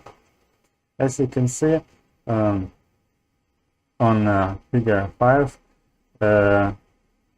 you can see 3 lines. First one is blue, it's experimental results. Next one is line is color is green, it's a simulation tool. where was used 400,000 fine elements. And next one is a brown, it's a simulation one, where was used 200,000 elements. As you can see, when we increase finite elements, we have sufficient accuracy in comparison with experiment results and simulation results. Next one, relative errors. Figure 6 shows the relative errors of determining the cutting force in face milling using deformed 3D software or experimental method. As you can see on figure 6 shows relative error between simulation 1 and experimental results. It's a color blue, and the next one is pink. It's a relative error between simulation 2 and experimental results. As you can see, when we use more fine elements, like 400,000 elements, we reduce relative error between simulation and experiment results. Next one is conclusion. Using deformed 3D software, a finite element model of machining the great cast iron workpiece with oblique face, single tooth milling cutter with a diameter of 250 mm in the range of feet 0.25 to 0.625 mm per tooth at a cutting speed of 150 meter per minute, and depth of cut 0.12 mm was developed. The mechanical behavior of machined material is described by the Johnson-Cook equation, which parameters were determined on a literature review of relative scientific work. The adequacy of the developed model is confirmed by compare with experimental results, since the average relative error of modeling does not exceed 10.4%. It is shows that for the saving calculation time, it is effective to develop a simplified workpiece to the model with the previous cut using the SolidWorks motion model. The particularities of this work is the simulation of the oblique milling process with an insert with a reduced cutting edge, and the description of the method of developing of the workpiece to the model with a primary cut, which allow to reduce calculation time and computer resource. Therefore, the fine element model of the oblique face mill process developed in the deformed 3D software can be used for further cut geometric parameters optimization to increase the efficiency of machine part flat surface from great cast iron. Thank you for your attention. Good afternoon, dear colleagues and participants. I am Oleg Honisko. I am from Ivano-Frankivsk, Technical University of Oil and Gas, Ukraine. Our research is named Influence over Last Cutting Tool Rake Angle on the Thread Pitch Diameter. It's a theoretical investigation. In drill strings, the most important part is the special tapered thread connection of a pin and a box, called a tool joint. The reliability of this joint depends on the strength of the box and the pin, as well as the accuracy of the cut on the strands. The main process used for the manufacture of the box and the pin is turning last machine, in which the workpiece rotates and the special cutting tool changes the position along the thread axis. One of the most important tool geometrical parameters of the back rake angle which is determined as the nose of the cutting edge. However, well-known world manufacturers of the cutting tool produce thread cutters only with a null value of the angle. This is perhaps due to the fact that research on the influence of the cutting geometrical parameters on the thread accuracy of the cut and its stability has not been widely published aside or not exists. Thus, it is clear that there is a need for research related to the process of manufacturing of tool joint as the simulations increase the operational parameters, namely the mechanical properties of drill pipes, drill bits, and thread accuracy, which includes the accuracy of the pitch profile and pitch diameter. Introduction and major challenges is the major challenge is cutting edge does not match the guideline of common thread screw because we have special instrument with non-zero back rake angle here. So cutting edge and guideline of the thread screw is not the same. So, if we want to receive a special surface of a thread, we are going to do it as a one gear shaft of a ZN type surface. So, our major challenge, cutting edge does not match guideline of standard thread screw, but matches a one gear shaft of ZN type.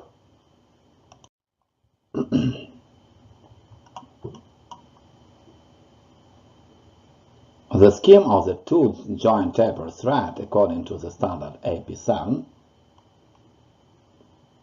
show us that other important parameters of our two joint taper thread are: H is the theoretical height, B theoretical root value, phi screw angle. The profile of the thread is shown by a bolt line, and the obtained strength section of the profile are marked between point D and point G, and between point E and point F. Half profile angle is 30 degrees, as the angle between the straight side of section and the axis of symmetry of the threaded tongue. This rectangular section are described special formula, line formula. This type of formula. So, the aim and research task is now for us how differ the pitch diameter because non-standard profile of thread. What does it mean, pitch diameter? It's the diameter of the imaginary coaxial with a thread, a straight circular cylinder, each generatrix of which intersects the thread profile in such a way that its segments formed as intersection with the groove and equal to half of the nominal thread pitch here and here between these three dots of yellow color.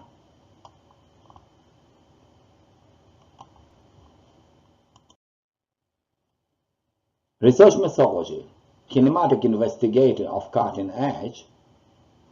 The formula describing of cross section can be explained by using this show and using our cylindrical coordinate system, the z-axis, of which is the axis of the thread, and y and x plane will serve as plane of actual section of the thread. We have here instrument tool, cutting tool with non-zero back rake angle. Research methodology, equation of axis section profile. If we have our surface of our thread as similar to one gear shaft of the N-type surface, so our axial segment section is described by formula obtained here. Formula named that 2 from X. It's not the linear, it's not the same as formula before. As a result of application, we have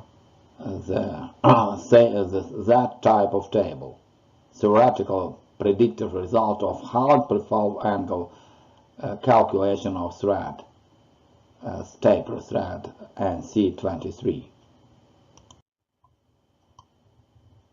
And as a result of application of formulas and application of the visual algorithm developed by the authors, the coordinates of the profile points of the NC23 thread section are calculated according to Formula 1 and according to Formula 2. That Formula 1 and that 2, Formula 2, here and here.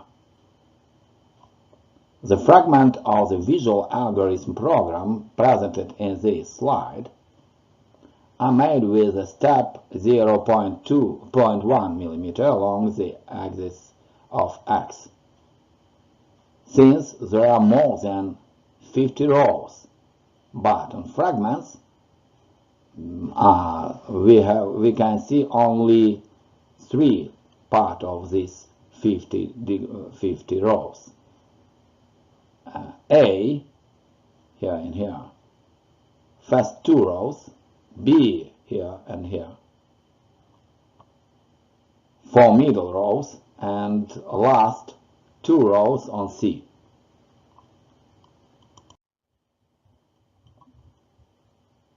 Projected taper thread connection. Pin connect to box. Box is produced by using the common instrument, common cutting tool, and pin is produced by using the special kind of tool with non-zero type of backraying angle, for example -5. According to the obtained forecast calculation, it is proposed to carry out the connection scheme provided that the box is made with this cutter and pin with another cutter. That is, on the long side, the half profile angle long side is less than the nominal value, and the short side more than the nominal value. To illustrate the explanation, the marked coordinates are used for explaining for point R, A, XA and ZA, for point B, XB and ZB, and for point C, the same, XC and ZC. For other coordinate points of the x-axis are common to the profile of the thread, of the box and the pin. The Z coordinates are different for the box and the pin.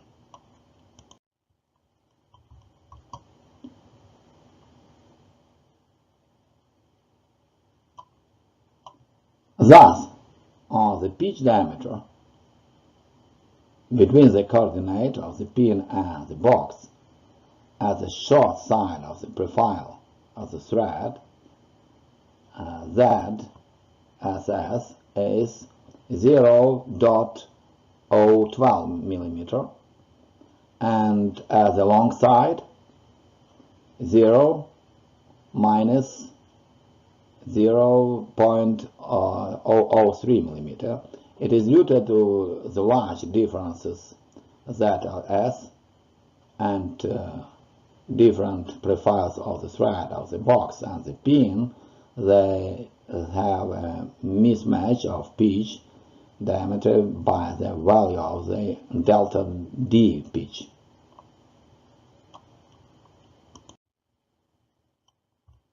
This slide, the scheme for calculating or the development of the pitch diameter of the connection. Picture 1 and picture 2 are the enlarged fragments of pitch of 1 and 2 of previous slide, respectively. Using them and assuming the figure K and M triangular and triangular K', N', and M' are right triangles, we can calculate the deviation of the pitch, diameter pitch. After submission, received results are ZSS equal 0.012 millimeter, ZLS minus 0.003 millimeter. The value of delta D pitch is 0.04 millimeter, and the same of delta D pitch, 0.01 millimeter. Given that the tolerance for the pitch diameter is plus minus 0.25 millimeter, the resulting deviations are 16% and 4% respectively. Maybe discussions. The nearest and too close prediction calculation gives similar result, but of the influence of the backrake angle on thread profile only in our article before. The predicted accuracy can reach the value from minus 0.03 to plus 0.1 degree, which is equivalent to 4.5 to 17 degrees of the tolerance of the profile angle using the last machine. So we have assumed about complicated influence of the backrake angle tool parameter of the last cutter on the taper string grid thread accuracy. Both that results are possible if to apply the cutter with non-zero backrake angle for pin and the box separately. In case of using the same tool parameters for both parts of tool joint, the prediction of deviation of the pitch diameter and profile angle is near zero. One of the most conclusion is, as for me, the increase of the deviation of taper thread pitch diameter functionally depends on its number, size of value of tool joint. With its decreasing, the pitch diameter deviation increases. So, if it's necessary to produce the tool joint for high strength steel drill pipes, that does mean to apply the last tool cutter with backrake angle up to plus minus 5 degrees, and it can decrease the accuracy, especially for minor size of drill pipe, for example NC23, the part of tolerance will be up to 16%. Thank you for your attention. Good day, dear colleagues. A report, the optimization of the cutting process or the thermophysical characteristics, is presented for your attention. Scientific and technological progress in mechanical engineering requires the use of new materials with special properties. As a rule, The materials have increased strength characteristics, high thermal stability, and corrosion resistance. In particular, this applies to parts of the power industry, aircraft industry that have a complex geometric shape, the processing of which, as a rule, occurs with the mills on CNC machines. The manufacture of such high-quality loaded aircraft products, which attention is paid to the geometric parameters and properties of the surface layer, which determine the quality of processing. Achieving high quality and productivity in modern conditions of digital production can only be ensured by ensuring optimal processing conditions, including cutting conditions. The processing time of such parts on CNC milling machines can reach tens and hundreds of hours. At the same time, despite the presence of wear-resistant coatings, the wear of end mills can be so intense that the replacement of regridding of the tool must be carried out several times during the processing of one part, which reduce the economic efficiency and quality of processing of such parts. Therefore, the task of optimizing cutting conditions according to the criterion of achieving maximum tool life is relevant.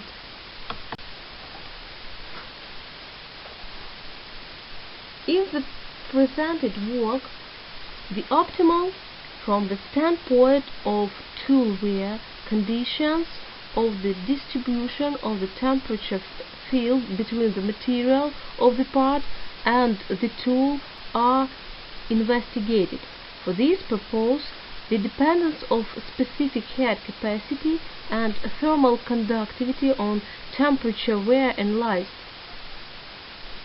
The dependencies have a pronounced extremal character, with a maximum for the head capacity and the minimum for the thermal conductivity.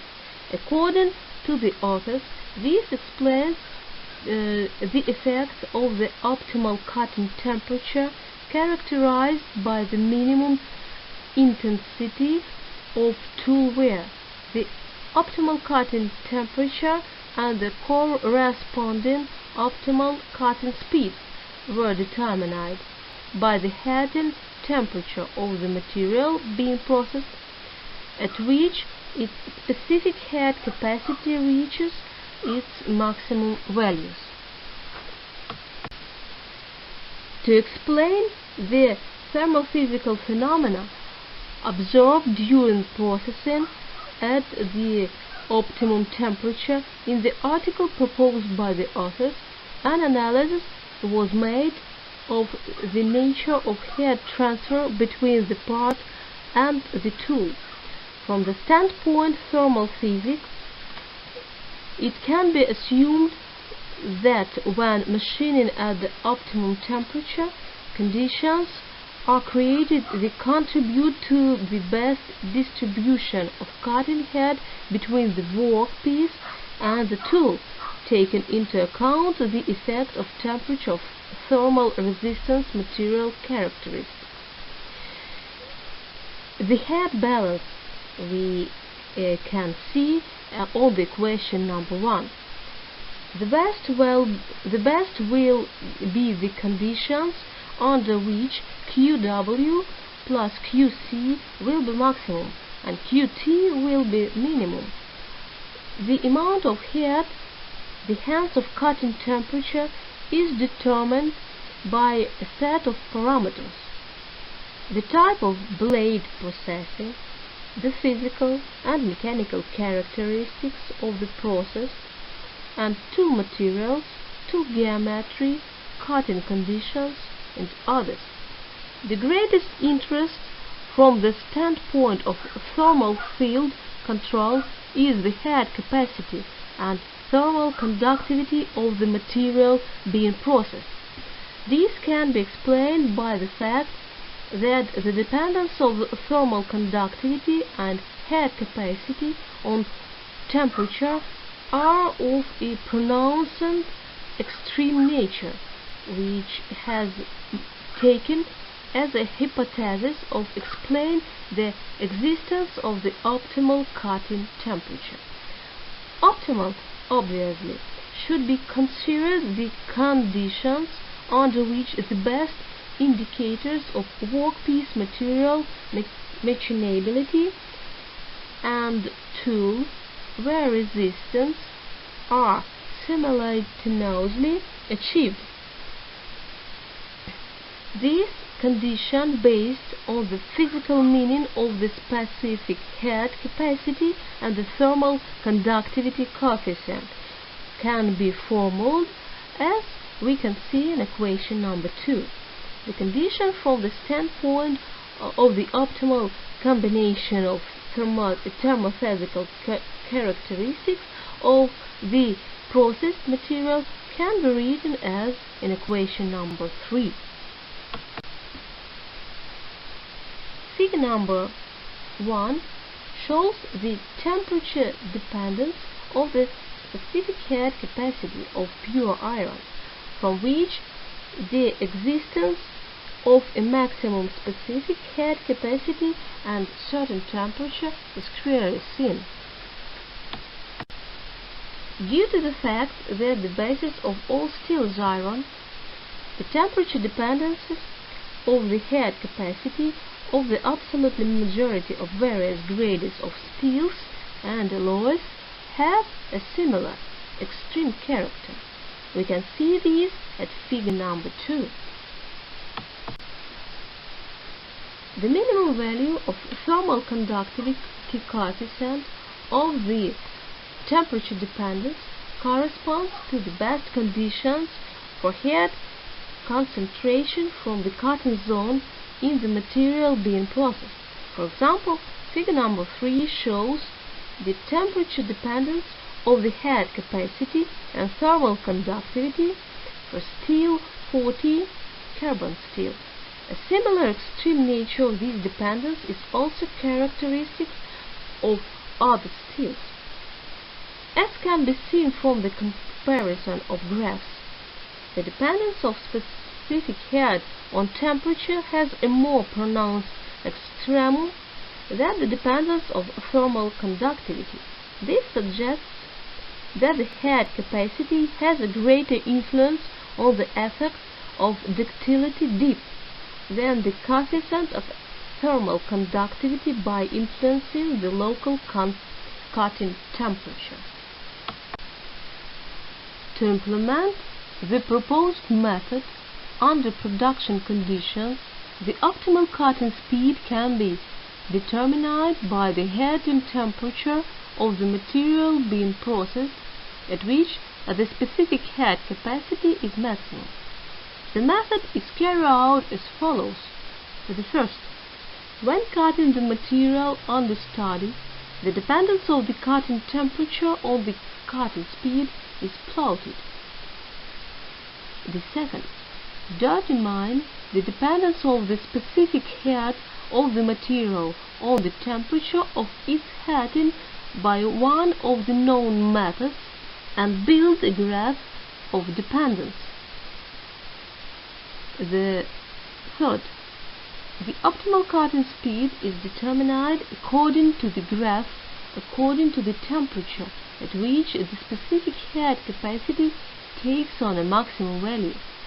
This method of determining the optimal cutting speed makes it possible to exclude labor-intensive and rather expensive resistance tests of the cutting tool to determine the optimal speed when machining new high-strength materials and alloys.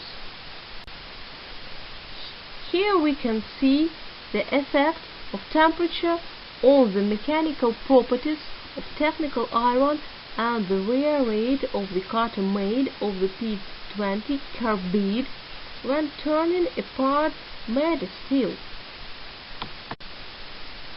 The conditions of the optimal distribution of the temperature field between the tool and the workpiece during edge processing are formalized, taking into account the relationship between the thermophysical parameters of the material and temperature. The extremal nature of the temperature dependence of the specific head capacity and thermal conductivity coefficient is shown with the maximum for the specific head capacity and a minimum for the thermal conductivity coefficient, using the example of pure iron. A method is proposed for determining the optimal cutting speed by the optimal cutting temperature, which is defined as the heating temperature of the material being processed, at which its specific head capacity has a maximum value. The implementation of the proposed method makes it possible to determine the optimal cutting speed of high-speed machining of new hard-to-cut materials without the need for laborious durability tests, which makes it possible to reduce the complexity of determining the optimal cutting speed, which is increase the cutting tool life in production conditions. Thank you for your attention.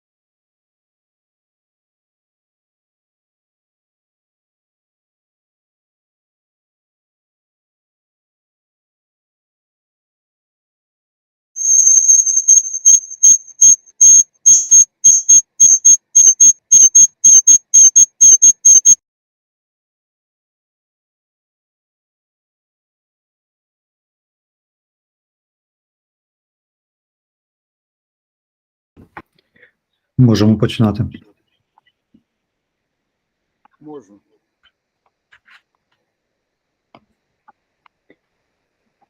Professor Stupnitsky, please turn on your microphone. I have forgotten. Sorry.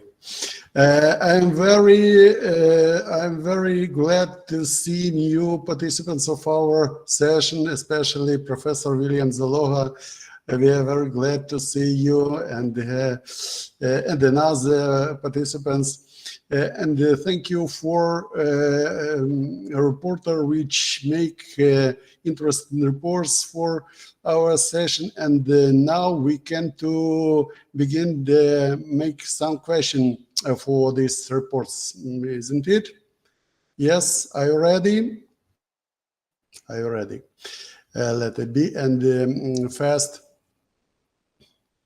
report was a numerical simulation of grain concentration effect on output indicators of the diamond grinding.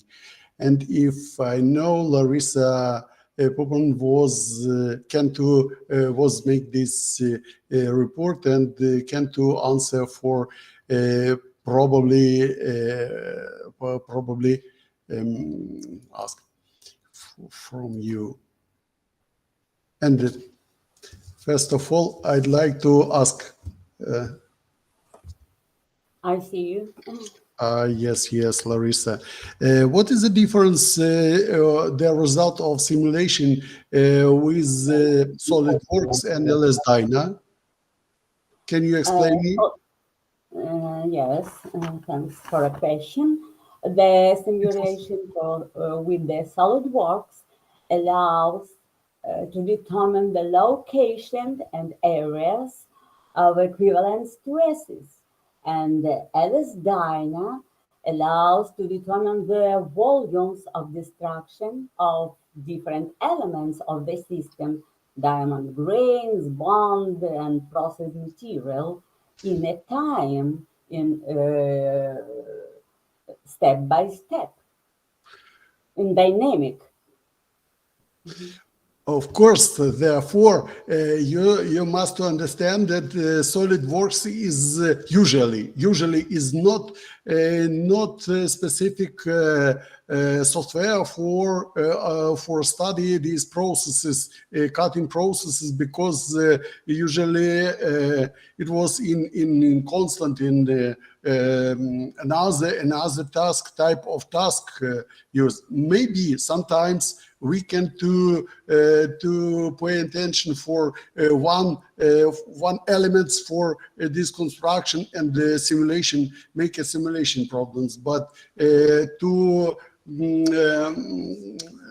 understand that the processes, cutting processes by the SolidWorks, as for me, it's not correct. But it's only my decision. Maybe is a worse decision, but I think that another system there are same as the form, which said about this our authors and other authors, maybe Abacus, maybe another, but I see, but we used the data obtained by SolidWorks simulation for LS-DYNA for the further investigation. But I said only about comparison of or methodics. Let it be. Another question maybe for this report, if I understand. No questions. Yes. Thank you for interesting report. And another. Thank you for your question. Second, sorry. Second report. The nature of abrasive granulous action of the surface of parts during the vibration processing. Andriy Mitsuk made this report, and have you a question for this? To Andriy? Andriy? Are you here? No, Andriy in the chat. No. Unfortunately, we can't to make, I want to make the question, but unfortunately we haven't Andriy, therefore enact by the another method for studying. And set finite element simulation of cutting force in face milling of gray cast iron. Mykola Plesak made this report.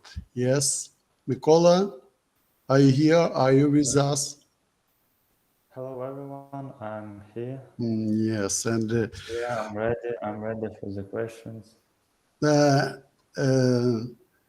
Somebody have a question? Let's go. Next question for me. Thank you. And I'd like to ask for you. I don't understand how the number of meshes make influence for the adequacy of simulation.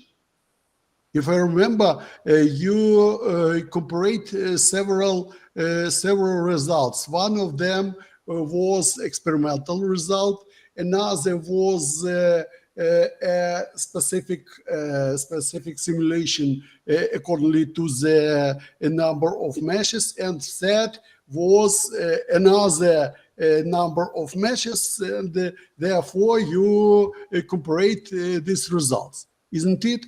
Or maybe I hear something don't understand.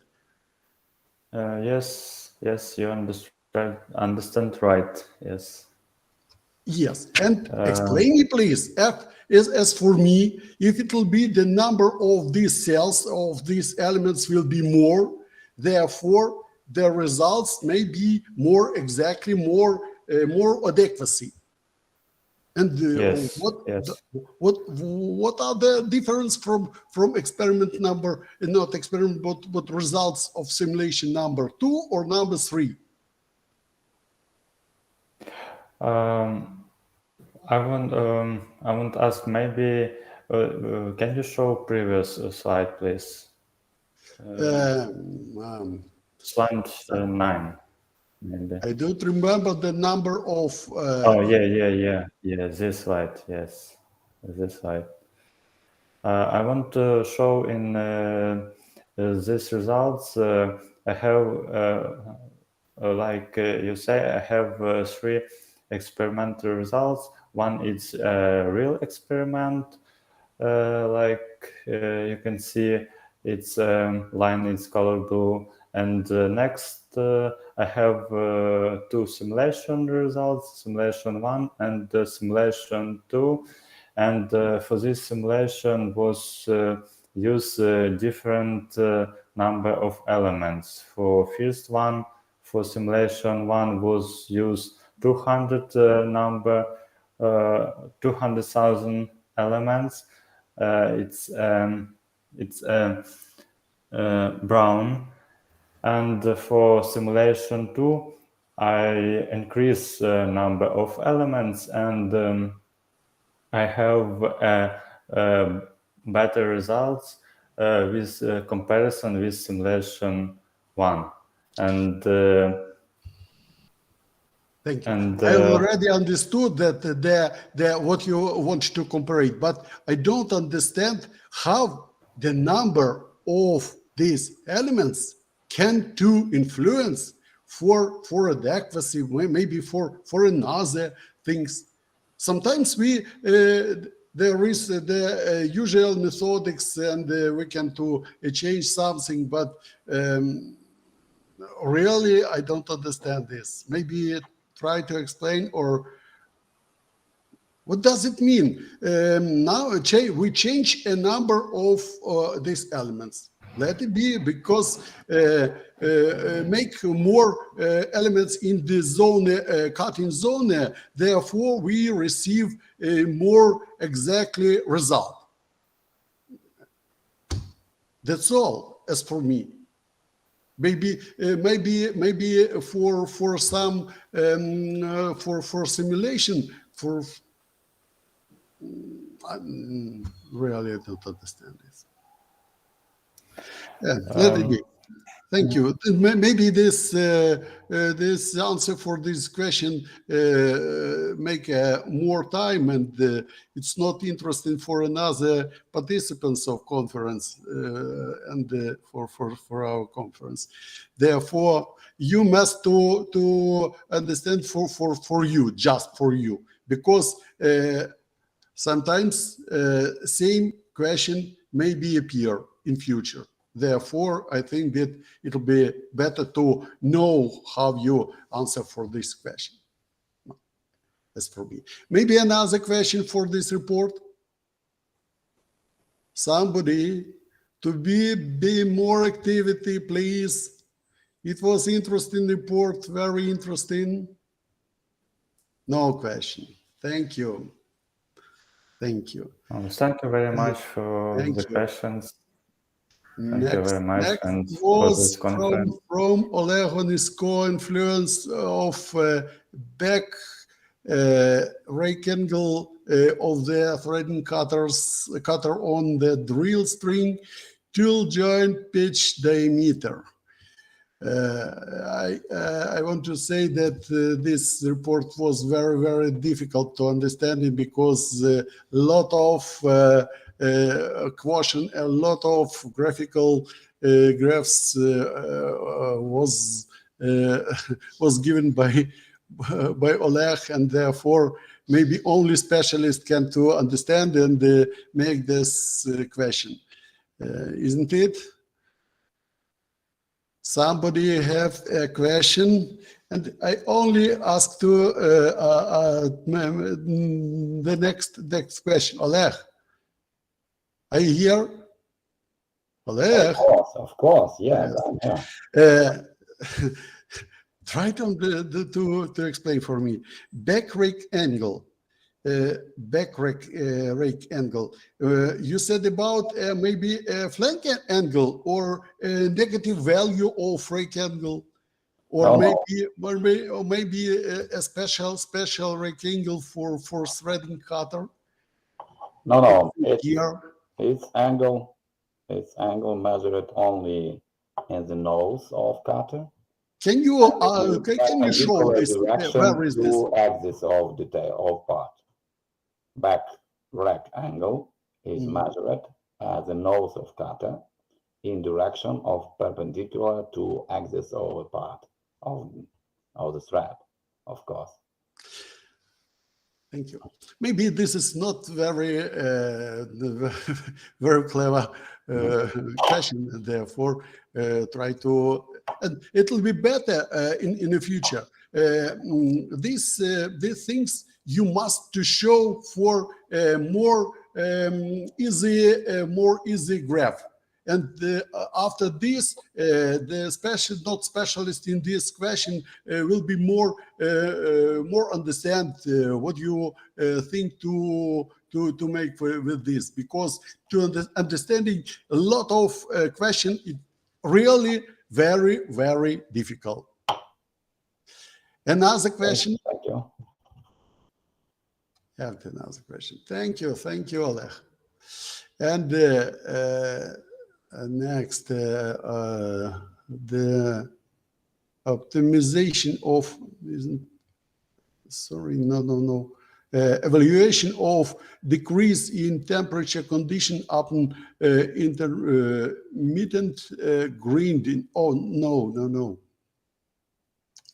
Oleg Shepelenko, yes. Futures of deformation mechanics in the deformation zone during deforming broaching of cast iron workpieces. Very interesting, as for me, very interesting report. Stopninsky, presentation 2.5, optimization of the cutting process. Sorry. I missed it one. It was the last presentation. Yes, sorry. Optimization of cutting process based on thermophysical characteristic made by Marina Holofeeva. Sorry. Marina Yes, I'm here. And thank you. I'm waiting for your questions, please. Have you a question? No question, or maybe a peer question for this report? No question. Thank you. And last for voice with voice contribution. Yes, the futures of deformation mechanics in the deforming zone during deforming broaching of cast iron workpieces. Igor Shepelenko. Igor Shepelenko.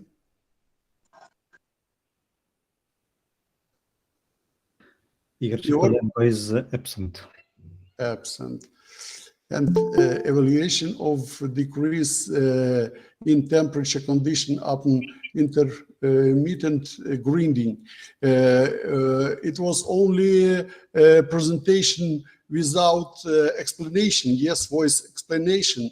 This situation appear by the we can to change something because it just appear with this format. Therefore, we must to only not listen but only see this.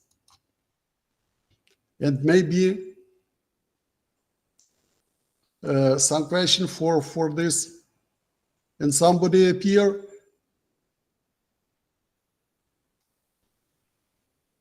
Somebody exists here for this, for author of this report? No As I questions. understand, nobody. Therefore, I understand that to make reports face to face is more and more better than make by the online. Of course, that everybody understands that, but now we have this a special situation when we must to do what we can to do. Therefore, but I hope that next year our conference will be take place in Ukrainian Odessa without war, without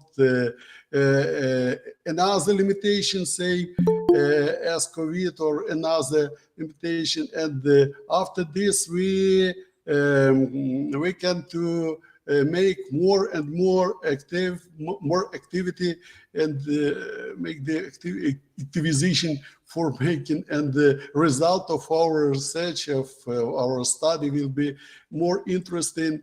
And unfortunately, we can't to speak or to meet for a conference offline. This is this situation which appear in Ukraine. And after this, I think that our session will be over. Thank you, everybody, for presentation your speeches, for presentation your result of your research, and see you next time for next sessions. Thank you, everybody, and goodbye. Thank you. Slava Ukraini.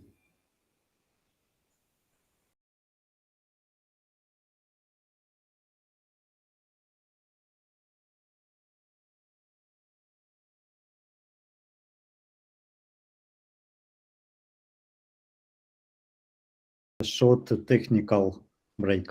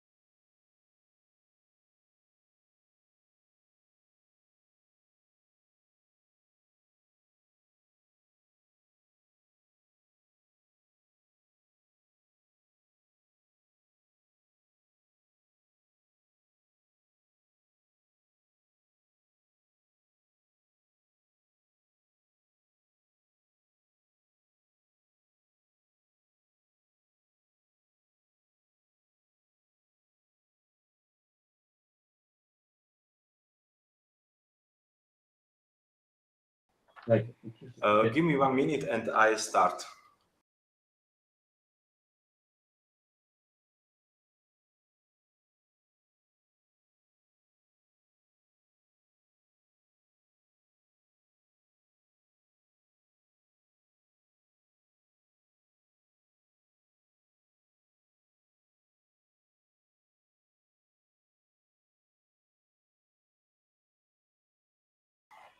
Dear ladies and gentlemen, my name is Josef Husar and I am from Technical University of Košice from Slovak Republic. I'm the session chair of third session. This session, the name is Design Engineering. We have 5 articles. The first article is from authors Gushchin, Larsin, Lisi, Marchuk, and the title of this article is Mechatronic Transducer for 2 levels adaptive control of CNC machines. The second article is Kuriev, Abdulo, Vlasenko, Prasol, and Verkholatsyeva. The title of article is Automated Control of Gear Profile for the Gerotor Hydraulics Machines.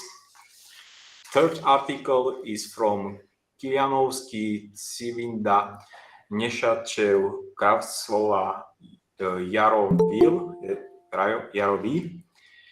Design measurements to reduce specialization loads of support surface of slide bearings. Fourth article is from Sokolov, Kroll, Golubenko, Sakov, and Marchenko. The title of this article is Dynamics of Clamping Pneumatic Cylinder for Technological Equipments. And the 5 articles in this session is from Klesan, Pilipaka, Volina, Rybenko, Tatsenko, and title of this article is Non-Circular Wells from converse arcs. Now, if we are ready, we start with first article with the video session, and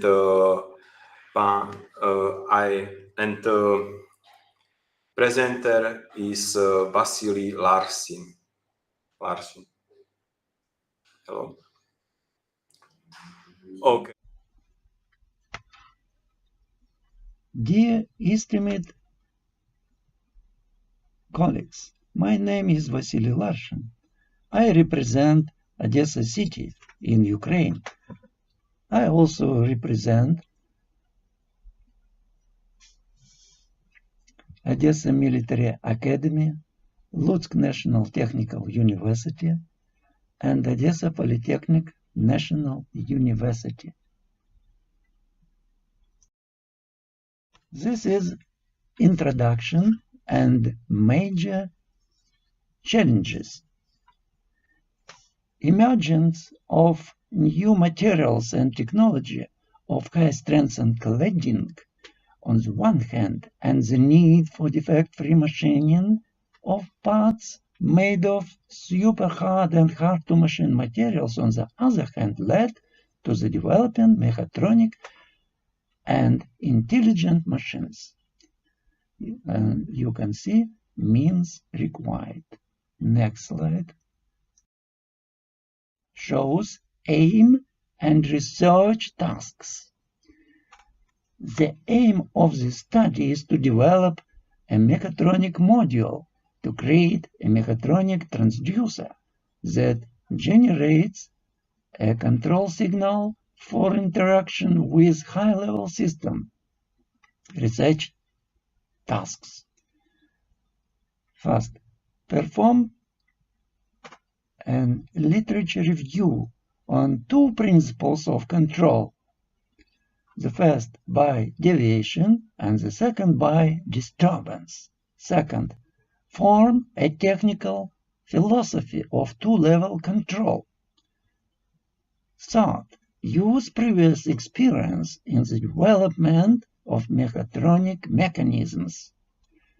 Fourth, carry out experimental studies of 2-level automatic control system. This is research methodology and some ideas. The first, the use of our module as a force mechanism, that is converter, for adaptive control without the CNC. Second, the use of our module as a transducer. That is, our module detects a deviation, for example, based on the current position of the module working body.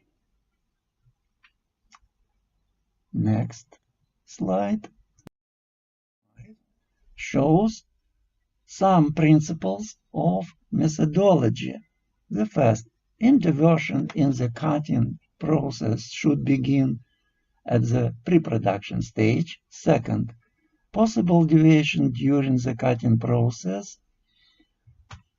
For example, the cutting torque increment must be used as a deviation signal.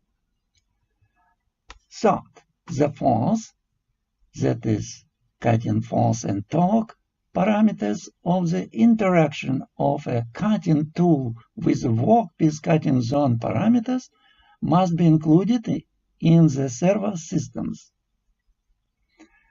Fourth, control over the cutting process progress must be carried out according to many parameters. This is section 3.2, two-level control idea. In the control systems development, at the upper level of control, a more significant but less accurate decision is made. Second, on the contrary, a robust control system on the lower control level takes into account the cutting actual conditions. This is some initial principles. General scientific principles such as philosophy and magnetic field action principles. For example, Ampere's force principles in the kind of formula for the force, where I is a current in a current carrying conductor with length L in magnetic field with induction B. This is results obtained with the help of company Hugo Rakas. You can see adaptive head for small holes drilling. As you can see, without the burrs.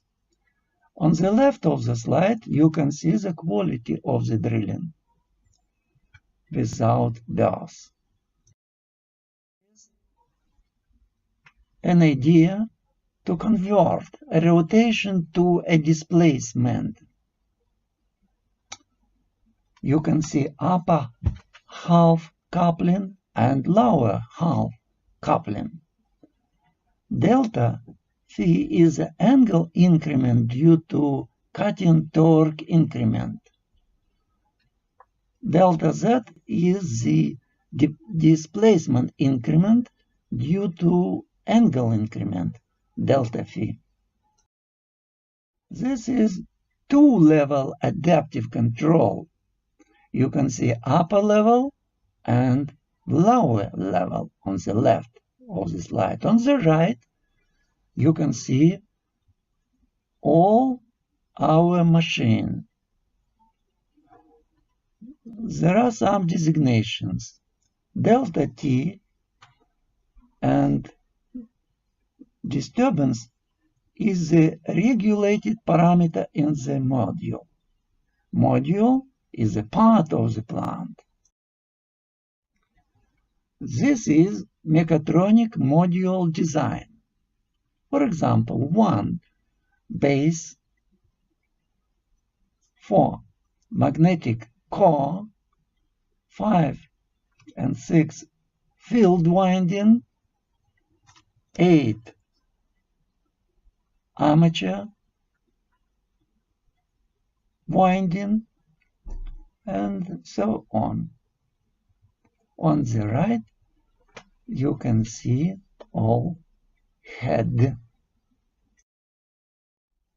Slide number 12 shows mechatronic module functional algorithm.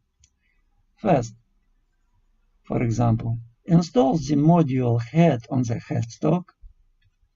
Second, turn on the stator current to create the magnetic field with induction of B. Third, turn on the armature current.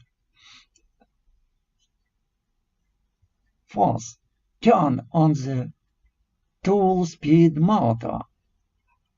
5. Turn on the CNC to lower the module head until tool and workpiece touch. Thus, at the lower level of the two-level system, a feedback signal is generated for the upper level. The two levels work together, complementing each other. Slide number 13. You can see products made on new mechatronic equipment. The force parameters of the process, cutting axial force and torque, for contour grinding were selected in the following ranges. For example, F about 1 Newton and T about 0.05 Newton meter. As a result, the following products were made from ordinary technical glaze, figure A, and from special optical glaze, figure D. This is conclusions of our study.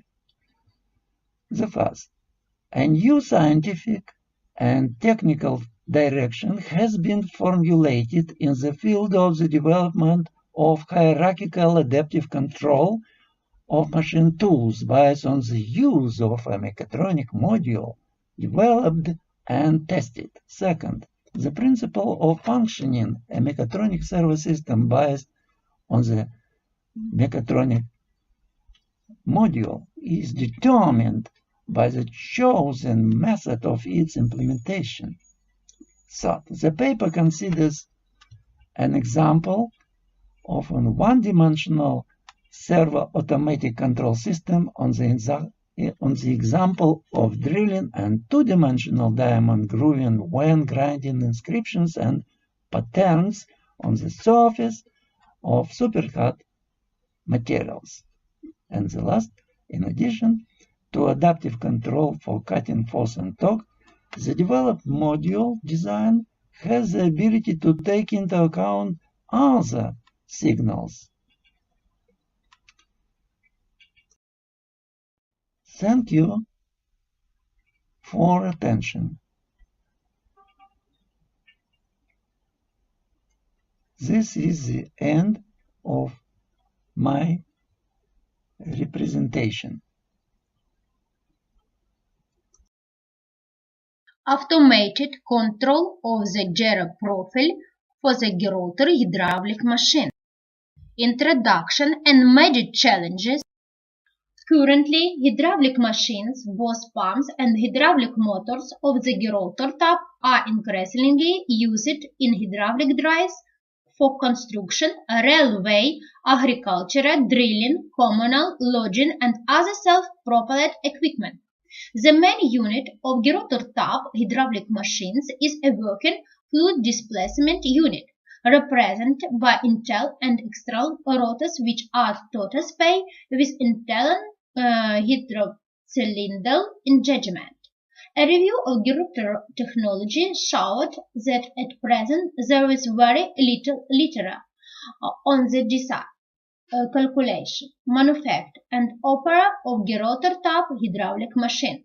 It should be noted that the use of manufacturing gyro surface of rotor or gerotor hydraulic machine was practically not considered, and the uses for controlling the manufacture of this surface, especially in automation, remain open. This can be explained by the common interest for the manufacture of orbit hydraulic motors, which has practically not changed the design of these hydraulic machines over the past 20 years.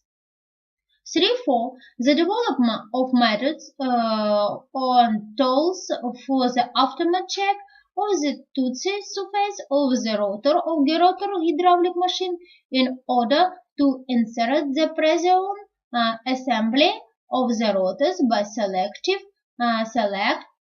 the appropriate pace of rotors is an ongoing task today. Aim and research task.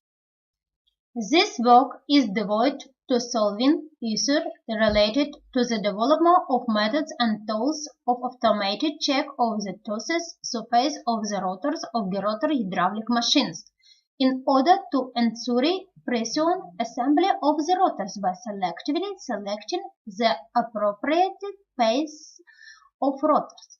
To achieve this goal, it is necessary to determine the check parameter of the rotors of a gerotor hydraulic machine, for which a disc scheme of a block of rotor has been developed and obtained of mathematical dependencies that describe the constructive means of check.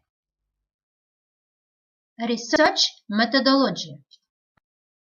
The toothed surface of the inner and outer rotors form working chambers, high and low pressure zones that interact with the working fluid. Sealing of these zones is carried out at the contact point of the teeth of the inner and outer rotors, located on the normals formed by the contact angle key, and the points lines on the line of the contact radius are 0. The out profile of the inner rotor one is a toothed surface with the number of the teeth Z1. The contour of this Z1 is approximated by us of a circle with a radius R1. The centers of these circles of this Z1 of the inner rotor one are located on a circle with a radius 1. The center of the teeth of the outer rotor Z2 with a radius 2 are located of a circle with a radius 2 in gyrus with intercylindral herring. The number of pieces of the out rotors is always 1 tooth more than the number of pieces of the inner rotors, and the center of inner rotors 1 is displaced relative to the center of the out rotor 2 by the amount of assembly.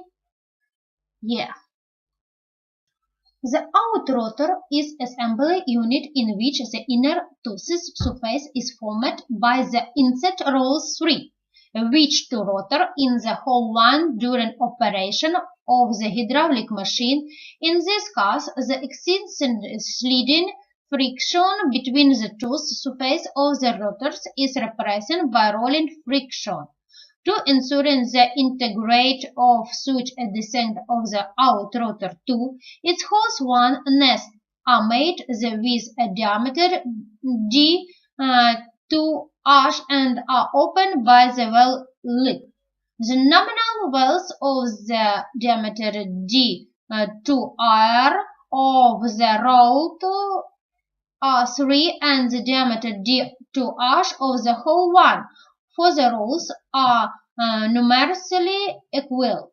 The edges of the whole one located at the height Ash keep the roll 3 in the working position, preventing it from falling out. This integral design of the outrotor 2 with roll 3 makes it possible to automate and check operation of its parameter. The digits of the rotor block during assembly is inserted by the technology gap G, which is determined by the difference in the values of the dimension of the checking parameter P2E C of the out rotor and P1C of the inner rotor. It is rather problematic to provide a given value of the technological gap in the manufacture of rotor because the maximum defect of the nominal dimension of the controlled parameter PC of each rotor are practical commensurate with the value of the technology gap G. Therefore, the required clearance between the two surfaces of the rotors of this displacement unit is provided by selective selection of the approach path with the incandescence and the need to automate the process of measuring and checking parameter PC for each rotor. Using a device for automatic check of the inner and outer rotors are made according to the same kinematical scheme and include the same type of the basic elements. The basic of the measuring device figure 3 are 3 racks 1 on which the drives are rigidly fixed, rotating around the X of the basic G2. When using the base G2, a kinematical connect with the checking rotor 3 and 3 form during the check process the rotor 3 rotates. The rotor 3 when checking make at least on one full revolution which make it possible to measure along the intergen in one installation. Mobile tip 4 have measuring surface described by the radius of contact 0 and under the action of spring 5 are in constant contact with the checking rotor 3. Deviations from the nominal size of the checking parameter PC are determined using indication 6 installed on the racks 1 and kinematical contact with measuring tip 4.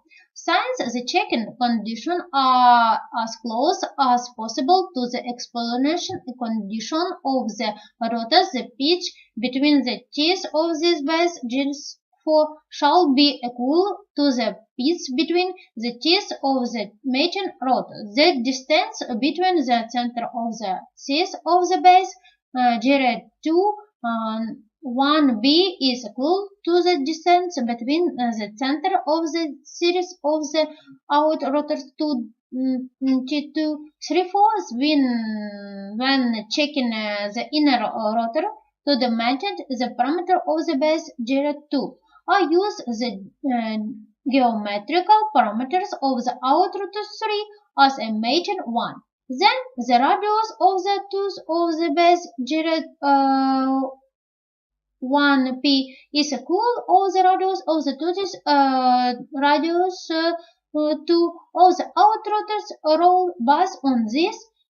We demanded the radius of the pitch thicker of the base G2.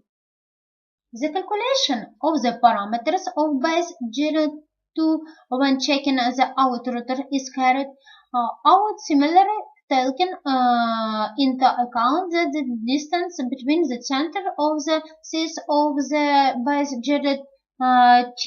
T2B is equal to the distance between the center of the teeth of the inner rotor to 1.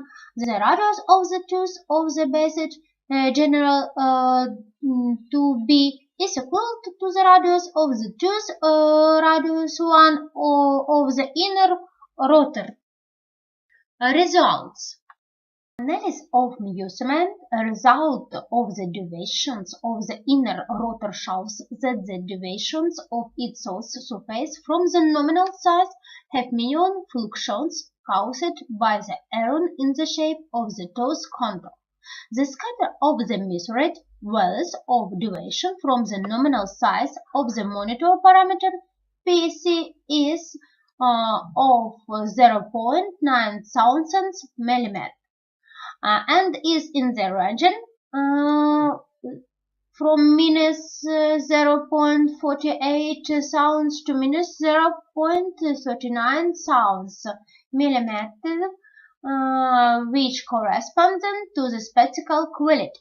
Analysis of the result of measurement of deviations of the out rotor shows the deviations of its southern surface from the nominal size have more significant fluctuations caused by the error in the shape of the toes control. For extent throughout the scatter of measured values of deviations from the nominal size of checking parameter PC is 0.90 thousandths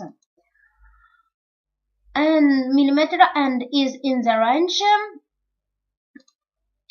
0.x thousandths to 0.25 thousandths millimeter, which also correspond to the specific quality.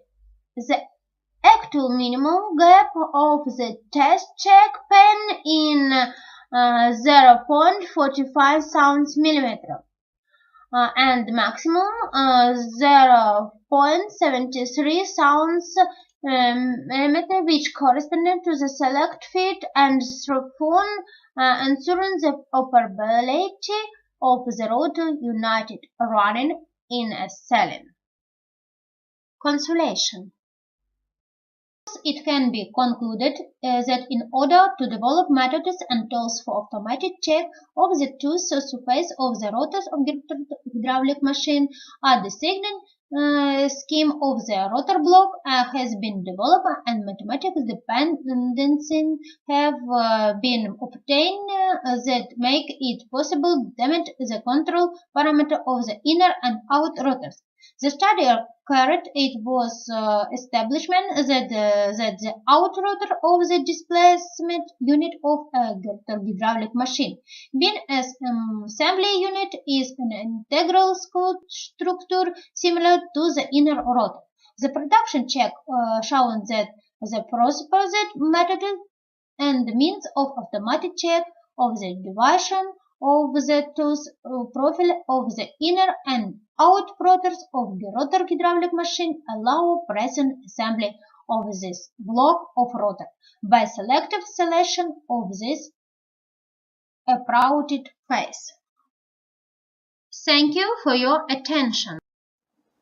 Good afternoon. I present to your attention a report on the topic Design measures to reduce specific loads on support surfaces of slide bearings.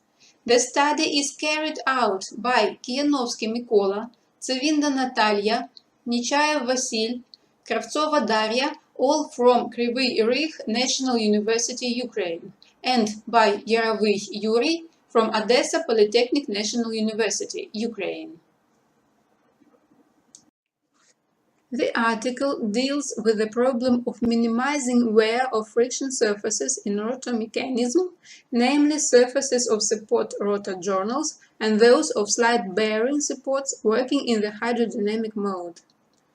Experimental research was carried out on classic balanced rotary machines designed for compression and movement of atmospheric air and supplying it to the compressed air network of metallurgical, machine-building plants, mines, and other enterprises.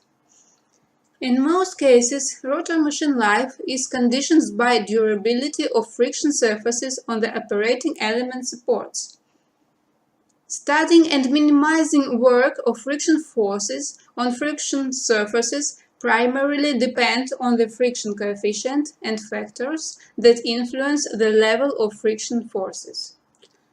Accelerated wear of bearings depends significantly on impaired stability of parameters of friction processes on the friction surface caused by the typical design of the hydrodynamic bearing.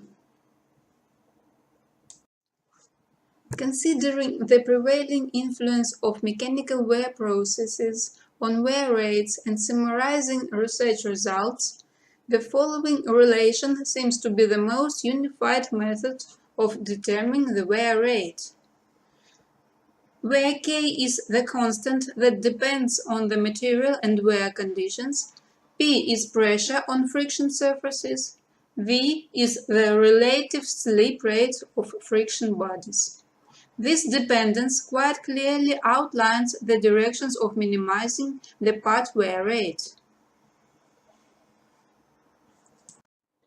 The study of the problem consists in a detailed analysis of slide bearings, their inherent dynamic process that condition loads on support surfaces. Slide bearings are an integral part of many critical units. They are widely used in power equipment, pumps, compressors, electric motors. Physical processes that occur in slide bearings are quite complex and depend on relations of many external and internal factors. During operation of machines and equipment with bearing units, there occur failures accelerated by uneven wear caused by uneven distribution of loads along the length and area of contact of the shaft with the bearing unit, resulting in overheating, accelerated wear, seizure, and loss of equipment efficiency. Basically, all the problems of slide bearing state can be split into three groups. Problems in the state of the working surfaces of the bearing, problems of the clearance between the support surface of the rotor and the anti-friction half liner, and problems with the bearing capacity of the lubricant film. The conditions for creating a bearing lubricant film in the bearing are similar to hydrodynamic processes arising between the plane and the plate which moves at some angle to it. When the bearing clearance is filled with lubricant and the force is applied to the shaft, the latter shifts from the central position and forms the eccentricity between the shaft and the orifice, and thus a V-shaped clearance. When the shaft rotates, the lubricant stuck to it is captured in the V-shaped clearance, compressed in a narrow throat of the clearance, and creates a lifting force that keeps the shaft from contacting the bearings. Determination of hydrodynamic pressure in the lubricant film is one of the tasks of the hydrodynamic theory of lubrication. Hydrodynamic pressure develops in the V-shaped lubricant clearance and is balanced by the load acting on the shaft. The figure presents the shaft position in the bearing. At the beginning of its work, when the angular velocity of the shaft is still close to zero, and during the period of steady movement, when the angular velocity exceeds the critical value, which corresponds to transition of the fluid friction mode. The bearing capacity of the lubricant wedge of the slide bearing is a complex nonlinear function of the size of the clearance between the shaft and the anti-friction half liner. The thinner the lubricant film is, the higher the bearing capacity of the bearing becomes. On the other hand, reduction of the lubricant film decreases resistance of the bearing to dynamic loads, and the shaft is more likely to mechanically touch the half liner. The wedge is the thickest at the entry point of the working surface of the rotating shaft into the bearing zone, and the thinnest at the exit from it. The greater the load on the bearing is, the thinner the lubricant film carrying the radial load becomes. Under certain conditions, rotors of units that are supported by slide bearings may lose stability and switch to the mode of radial self-vibrations. This most often happens at a significant reduction in the load of the rotor shaft on the bearing due to many reasons. Complexity of hydrodynamics operation of the bearing creates a dynamically unstable mechanism of working surfaces where, due to fluctuations in the level and nature of the load, shifts of the load spot. This results in uneven and accelerated wear. This diagram is representative for hydrodynamic slide bearings. Comparison of wear of the support surface of the bearing half-liner and regularities of the rate of wear resulted from the action of design and operational factors during a significant service life shows considerable unevenness of wear on the area of friction contact, which fully corresponds to regularities of wear. It is this wear pattern of the friction surface that conditions the need of improvement of the bearing design to stabilize the field of working pressure on the support surface. Researchers pay little attention to the fact that technological equipment of industrial production mainly consists of stationary machines with rotating working motion. Thus, in accordance with D'Alembert's principle, impressed forces are cyclical in nature. That's why lubricant dripping from the working space of the bearing is not laminar, but accelerated by impacts of working load forces. Due to this, mechanical wear of the support surfaces is combined with fatigue wear. A significant increase in clearances during operation leads to impact loads which also contribute to the increase in the wear rate of even to breakdown or individual parts and machine failure.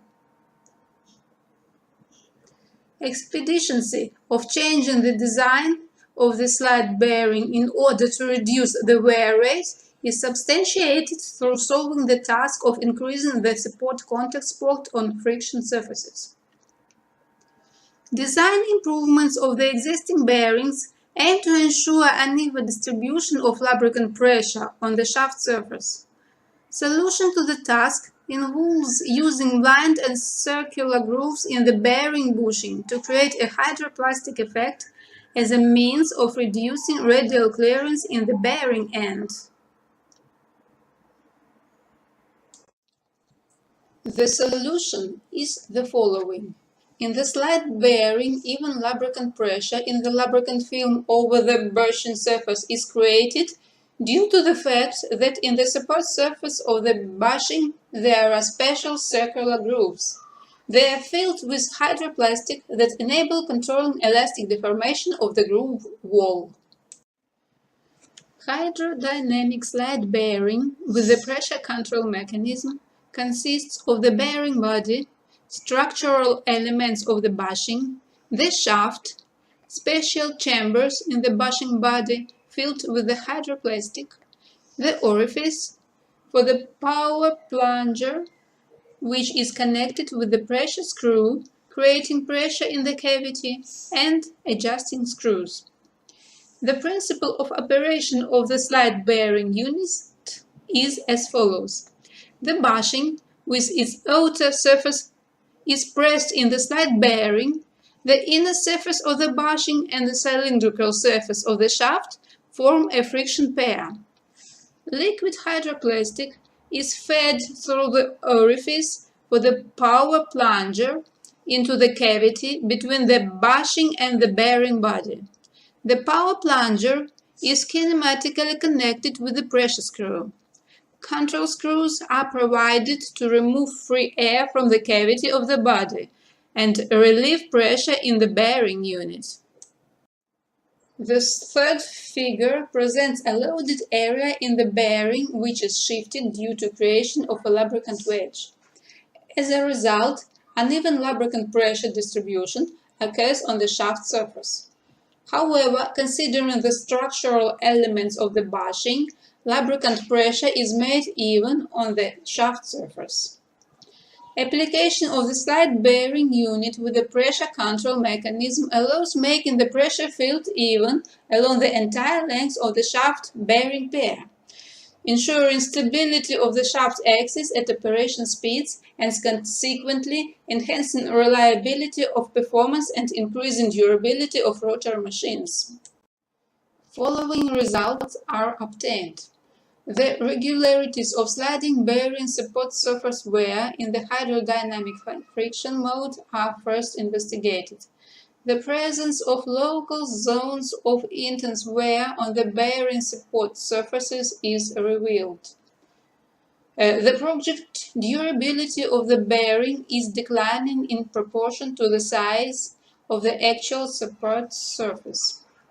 The investigation of the relationships between the sliding bearing support surface wear and the design and operational factors is conducted. The factors that have the most significant influence on the speed and irregularity of friction surface wear have been identified.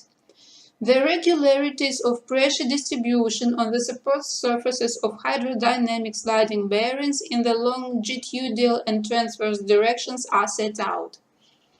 The analysis shows that engineering and design methods do not consider availability of uneven axial pressure on the shaft on support surfaces of the bearing.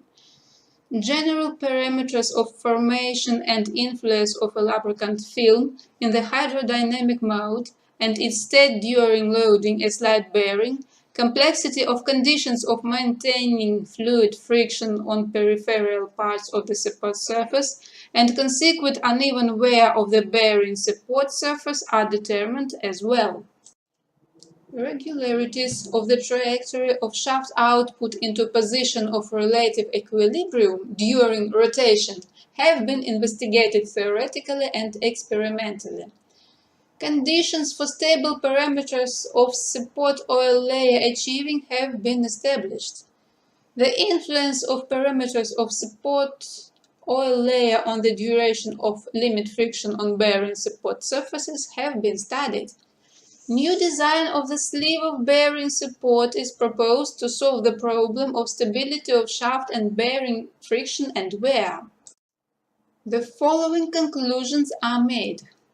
The inventive structural design of the slide bearing unit with pressure control mechanism makes it possible to evenly distribute the pressure field along the entire length of the shaft bearing pair.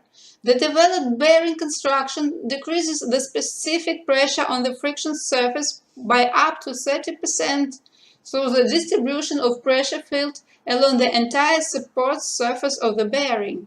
As a result, the stability of the shaft axis at operation speeds is ensured, and the operational reliability is improved, and the durability of rotor machines is increased. The wear rate of the bearing support surface is proportional to the specific pressure. In this way, the wear rate of the bearing support surface can be reduced by up to 50% in the newly designed slide bearing unit. In that connection, its overhaul interval is doubling and the number of repairs is halved.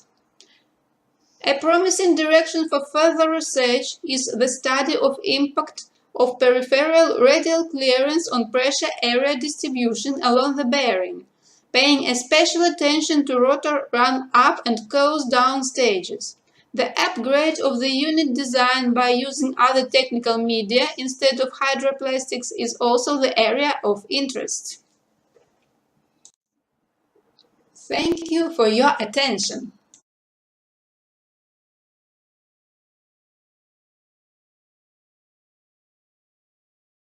Dear colleague, the topic of my report is dynamic of clamping pneumatic cylinder for technological equipment.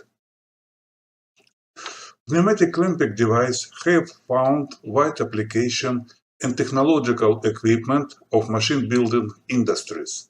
These devices are used for fixed parts in metal cutting machine tools and systems, equipment for plastic shaping, and other equipment for mechanical processing of materials.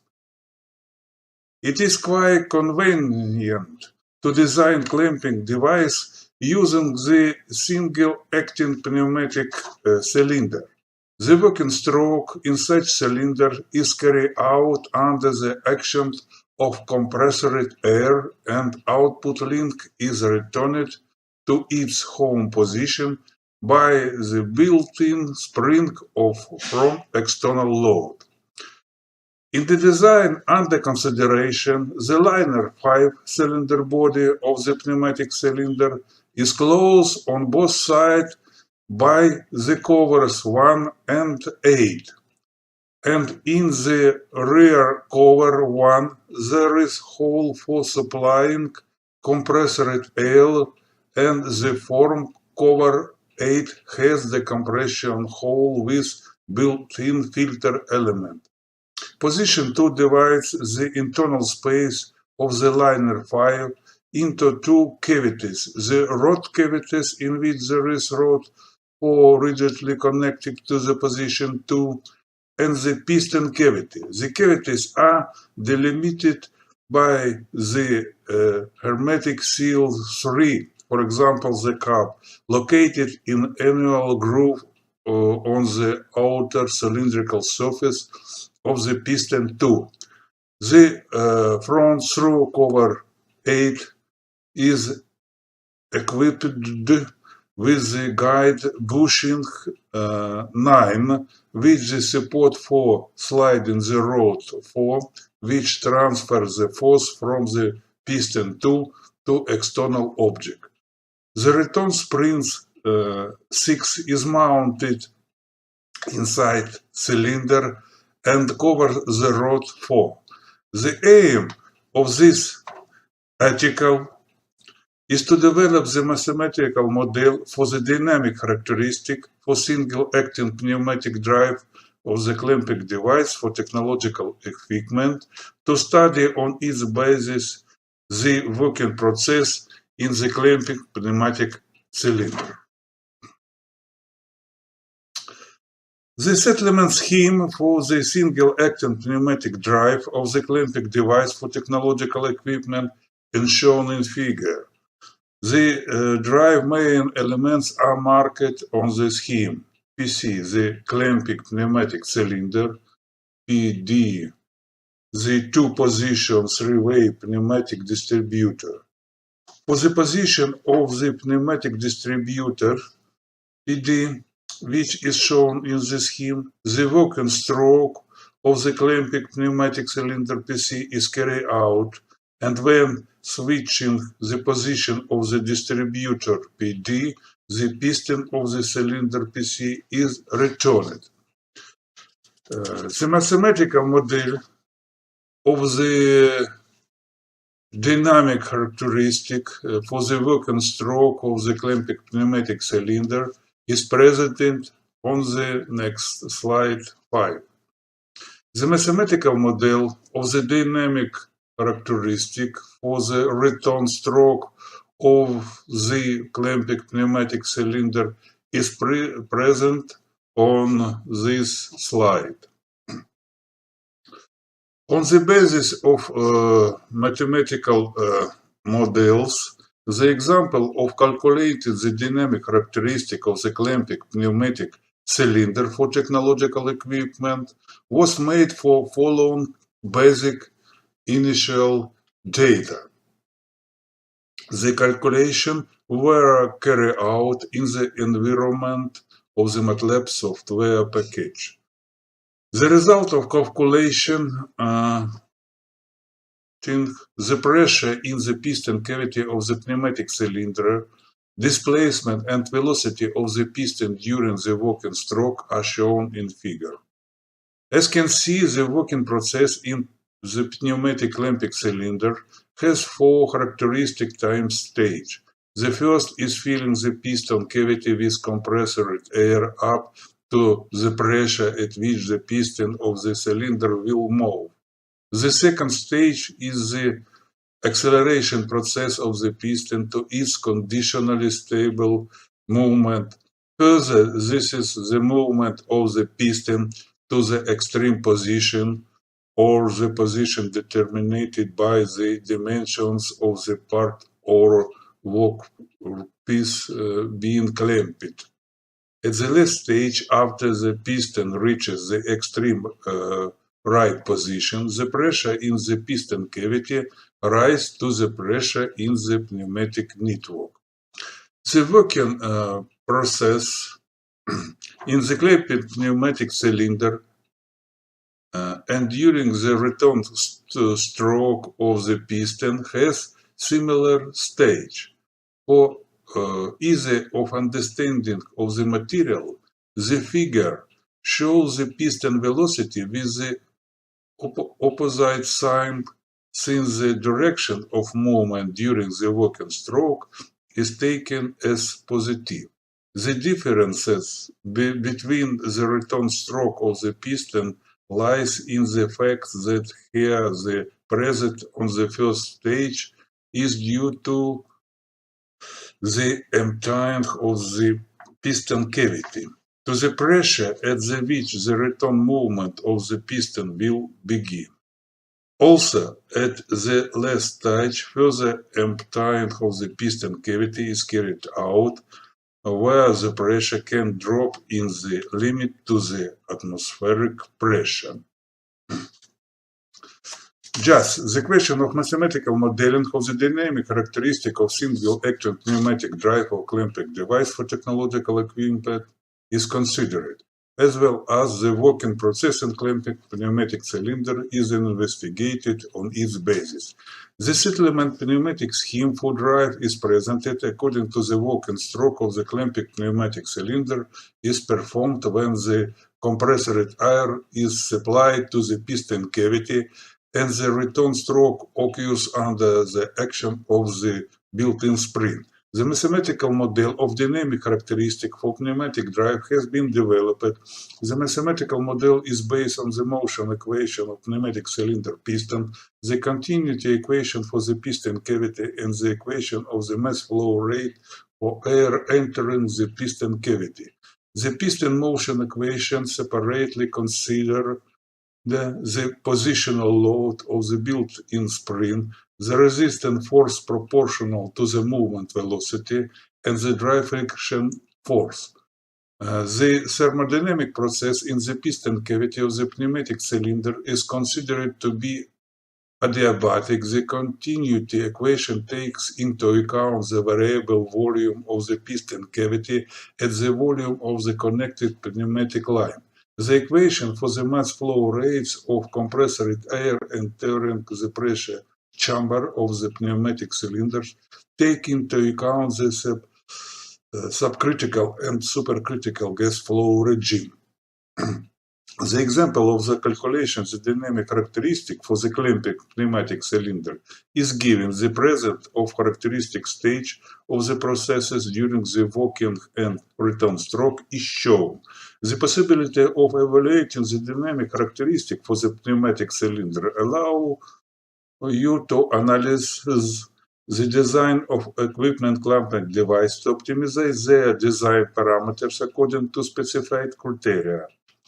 The time of the working and return stroke for the piston are the component of the operating time for technological equipment, which determines its performance. The need to evaluate the performance for technological equipment determines the relevance of the studying the dynamics for the clamping pneumatic cylinder. That's all. Thank you for your attention. Good day, dear participants of the conference. I would like to present you the results of our research on the theme non-circular wheels from a congruent axe. Gears that transmit rotational motion during mutual rolling of surfaces one by one on account of friction between them are called frictional. They have a significant disadvantage. They cannot transmit high-power torque, but are basic for the designing of powerful toothed gears. Non-circular wheels are a pair of closed curves that rotate around fixed centers and at the same time roll one by one without sliding. Non-circular wheels serve as centroids in the designing of cylindrical toothed gears with variable gear ratios. Closed flat curves on the basis of which toothed gears are designed are called centroids. The centroids of some non-circular toothed gears are quite well studied. As a rule, they are constructed not from individual congruent arcs, but from a continuous closed curves. Their characteristic feature is the continuity of the transfer function, while for composite centroids the transfer function is not continuous. However, the mechanism requires centroids with different transfer functions. In addition, there are devices for which transfer function type is not important, unlike the number of complete revolutions of the wheel. Non-circular wheels can consist of any number of symmetrical arcs that intersect in pairs at right angles. Against this background, the aim of this work is developing a method for constructing pairs of non-circular wheels from symmetrical arcs of congruent curves that intersect in pairs at right angles. A pair of non-circular wheels, which should begot in the result, is shown here. The key point of the design in such a pair of wheels is finding these two arcs. During rotation of one arc around the center O, the second arc must rotate around the center O1, so that the curves have a common point of contact and roll without sliding. If these arcs are mapped symmetrically regarding the straight lines connecting their ends with the points O and O1, then a part of a non-circular wheel in the form of a tooth can be obtained. The minimum value of the angle at the tooth top should be 90 degrees. So with a smaller value, the rolling of wheels becomes impossible due to jamming. At the corresponding angles, alpha 0 and phi 0, the number of teeth must correspond to an integer that divides the circle to the specified number of parts. For the case in the left figure, the number of teeth for both wheels is 4, so the angles are equal and are p divided to 4. During rotation of the teeth and rolling their profiles one by one, the top of the tooth of one wheel enters the hollow in the other. The angle in the hollows of the teeth must also be straight. The arcs AB of the driving wheel and A1, B1 of the driven wheel can be found in the polar coordinate system. In order for the angles in the vertices and hollows of the teeth of non-circular wheels to be straight, the angle between the tangents to the curves and the polar radius at the beginning and end of the arcs AB and A1, B1 should be equal to 45 degrees. The adding of polar radiuses ρ and ρ1 to the contact point should be equal to the distance from center to center. The rotation of one wheel at an angle alpha 0 must be done with rotation of the second one at an angle phi 0. When the tooth of the drive wheel rotates at the current angle alpha, the tooth of the driven wheel rotates at the angle phi, provided that the path lengths of the arc of the curves are equal. Based on this, let us assume that the angle phi depends on alpha. Here you can see two polar equations of the arcs which we received. In figure on the left, an arc is constructed for 45 degrees angle. The number 1 indicates the arc corresponding to the first polar equation and the number 2 to the second one. By successive rotation of the tooth around the region, a necessary non-circular wheel can be obtained. Similarly, a non-circular wheel from convex element can be obtained by successive rotation of the arcs.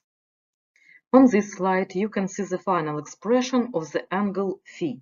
Let us consider examples of the designing of non-circular wheels, firstly wheels from convex elements. Let the drive and the driven wheels have two convex elements.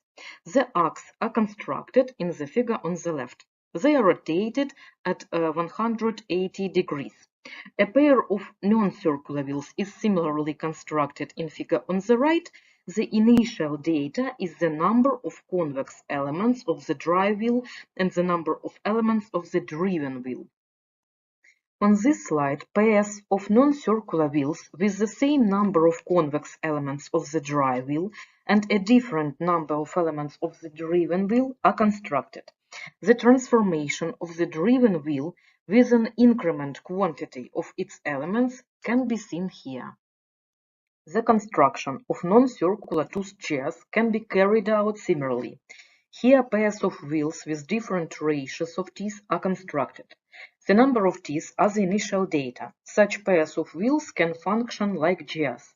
There is no friction between the surfaces of the teeth, which provides for the absence of wear. The disadvantage is that the GR ratio is not constant and the center-to-center distance cannot be set, but it's calculated depending on the quantity of wheel teeth. A quadratic polynomial is used to form the corresponding curves in the polar coordinate system. The construction of the wheels needs the initial data, the quantity of elements of both wheels, the drive one and the driven one. A characteristic feature of pairs of wheels is the absence of sliding between surfaces during their functioning. The result is the absence of friction forces, which leads to minimizing working surfaces wearing.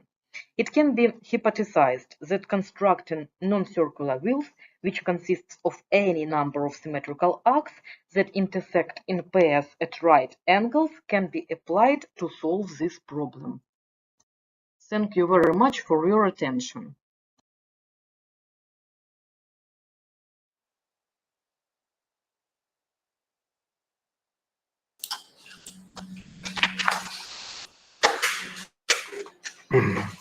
Thank you all authors for a very interesting presentation. Thank you all authors for a very interesting presentation. And now we have discussion. Some questions from internet. And now, if no, I have question to first article. Authors Gushin, Larsin, Lisiu, Machuk. Thank you all authors for a very interesting presentation. You are here. Thank you all authors for a very interesting presentation. And now we have discussion. Some questions from the internet. And now the question is, what is the main advantage of your two levels control system in comparison of the general case of multi-level adaptive control system? Thank you all authors for a very interesting presentation. You are here. Thank you all authors for a very interesting presentation. And now we have discussion. Some questions from the and now the question is, what is the main advantage of your two levels control system in comparison of the general case of multi-level adaptive control system? Thank you all authors for a very interesting presentation. Thank you all authors for a very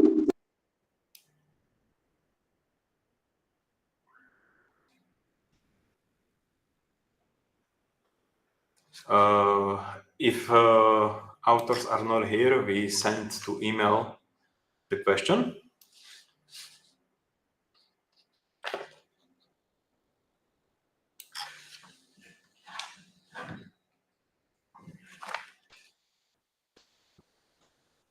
Okay. Do you hear me?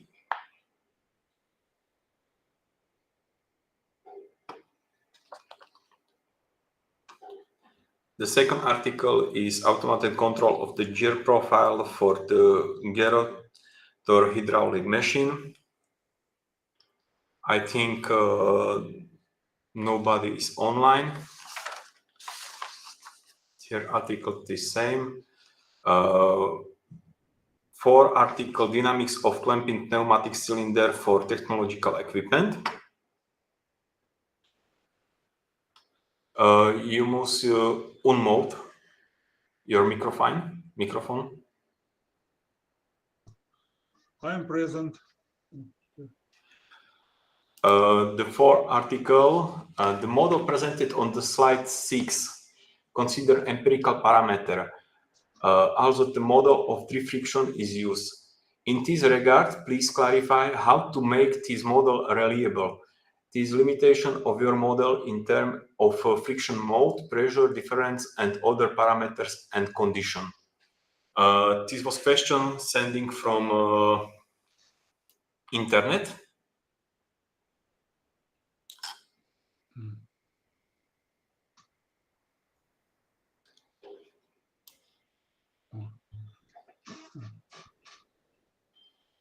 Repeat, please, question.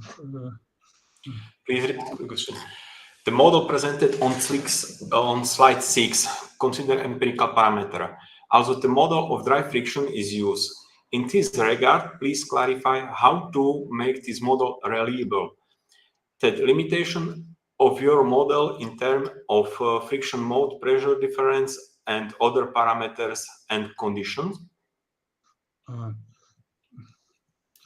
No, I understand that the question is concerned to dry friction. Yes. Dry friction take a constant, but with a single of velocity.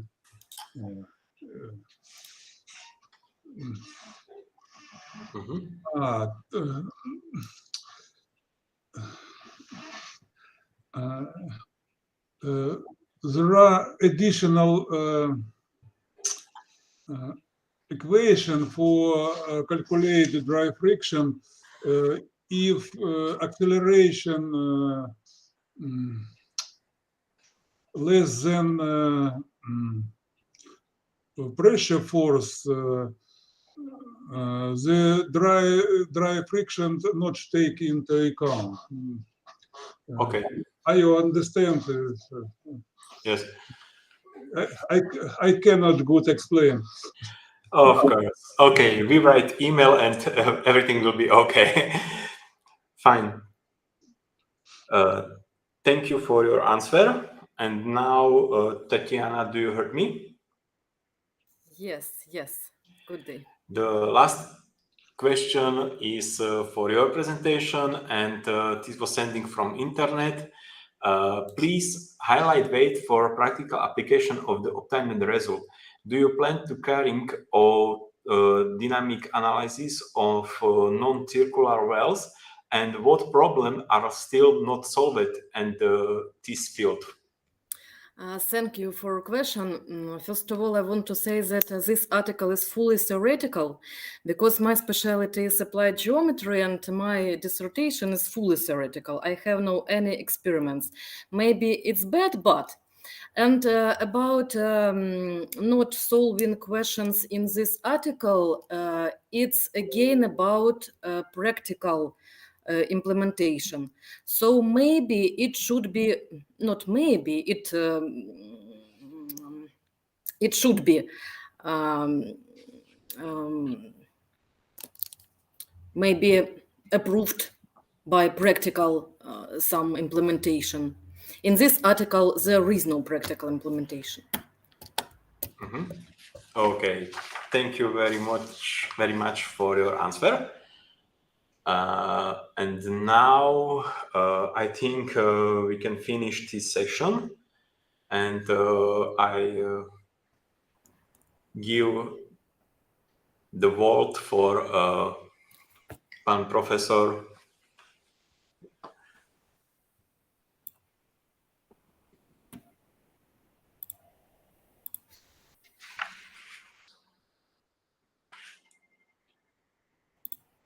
You will say some words?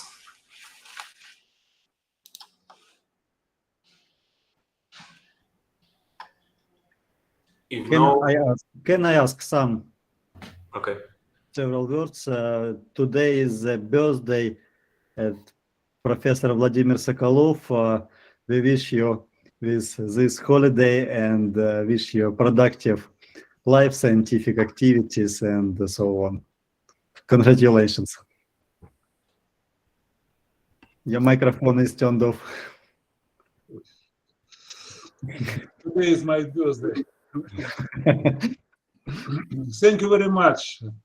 Congratulations. Joseph, thank you very much for your session. Thank you very much for your commitment to this conference, and we believe to meet in person very soon.